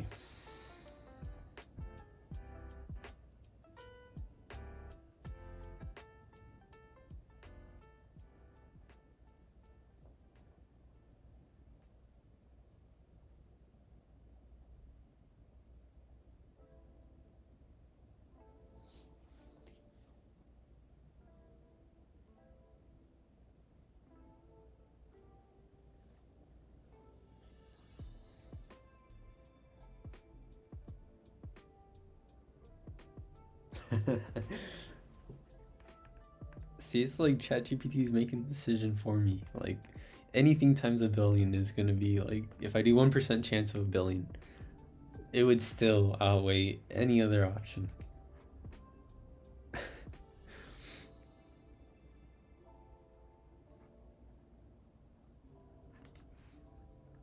Okay, so let's actually do that. It's really like the only way to approach it. So we have 70% chance that I just make. I mean, I have more confidence in myself, but let's say 70%. And then there's 2 million times, what was it, 20%? Yeah, 2 million. Come on, I have higher belief, but we'll accept it. Oh no, times 20%. And then 10 million. 10, 3, 1, 2, 3. Times, this one was, let's do 0.9 or 0.99. 0.99? No. Point, what is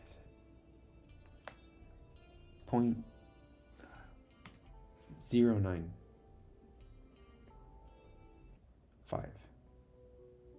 So 0.05% chance.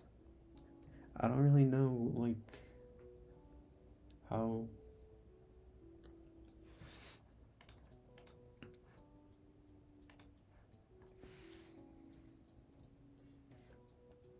What percentage of the population in the US is a billionaire?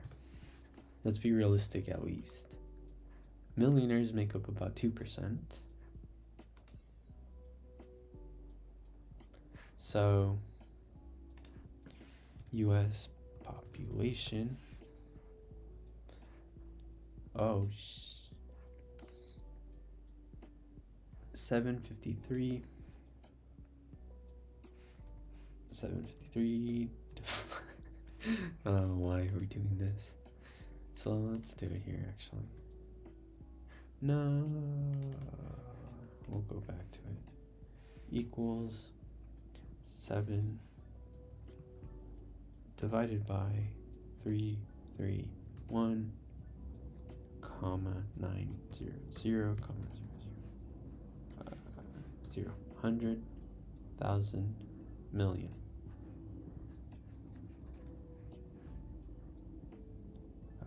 Yes. Damn. We'll go with that. Okay, so this is going to equal to 600, okay. 60,000.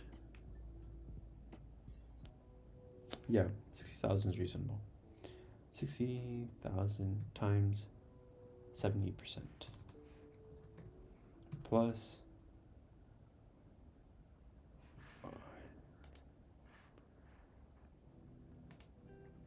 then we have 2 million times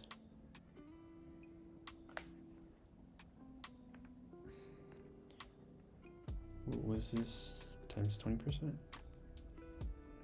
0.2 plus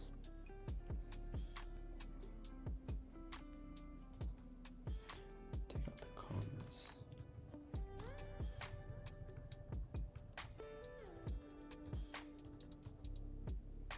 times 0.09 plus 1 billion 3, 1, 2, 3, so many zeros, 100,000 million billion times this equals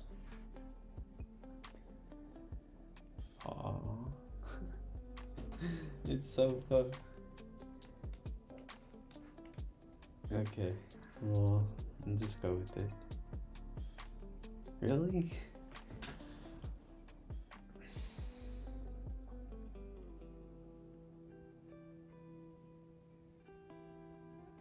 Let's see what the numbers say. 60,000. Really? Okay, I'm gonna bump it up actually to 80.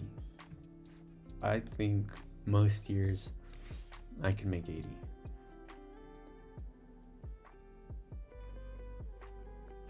Didn't help that much, but whatever.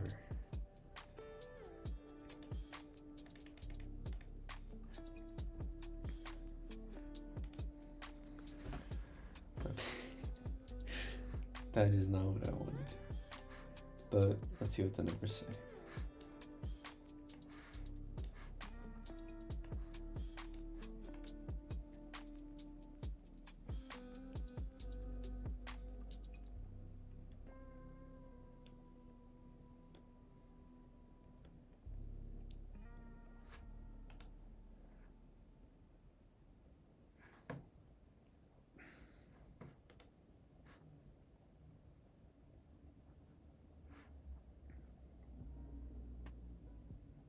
I don't know, it's not sitting with me, but I don't want to be biased.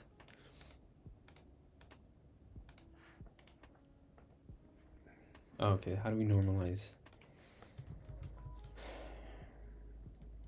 Min-max? Do I normalize financial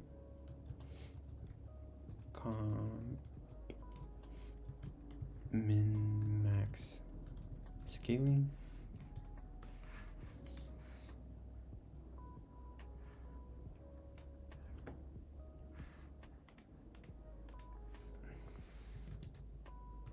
Times 10.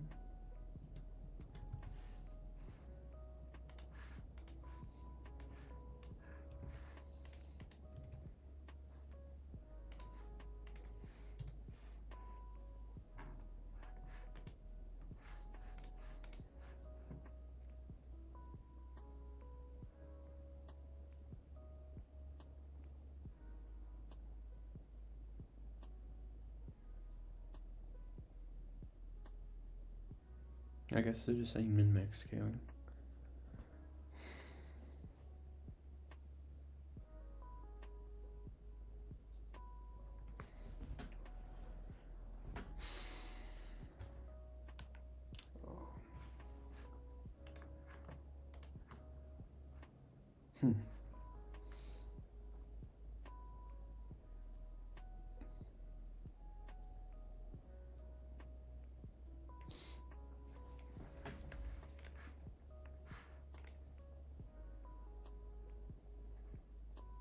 No, what?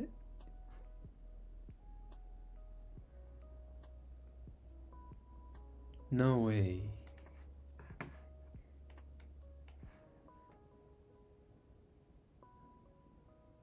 Wait.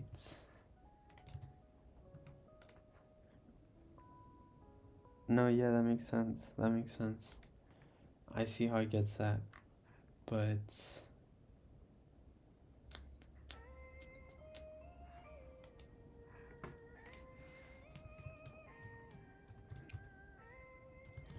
I see.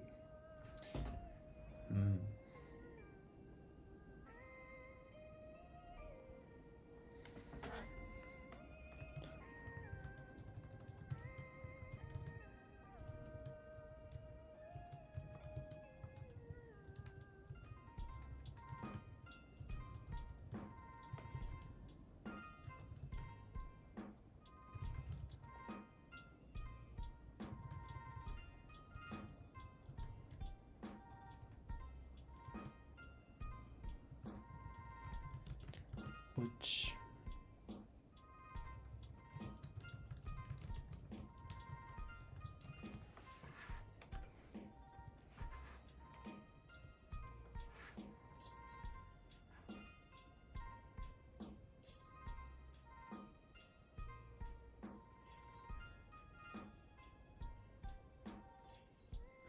standardization?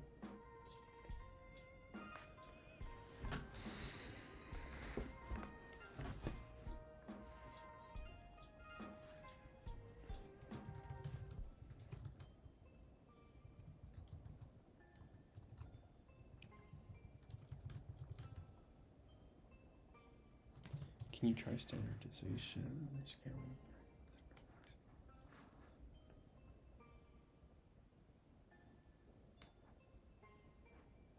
Yeah, but then that still makes it would make the no PhD very low. Consider, logarithmic.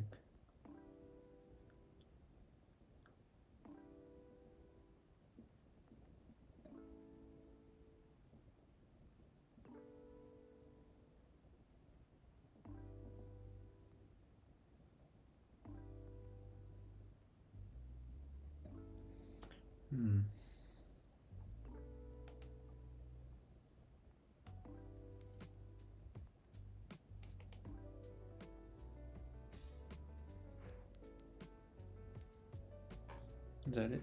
Oh, it's still.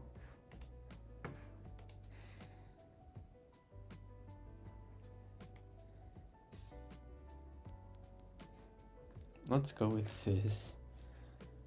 We'll see where it gets us.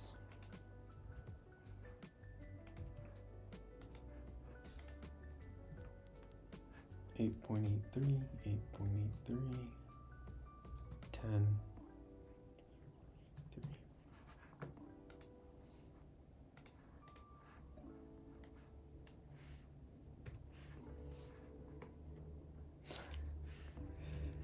Now we have is equal to this plus this.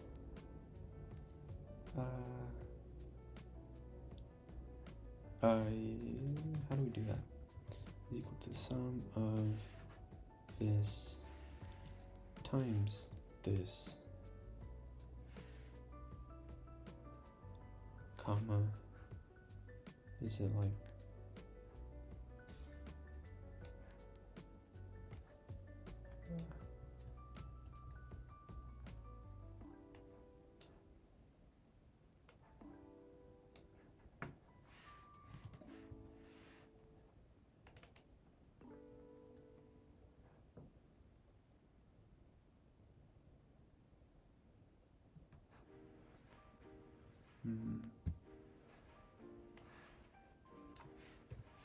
oh shit.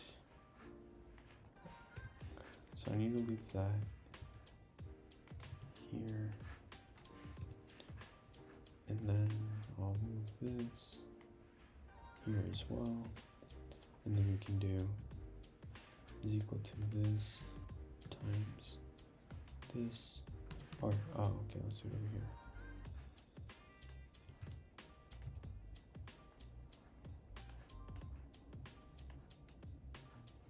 And then we'll do is equal to this times this.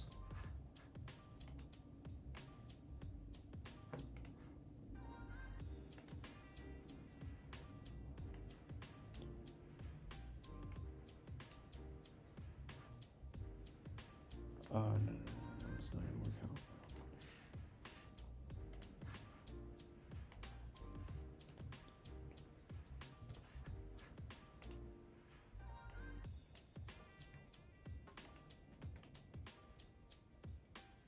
No.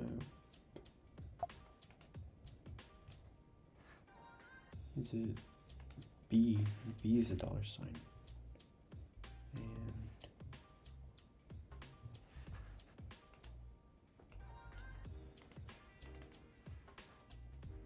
yeah.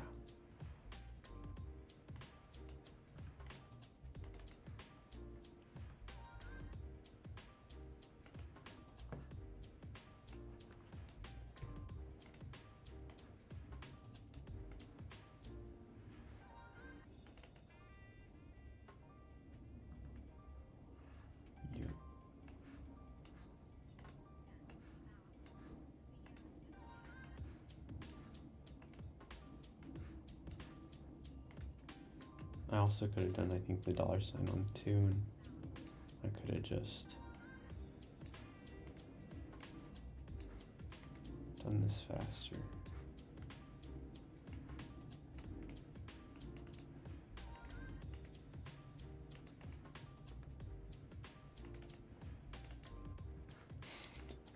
Drum roll.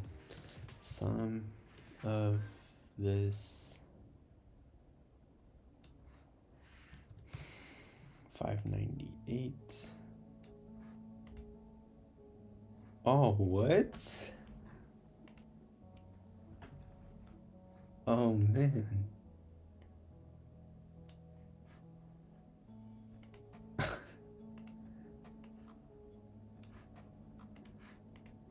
The gap is so close. And I mean, it reflects what I would have done. I mean,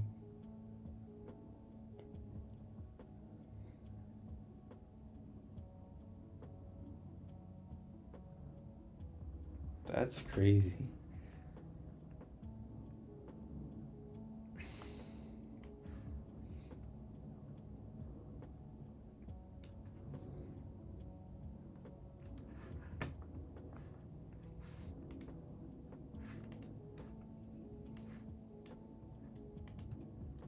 How do I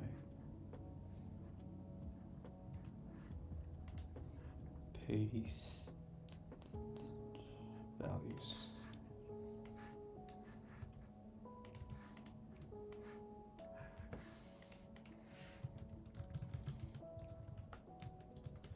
Okay, so even before we ask ChatGPT, let's think about it. So we can see there's a large disparity or a large gap between PhD plus wound and even corporate. Like at this point, it seems like I don't really think highly of this, to continue it. I don't really know who else I would go to even get advice from this, because like I mentioned, the people that are sort of in my network at the university that have been businesses, the ones that have been successful, they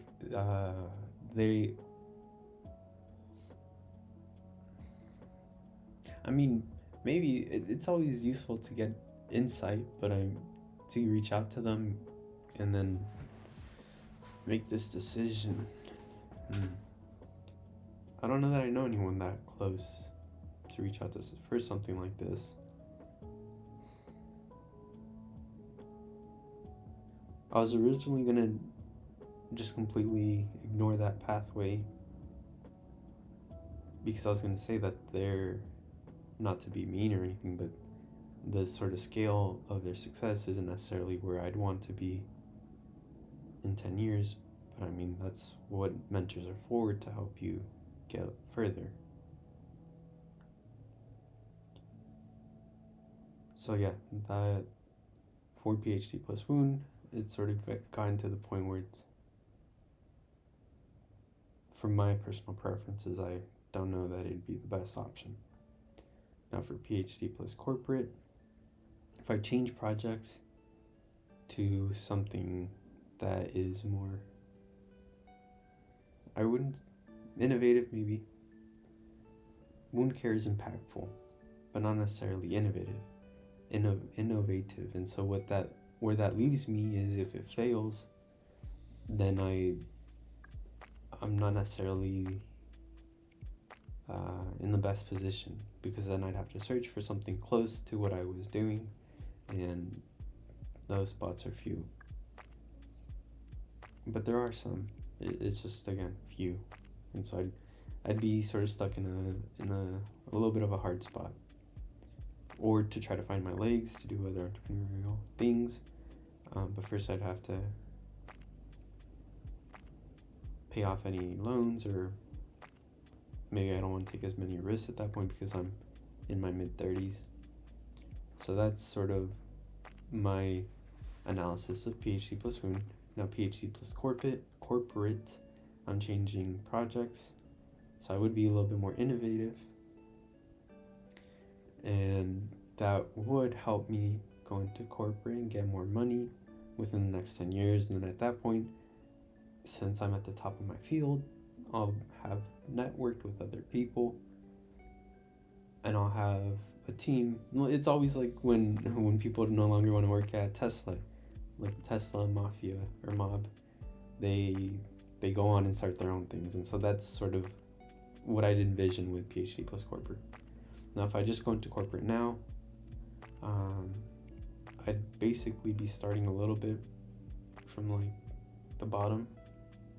I only have like less than a year of professional corporate experience with NVIDIA. So I only have a master's, so maybe I go a little bit higher than typical, but not too much.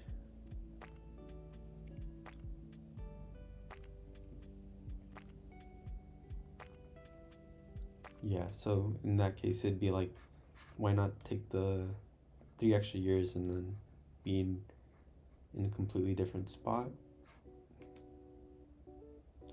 And then no PhD, it's, well, we're gonna take the risk, but it's the journey. It's the journey that we're asking for.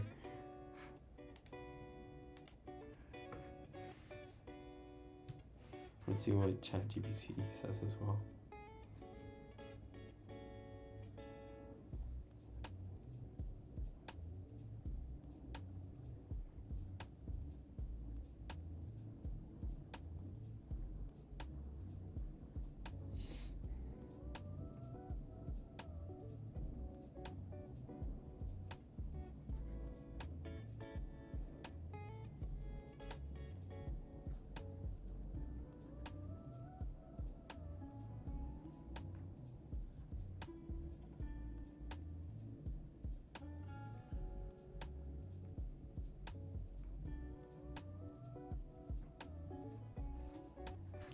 Yeah.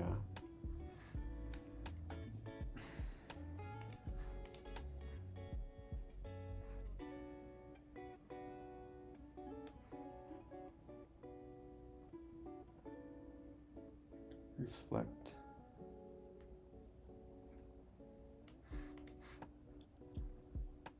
Well, I mean, it does reflect what I want, how I feel.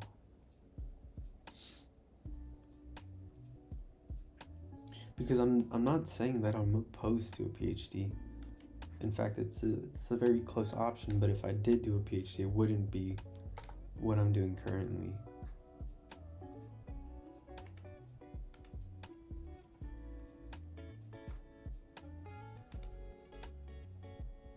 And it is more secure, and it can leave me in a lot better spot. However, it's just slightly outranked by no PhD. My nose is itchy. Low battery.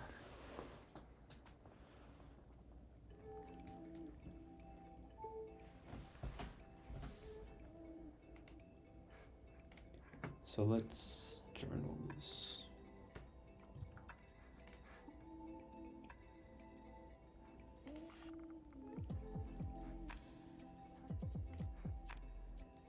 Did I not have weighted decision matrix?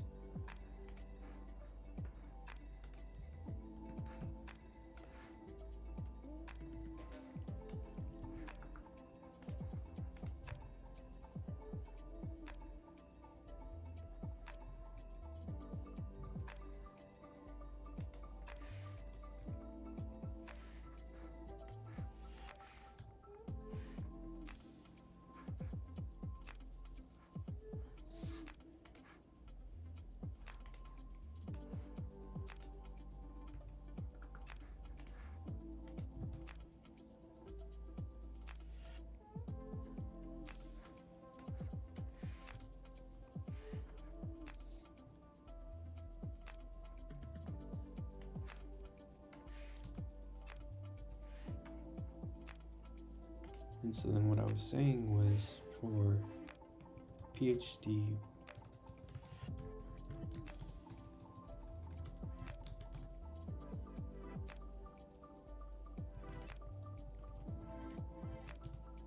corporate PhD plus, and then no. Okay, so then let's take this to advantages and disadvantages. Yeah, so let's layer this. So possible outcomes. This, yes, great. This is actually coming together nicely. It just took some struggling and 4 hours and 20 minutes, 4 hours and 20 minutes of decisions, or flailing around. So I had to do possible outcomes first, weighted decision matrix, now advantages and disadvantages. Perfect. So let's think about this. Advantages of a PhD.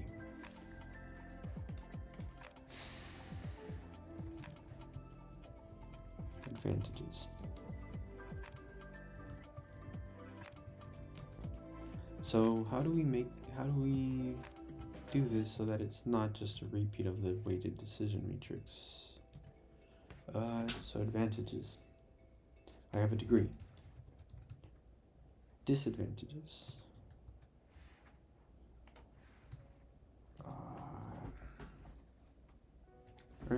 Let's actually ask ChatGPT.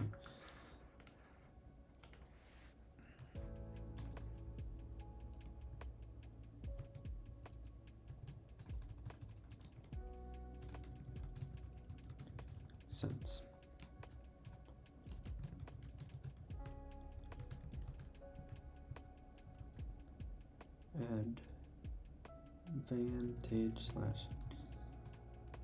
Advantage on top of this.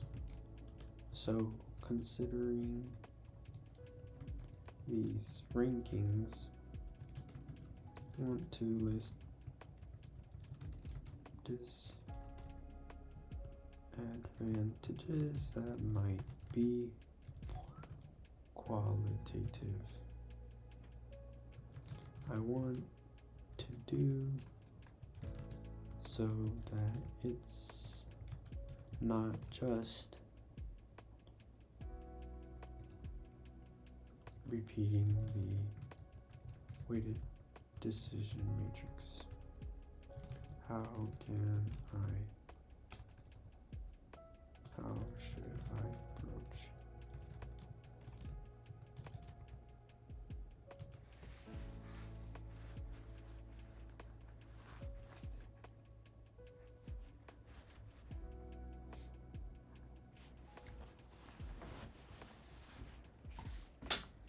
Oh, I guess it has thought about this already.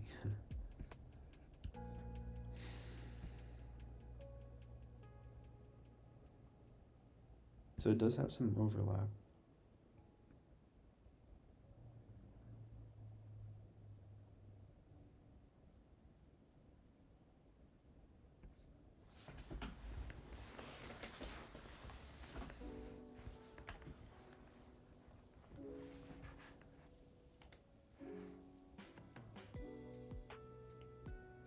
Okay, so degree. I don't know that expertise is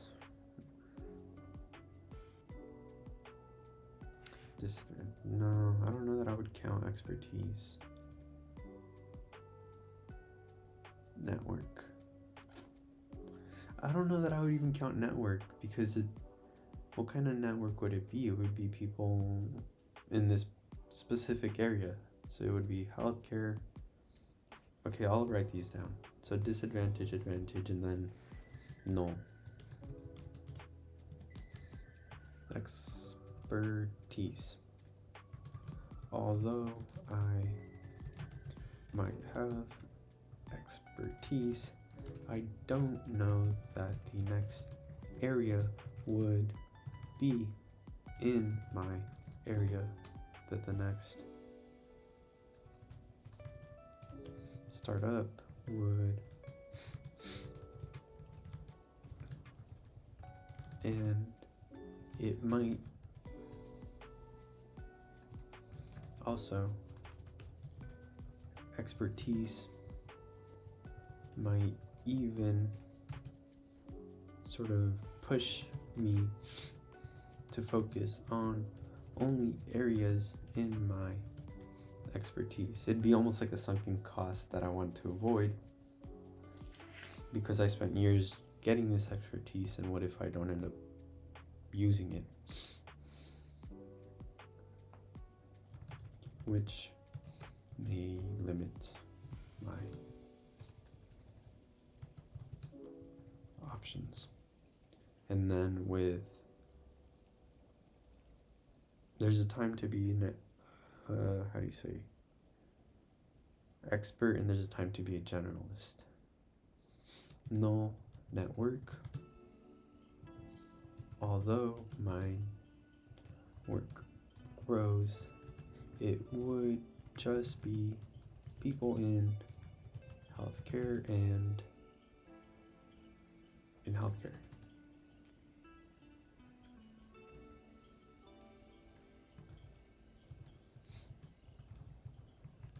Area.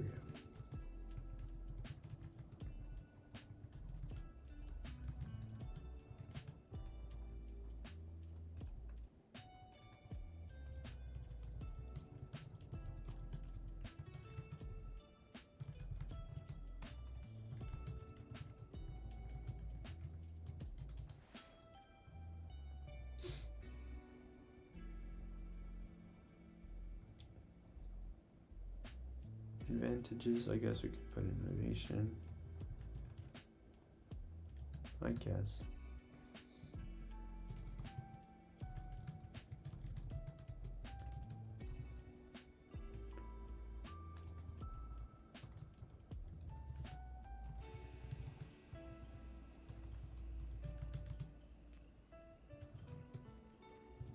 Impactful. Disadvantages. I would actually put having to spend time funding.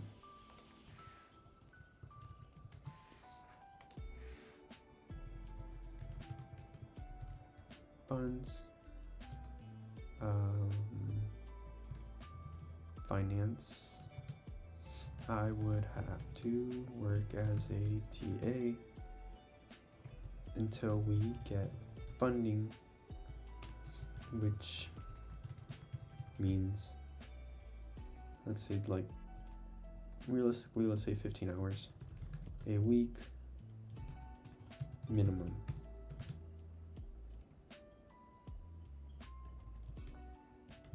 For TAing. And time commitment, yeah, so let's use even like, so yeah, in different aspects. So delays, entrepreneur activities by min of 3 years and max of like 10 years.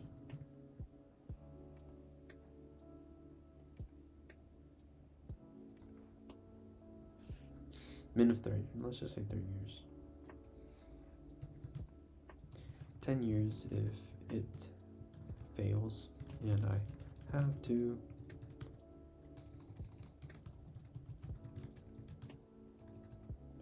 start, if I have to start over. Yeah, risk of specialization.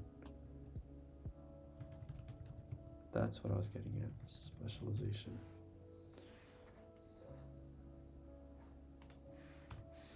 Now, corporate.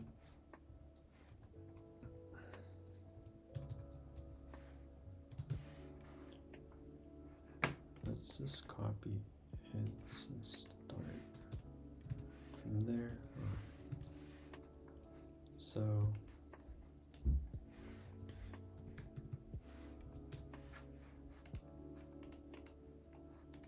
what's going on? Shift tab, tab. Oh, I know.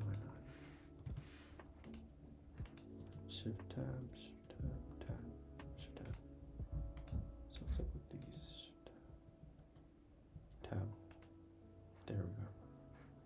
So shift tab, and then all of these. There we go. All right, so I'm gonna take a small break. We'll come back to finishing this up. Okay, so let's look at corporate advantages, disadvantages. Corporate advantages, steady income, sure. Good pay too for tech. Professional development. Yeah, but it's not something I'm like, oh, I want to go to corporate so I can. Well, I mean, mentors are pretty solid. Like, for sure, if I go to corporate, there's 10x engineers that are probably a lot better than me that I can learn from. That makes sense. But I mean, it's always, is it the area I want to learn in? Because if I wasn't in corporate, if I did no PhD, I could just as easily learn all the time. Every video I'm making, I'm learning something. Every sale or every marketing opportunity I have to undergo is opportunity to learn. So I'm always learning, regardless of where I go. Networking, build a professional network. Yeah, that's actually, I'll leave it. Resources, corporate resources to support personal growth. This one, I'm not so sure about. I mean, I guess I can leave it. I can see where this is true for like OpenAI engineers. They have all the resources of like Microsoft, and now that Microsoft is partnering with NVIDIA, so they have a lot of resources to work on the edge. I can see that. Disadvantages, less autonomy, bureaucracy, limited entrepreneurial opportunity. Yeah, that all makes sense. And what else? Is there anything else? Disadvantages.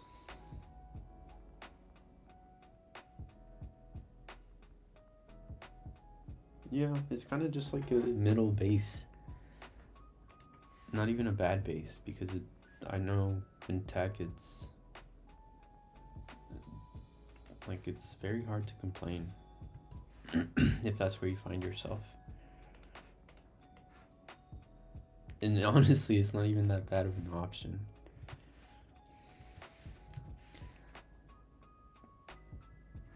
Okay. So let's, that's not going where I wanted to.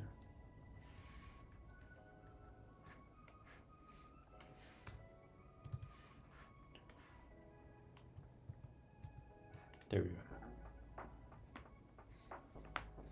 Advantages. So this one's actually not quite, ChatGPT didn't quite get it how I intended to mean it.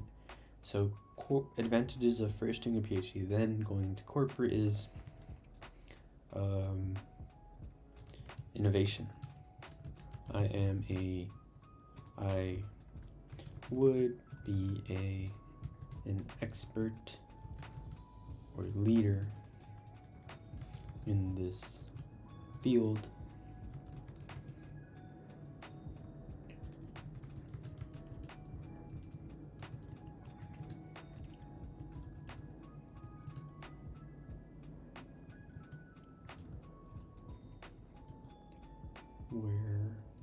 Wherever I end up going,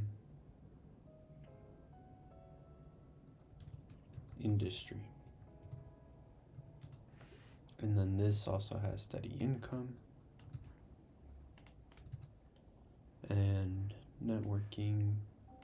You would just have all this. It's literally like a super class. Is that?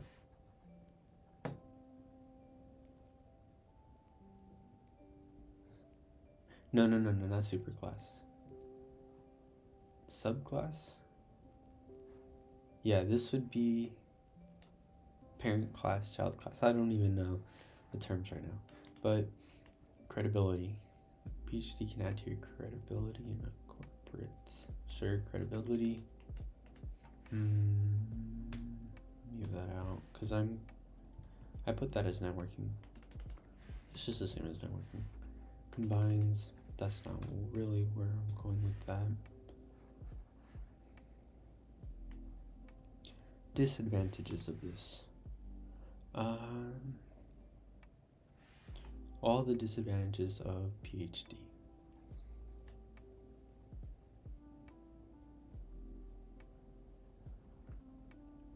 Yeah, so I would have to spend time applying for funds, regardless of where I would have to work as a TA. This would actually be 3 years for PhD, 8 years, so it'd be like 11 years. 11 years, 3 years for PhD, and then 8 years while I learn ropes in industry and become industry voice, something like that. Risk of specialization, does that quite apply? Yeah, I mean, it could apply here.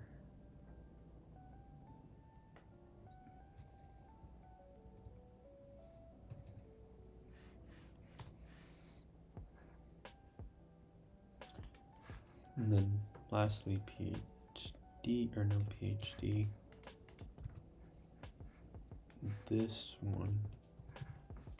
So advantages of no PhD. I got to immediately start, have full autonomy, agility, quickly pivot. There's a high potential for reward.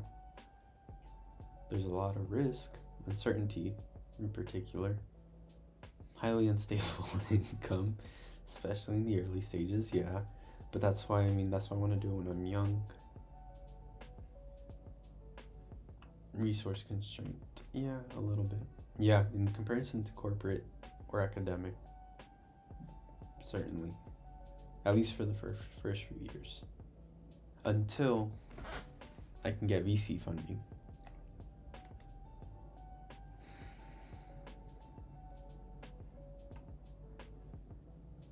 Yeah, this backs up what the decision matrix was going with, where it was going. Here is what I have so far. Advantages versus this. It backs up the weighted decision matrix.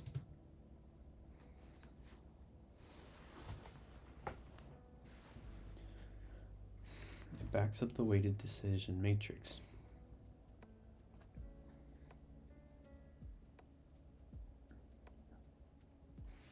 And then, let's see.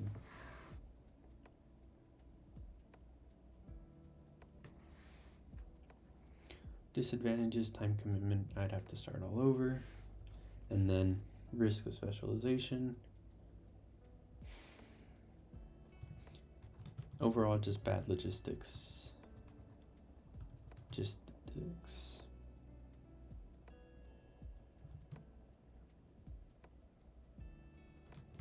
I may be less inclined to take risks if this one fails because of age, marriage, and kid status.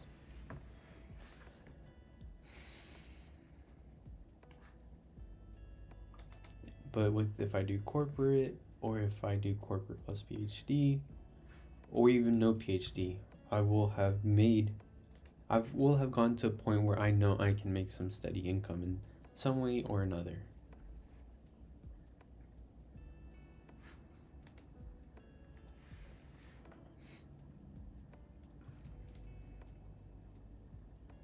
And I mean, so this is also not Okay, so let's see. How do we think about this? It backs up the weighted decision matrix.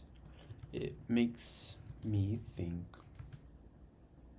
that if no PhD doesn't, so no PhD and corporate don't have to be completely separate. If I do no PhD and after a year or two it doesn't work out, there's always the option to go to corporate.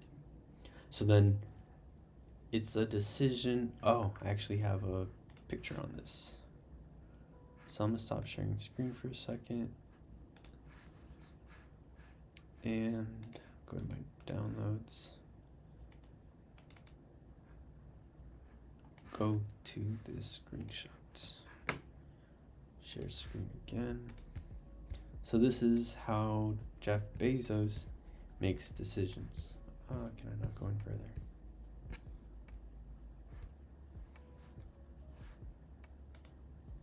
So if we have a decision to make, is a decision easily reversible? If it is, then we can act quickly. Decide quickly and execute. If it's reversible but consequential, decide quickly, review outcomes, pivot as needed. If it's inconsequential and irreversible, decide accordingly. Decide slowly with group input and explore scenarios if it's consequential and irreversible. So right now, there are two paths down the road.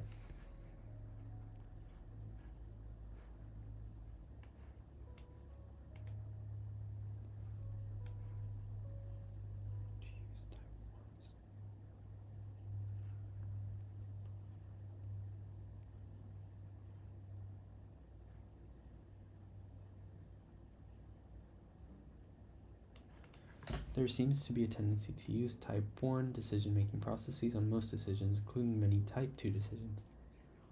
Slowness, risk aversion, failure to.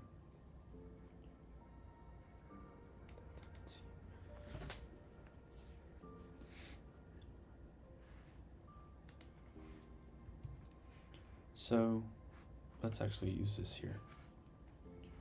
It makes me think that if no PhD doesn't work, a year or two, just complete failing. I'm not even making like 30,000 in income. I hit a slump. It's the worst. Nothing's happening. It makes me think that if no PhD doesn't work, corporate is always an option, or MBA is as well.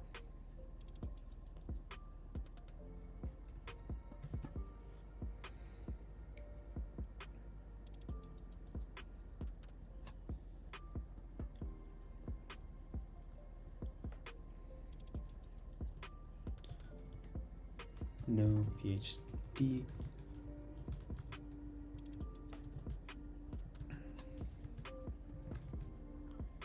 is not completely a one-way door, but it is. But it is in the sense that I am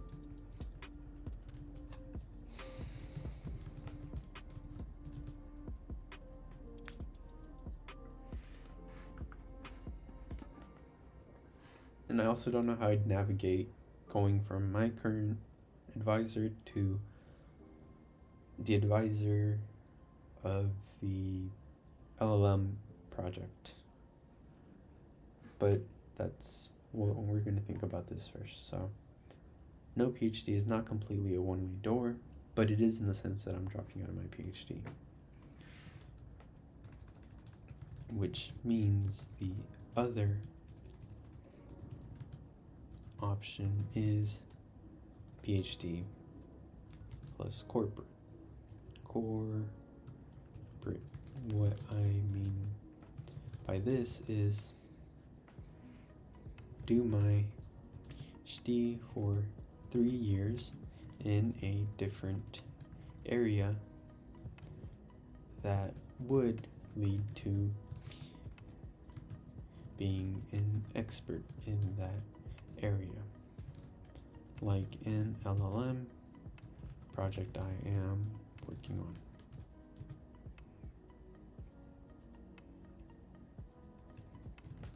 And then go work in corporates for 8 years to learn the ropes and build a network, and then how do you say, branch off.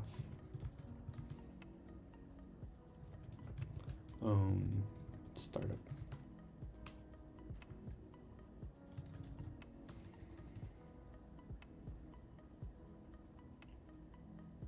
But I mean, this isn't completely closing it off. Like, I wouldn't have a PhD, but I can work on GitHub, or I mean, I can work on my own time on a PhD or on projects like this, and publish it on GitHub, publish it to open journals that don't cost much. However, I mean, I don't have the funding or support like a PhD student would. So there's that, but so there is some one-wayness to this decision, to me being an expert and then go work in corporate.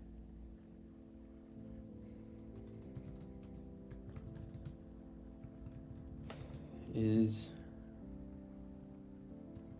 fighting, is, how do you say, this decision is straying away from entrepreneurship quite a bit, but it's more long-term focused because there is a higher chance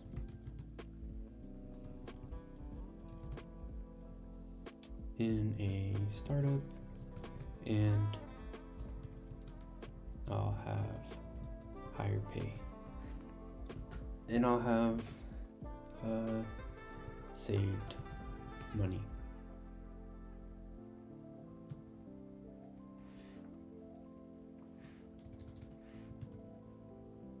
So let's see what it says. Yeah, so this is sort of like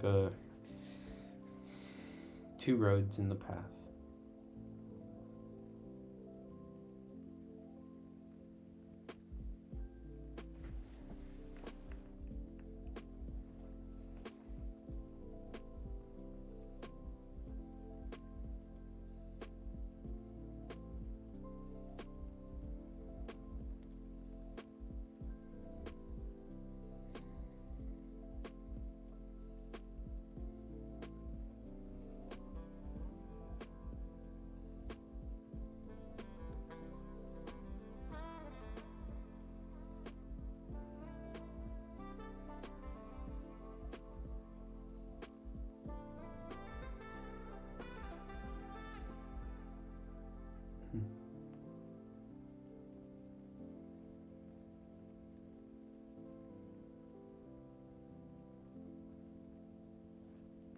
Nice.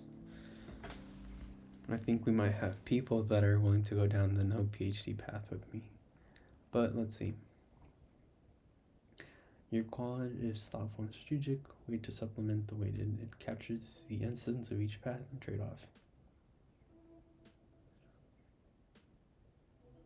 Regarding your observation that no PhD is not a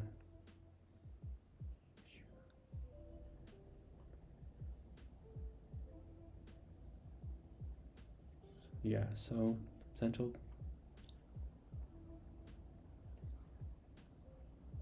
option value of the paths you are considering. Option value refers to the value of having choices in the future and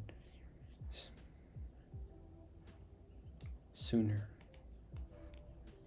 More with a longer time horizon, before it's structured and has clear stages, but as you noted, it could delay significantly, and if immediate is this delay could be a significant drawback.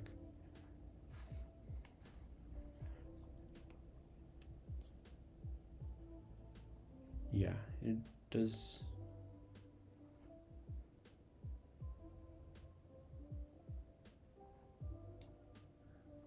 Yeah, but it's also not considering like all the stress that's taking a toll on me.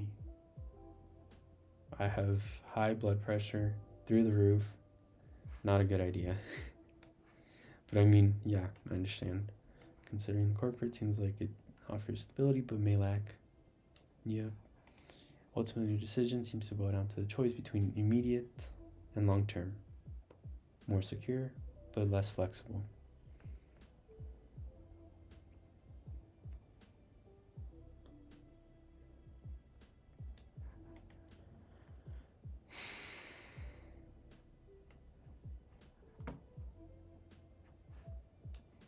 Strong decision. Strong, like, oh, what did I copy?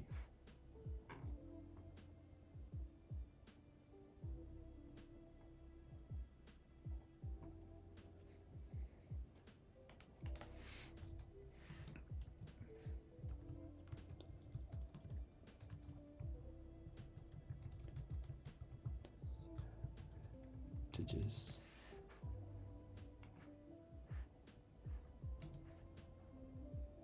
what did I do wrong? And maybe it's advantages versus. Oh,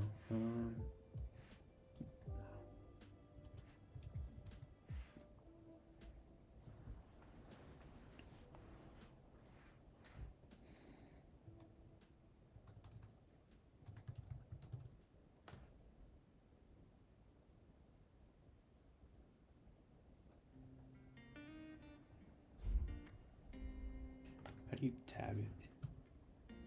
New tab. I'll just have to do it manually.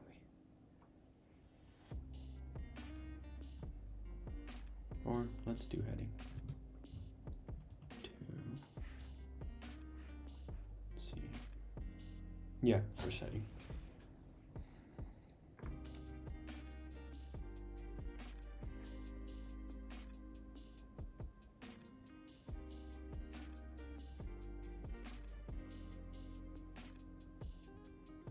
Or maybe, okay, no, maybe not here. But, oh yeah. But let's not make it there. And then analysis would be here. Overall analysis. So,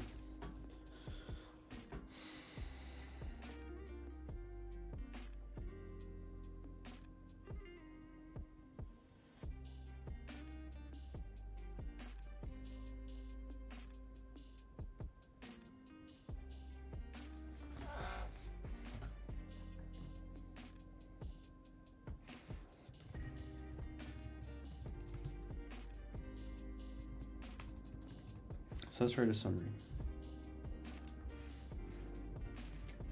Summary and overall analysis. So the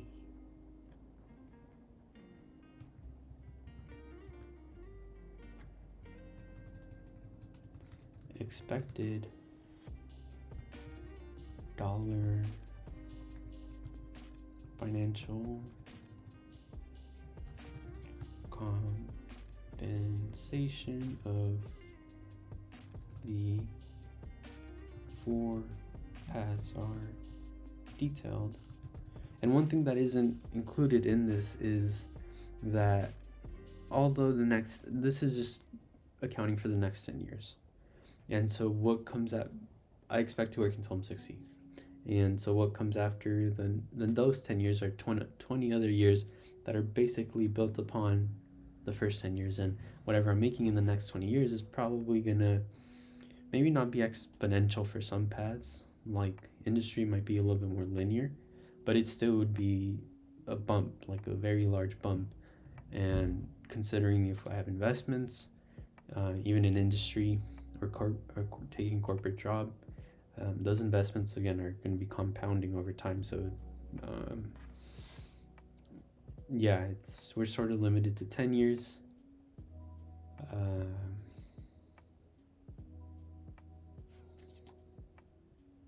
Yeah. Oh, so many hard decisions that made me think maybe corporate is okay, because if I do PhD corporate, I'll end up fat fire for sure, like over 10 million if we're talking about till I'm 60.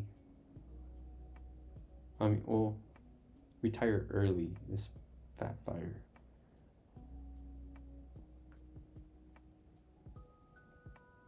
So maybe it wouldn't be fat fire. But I mean, it would be beyond anything that any one of my family members have done before. So I'm not sure.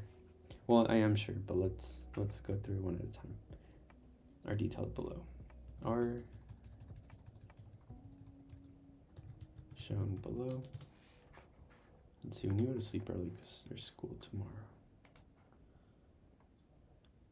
So, possible outcomes. No. Here. Oh, where is it? Here.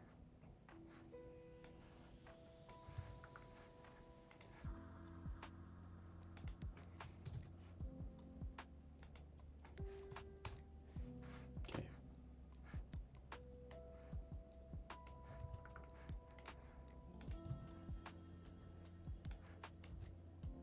Nope.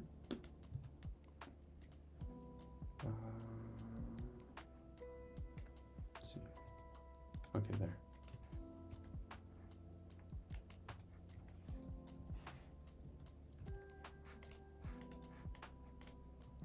What's wrong with the table?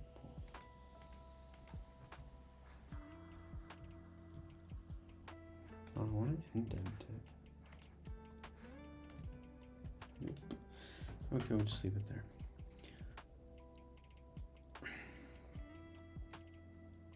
This surprisingly actually shows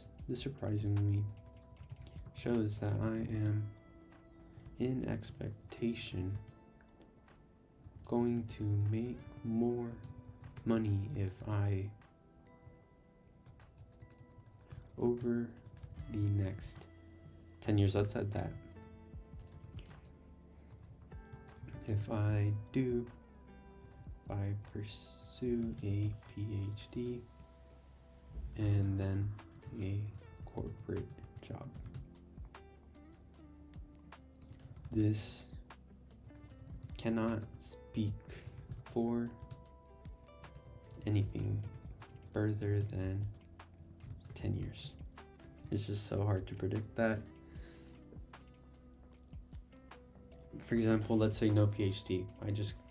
I'm striking it, or having small strikes that are okay, sustain myself, my family.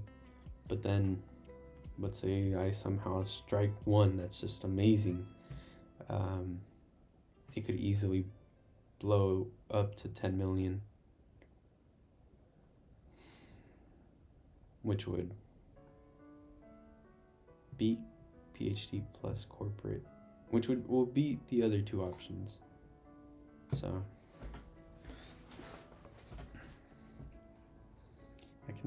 this cannot speak for anything further than 10 years.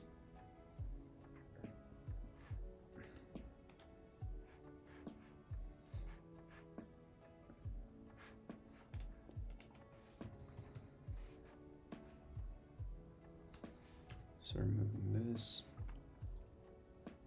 Now for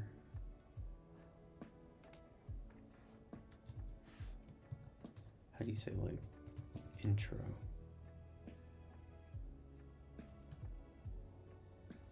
Info.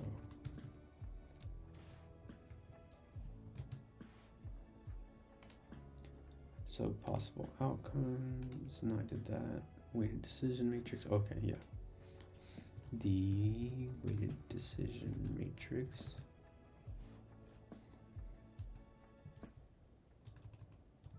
the following rankings.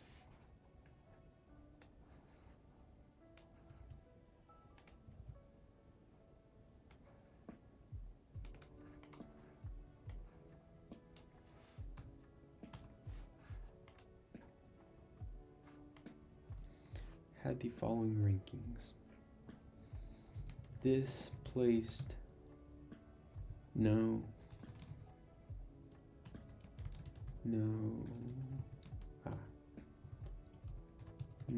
PhD first, and then PhD, corporate second. This placed no PhD first and then corporate second. Corporate showed up not far behind.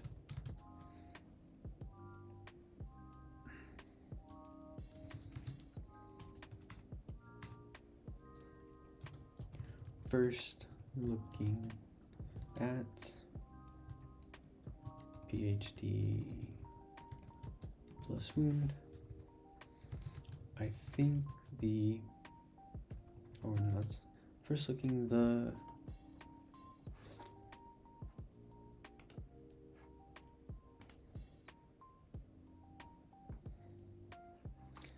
stress and bad logistics of this pathway are what put it, let's see, no, this was,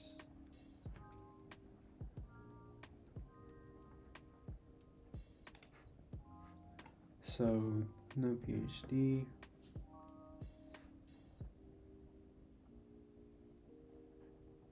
yeah, so it's just slightly ranking lower on everything. And work-life balance, commuting time, flexibility, stress, autonomy. So all of these are little things that chip at like almost like limitations.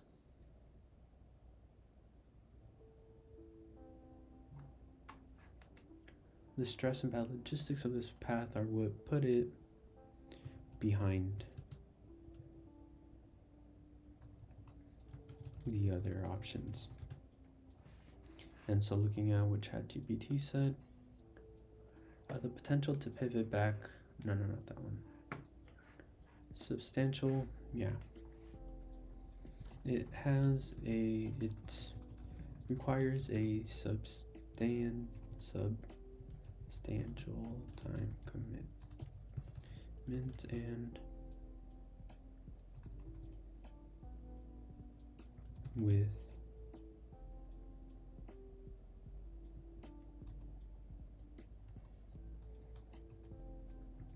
with a risk of failure and being locked into a narrow specialization, which this would delay time to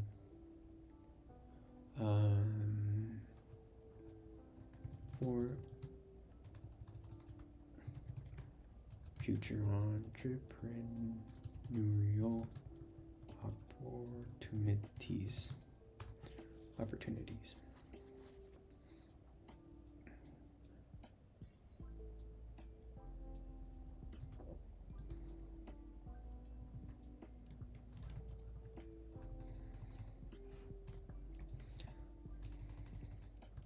Thus, this analysis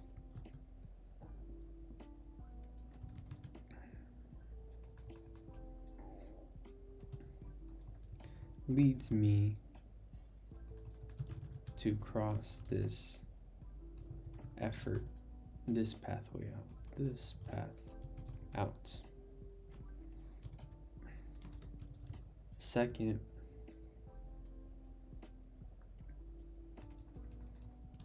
now we can observe that no PhD is not a one-way door. Whatever I'm working on, if I'm working on iOS development, web development, that's surely going to provide value for corporate and or for startups that maybe have made some headway and I join as maybe not founding team or maybe the first set of employees or second set. So it's not a one-way door. I do have my master's. That no PhD is not a one-way door. It's safety. It does have safety nets because I am learning mobile app development, web development, and machine learning. So I can always go back to corporates.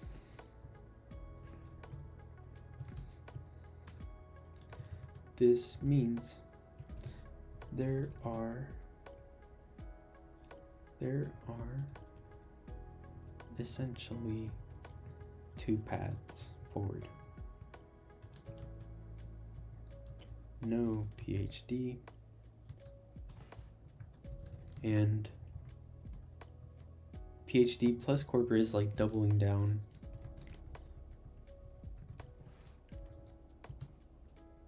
In a very interesting way. There are essentially two paths forward.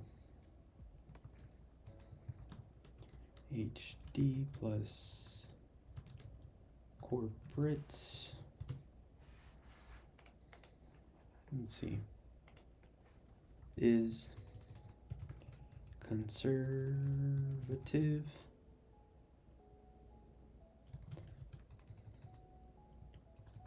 and has a longer time horizon. I like the way that ChatGPT described it. Has a longer time horizon to enter entrepreneurial goals. It actually stated it very clearly. It's structured and has clear stages.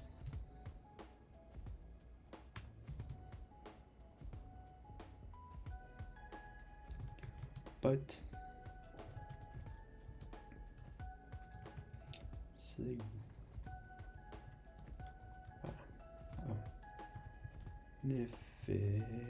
significantly delay my time to entrepreneurship. I'm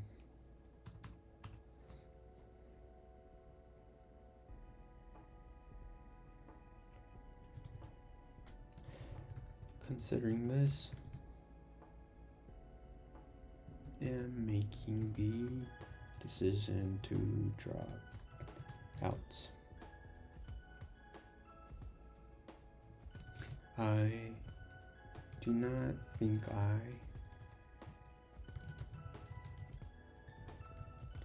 options to remain in academia or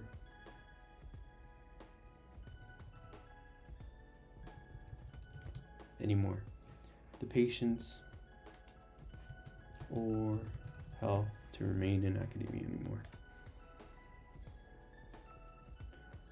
I have the patience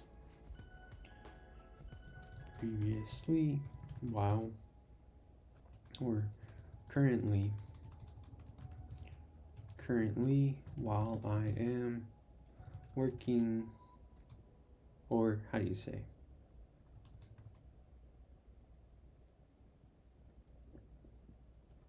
I have noticed myself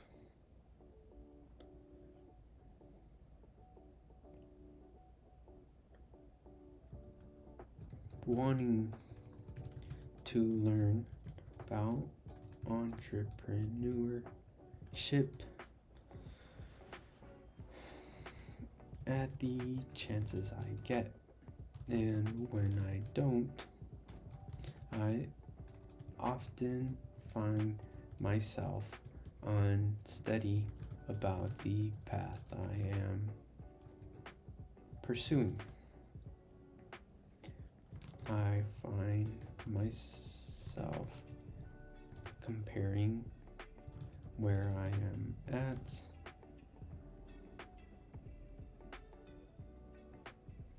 thank God for doctors. Their time horizon to make money is just so long. Where I'm at, and I think it affects my, and I think well, let's just be clear, my blood. It's out there. I have a high blood pressure. We'll just say that. And I think it affects my blood pressure. Furthermore,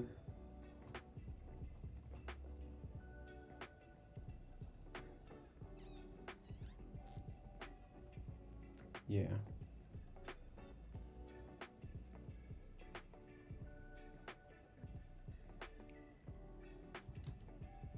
I've had an inclination towards entrepreneurship since I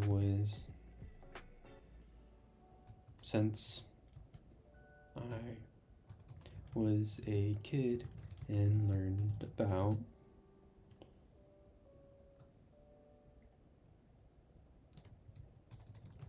Tony Stark and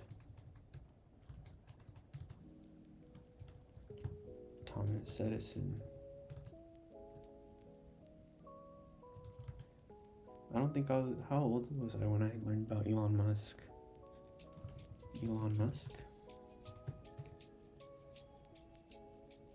I would add Nikola Tesla there, but he wasn't necessarily known for his entrepreneurship. He was more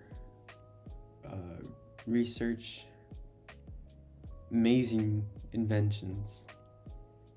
However, it wasn't quite the story that it could have been if I guess he was a little bit more open, not necessarily open, but if he did have some entrepreneurial tendencies as well, could have probably easily beaten Thomas Edison, I feel like. I don't know enough, so if I'm mistaken there, you can rant about it in the comments, but I don't know.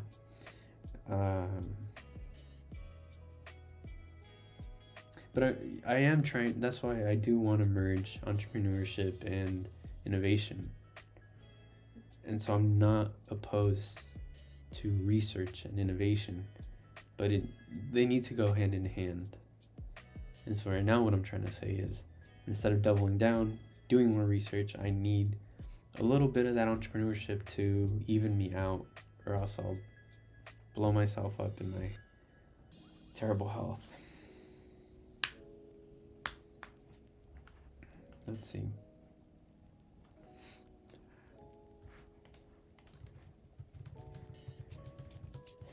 Summary and overall analysis. I have to tell my wife about this too. Where's my phone?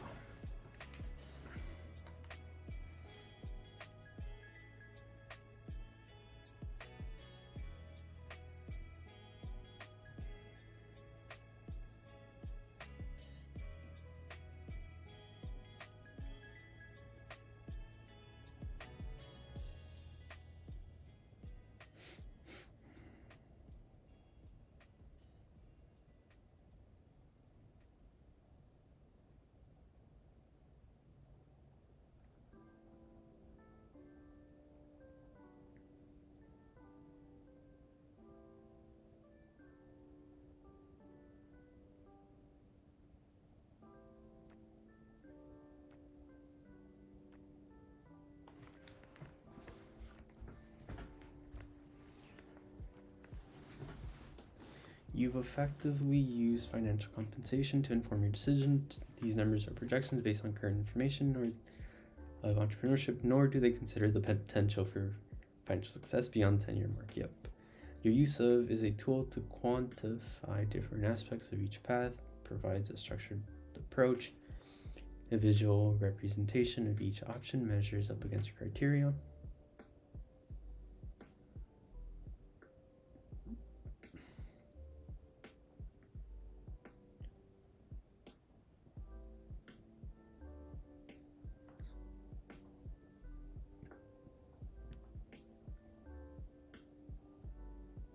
Decision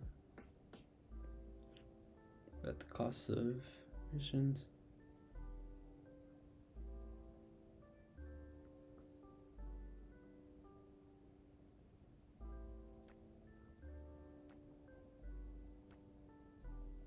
Yeah.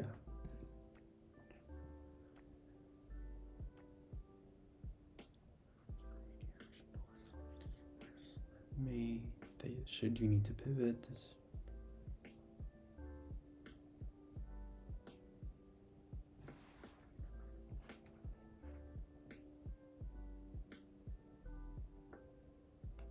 Yep, let's actually include this.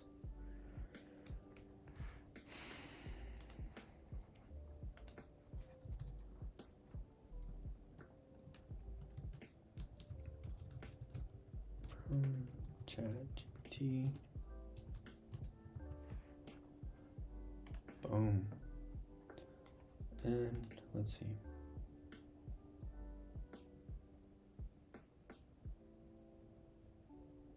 Yeah, this is for myself. Considering this, I do not think I have the patience or health to remain in academia anymore. Actually, I might share this.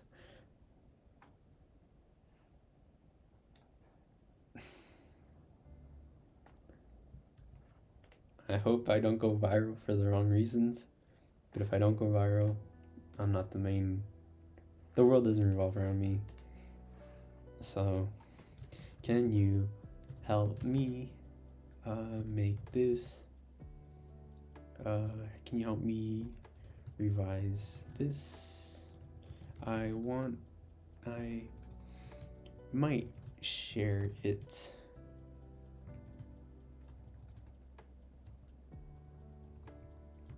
Since I am also YouTubing.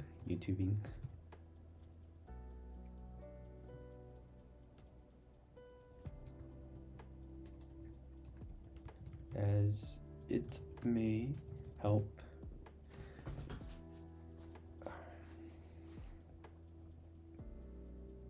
draw attention to me. That sounds like I'm an attention WHORE,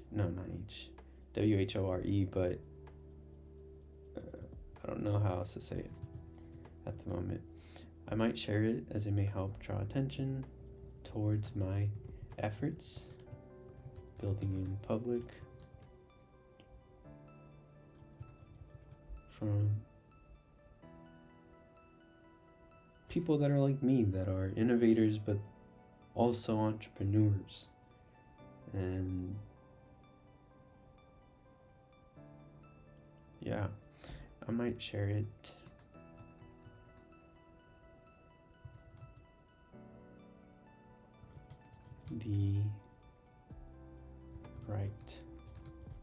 I mean, Peter Thiel would probably be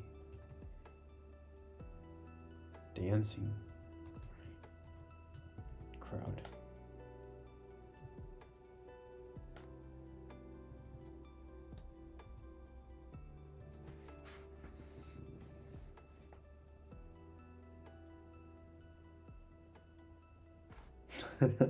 I swear, if I see people edit this like 6 months from now or 7 months right when I drop out and they say, no, it would have been better to do this. There's only so many times I'm going to revisit this. Like, I am open-minded and flexible. But right now when I'm making this decision, I'm going to have to be stubborn in that I'm going to drop out and I need to prepare for it. And this is the decision I'm making at this moment.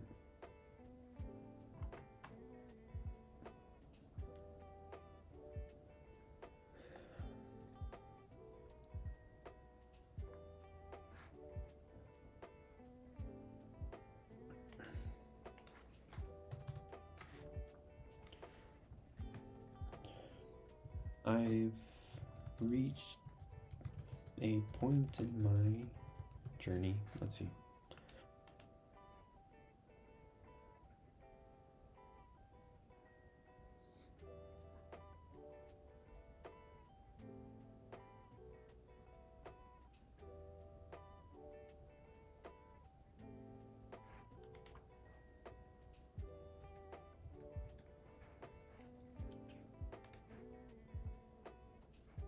I've reached a point in my journey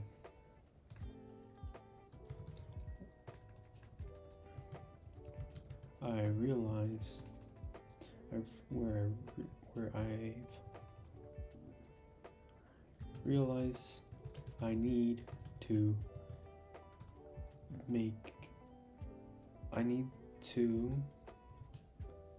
clear up my goals and readjust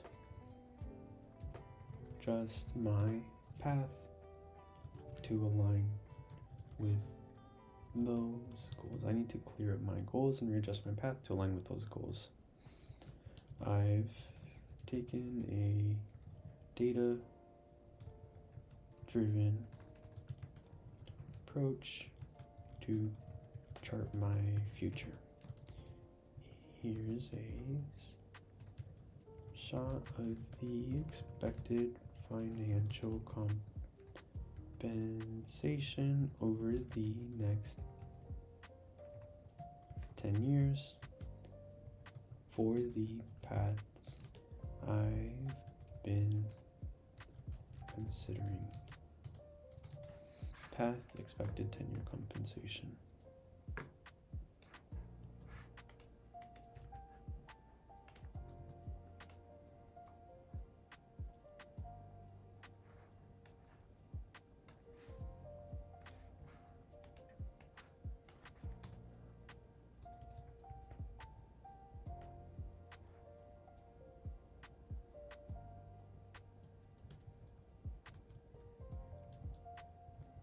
Seemingly, but not really, the numbers suggest a PhD followed by a corporate job.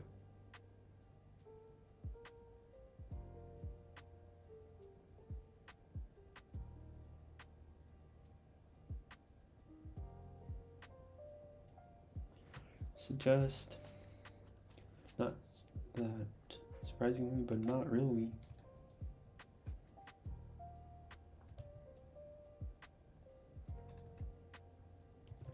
this shows that an expectation would earn the most by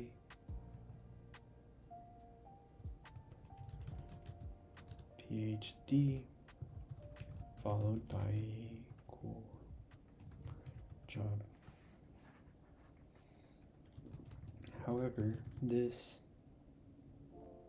analysis is limited to just the next 10 years and what lies further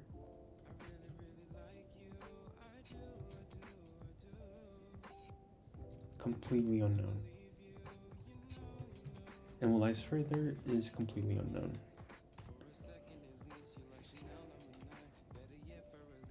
And so in that way, I think it's what lies further is completely unknown, and that's considering, or because of that fact, it's also which path do you feel most comfortable with, and do you feel like you're ready to take on? For me, it's no PhD, but for other people, maybe they love the stability for the next 10 years. They want to get their legs under them, learn the ropes in corporate for 8 years, and then have a team of other people around them that they want to be the next Tesla Mafia or PayPal Mafia, and they want to start their own thing. And at that point, they're stable enough to do that. Go for it. But for me, I feel most confident in myself and my ability to just go through the risk of it and do the no PhD. And because of that, because I'm willing, whichever path a person pursues, because they're willing to go through it and be persistent and work hard, then that's probably the path that's going to be most fulfilling and successful for them.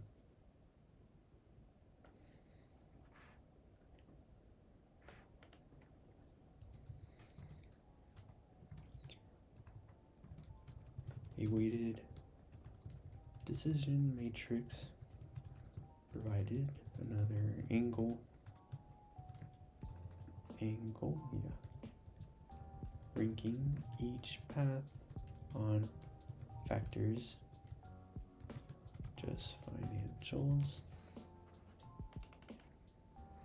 So here we'll copy this one.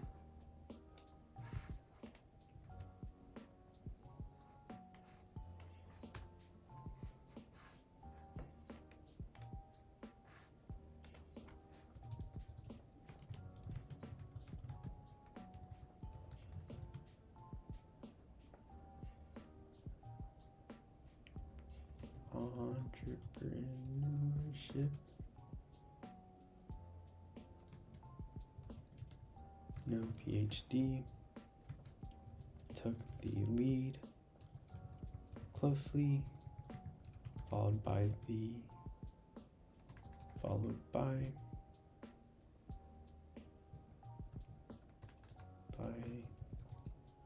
completing a PhD and then taking a job. PhD plus corporates.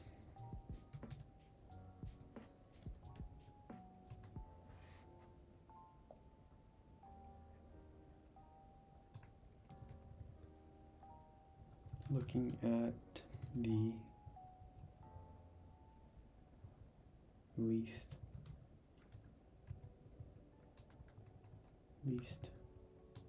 the lowest ranked option.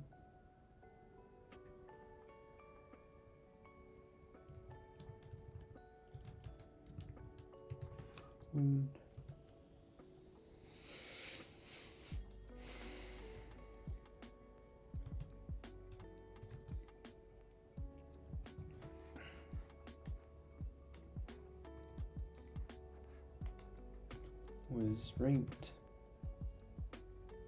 in this position because of the considerable time commitment, financial uncertainties, and high stress.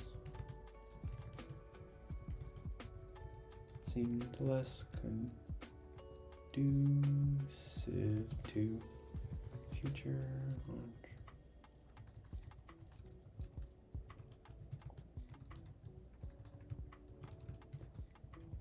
Leading me to cross it out.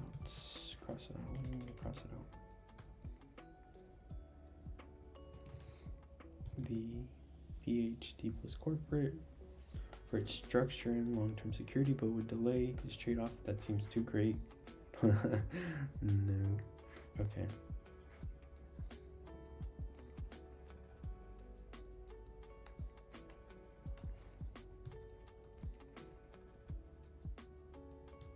Now, we can make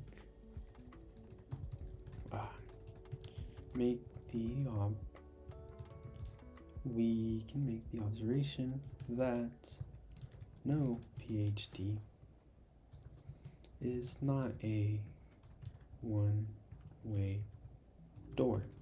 It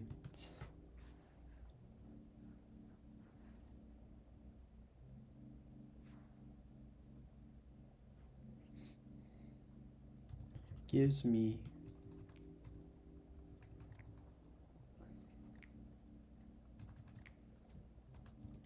in my entrepreneurial efforts, I will learn about mobile app development, web development, and machine learning.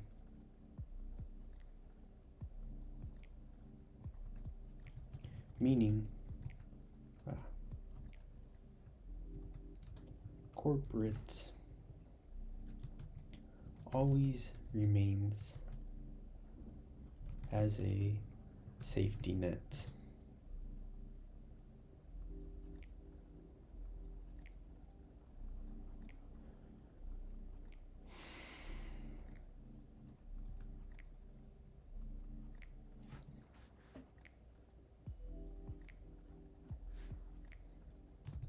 The other option is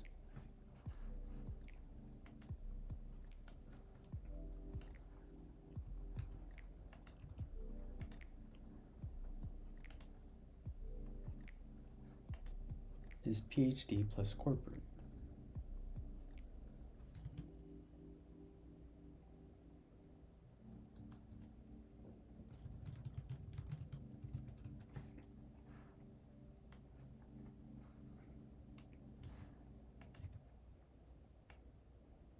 Has a longer time horizon to pursue entrepreneurial goals.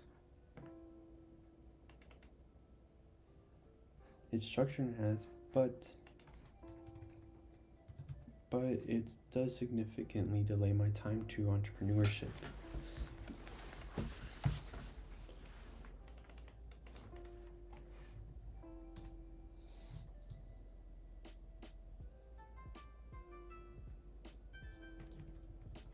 Adding in a bit of personal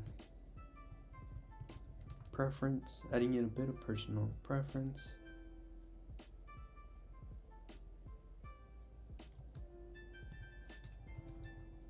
Ever since I was young, I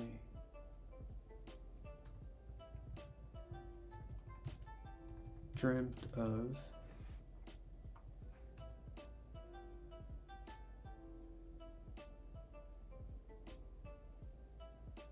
entrepreneurship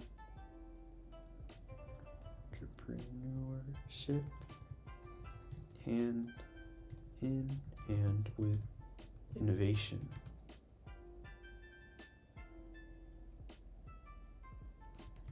Was inspired by figures like Tony Stark, Thomas Edison, and Elon Musk.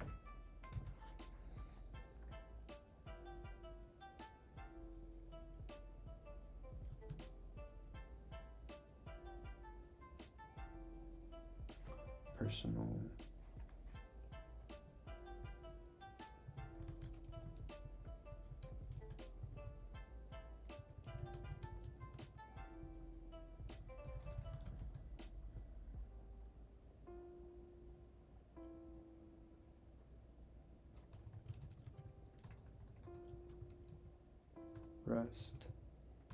restlessness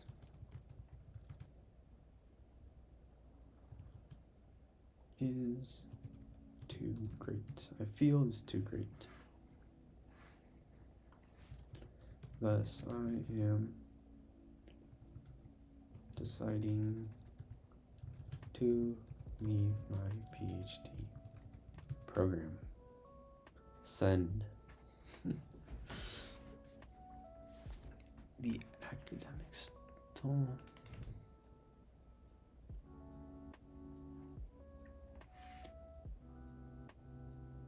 and the restlessness I feel is too great. I feel while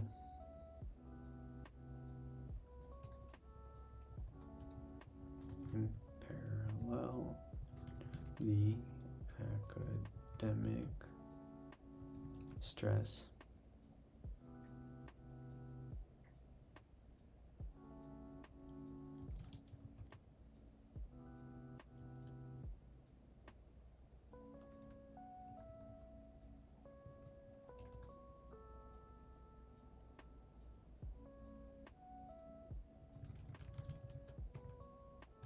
what was it? EU stress? EU stress.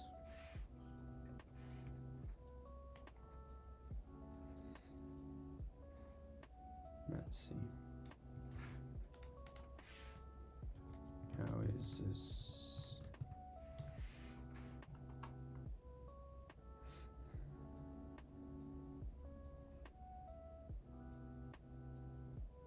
So let's see what it has to say.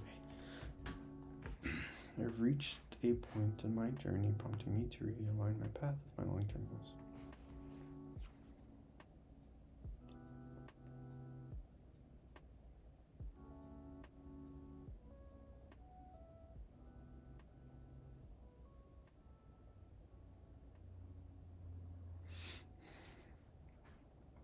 Let's start here. I've reached a point in my journey where I realize I need to clear up my goals and readjust my path to align with those goals. I'll leave that. To navigate this decision, yeah, that's actually better. To navigate this decision, I've taken a data-driven approach. Here's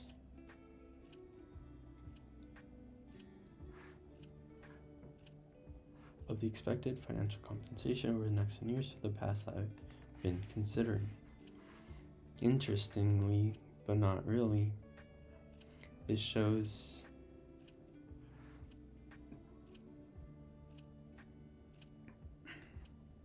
that the highest earnings potential lies in pursuing a PhD followed by a corporate job. However, this analysis is limited just to the next 10 years in the long term, and what lies further and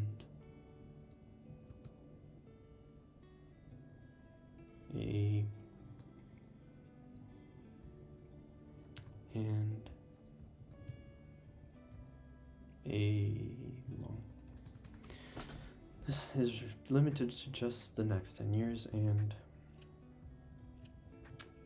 any time.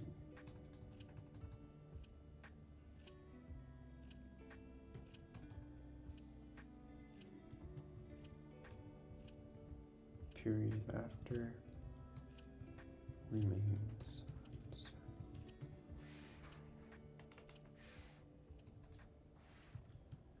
is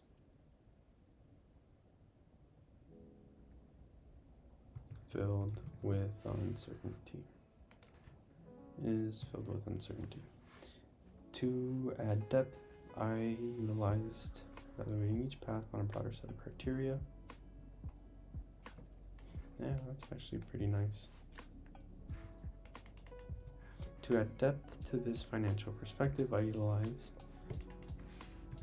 used a weighted decision matrix to evaluate each path on a broader set of criteria. The path of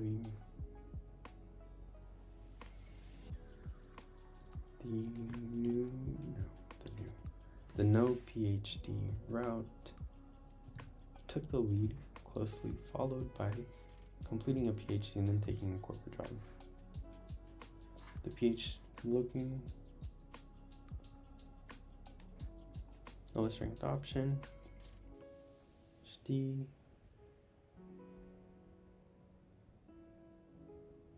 This position,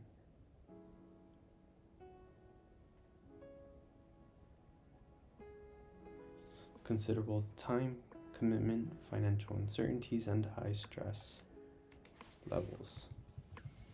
This path seemed less conducive to future entrepreneurial ventures, efforts, leading me to cross it out. Leading me to cross it out. Now we can make the observation that no PhD is not a one-way door in my entrepreneurial efforts. I will learn about mobile app development, web development, machine learning. Meaning always remains as a safety net.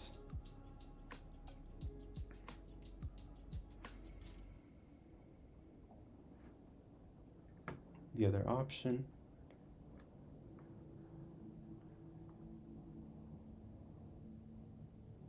has a longer, it's structured and has, but it does significantly delay my time to entrepreneurship, adding in a bit of personal perspective into this decision. I like that my childhood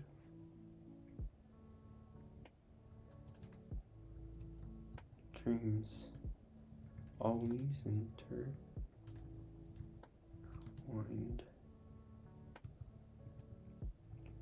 entrepreneurship and innovation.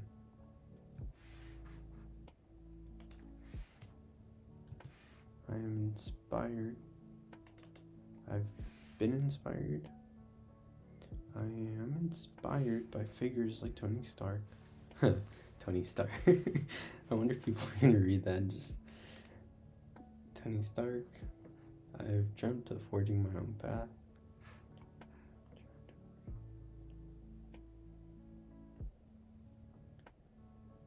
Positive stimulation.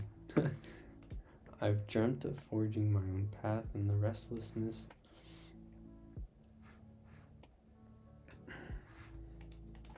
Can you help me revise this?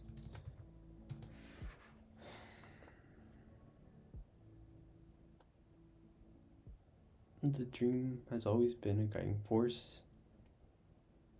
As I navigate, I find the stress, the kind that fuels my passion or drives me forward. It's not the productive. Instead, it's a kind of restlessness. Damn, it's actually pretty good though. It's kind of long, but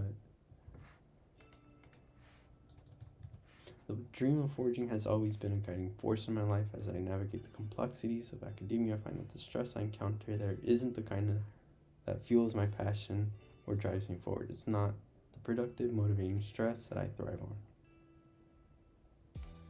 Instead, it's a kind of restlessness, a feeling that the path I'm on is diverging from the one I aspire to.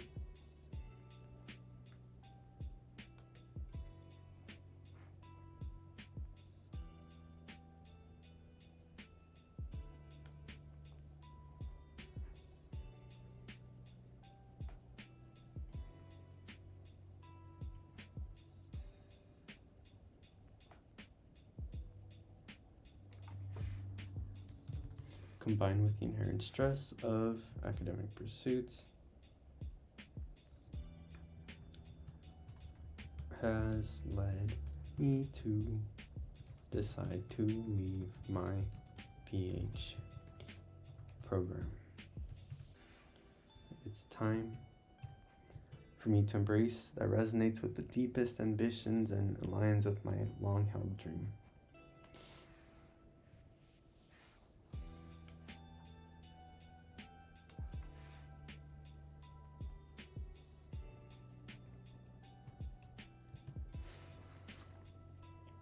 Boom. And when I write this, I'm not writing it like, oh, it's Francisco's writing, like, he wrote everything, he's such a great writer. No, it's more like, this is what I'm trying to convey. This is a message I'm trying to get across. And I use ChatGPT. I feel like maybe we're not at the stage where some people feel comfortable saying that. Yeah, and this is mostly for me. I am sharing it just to share the message, to share the thought that goes into making a decision like this.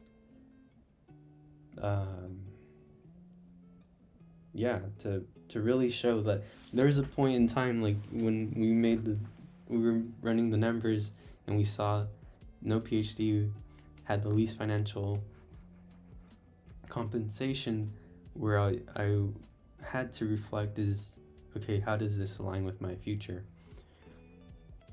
So we were completely open to, I was completely open to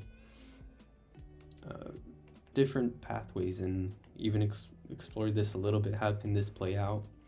And it looks like an okay option, but it just isn't going to make me feel fulfilled at the end of the day. During the past 2-3 years, I just, at the end of the day, I always have ideas that I want to work on, and the fact that I have to work on grants, or that I have to write papers, it's not something that drove me. And you can tell, look, I've written this, there's literally, how many words? 2,000 words in this, 2,500, and none of it felt like a job. It all felt like, this is something I want to do to make my path clear. And so when these sorts of things, where I have to spend 5 hours, 6 hours making a decision and writing like this own report for myself so I can reference, share it with other people, it doesn't quite feel as stressful or as like I'm not spending my time useful in a productive manner. So I think all of that just goes to say that this is my decision. Other people may have other decisions. This is more information on how other people can structure their decisions. Yeah. Yeah, so I think the next, can we even package this? Because after this, it was, how can I shorten this for other people? And so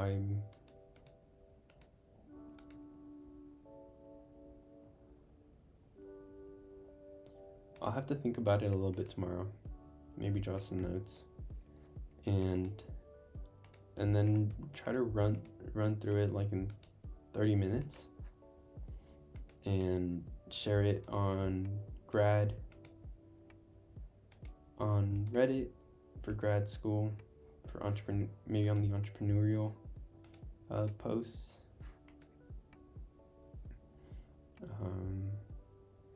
career transition posts, make short videos, make video about dropping out, market video about dropping out. Yeah.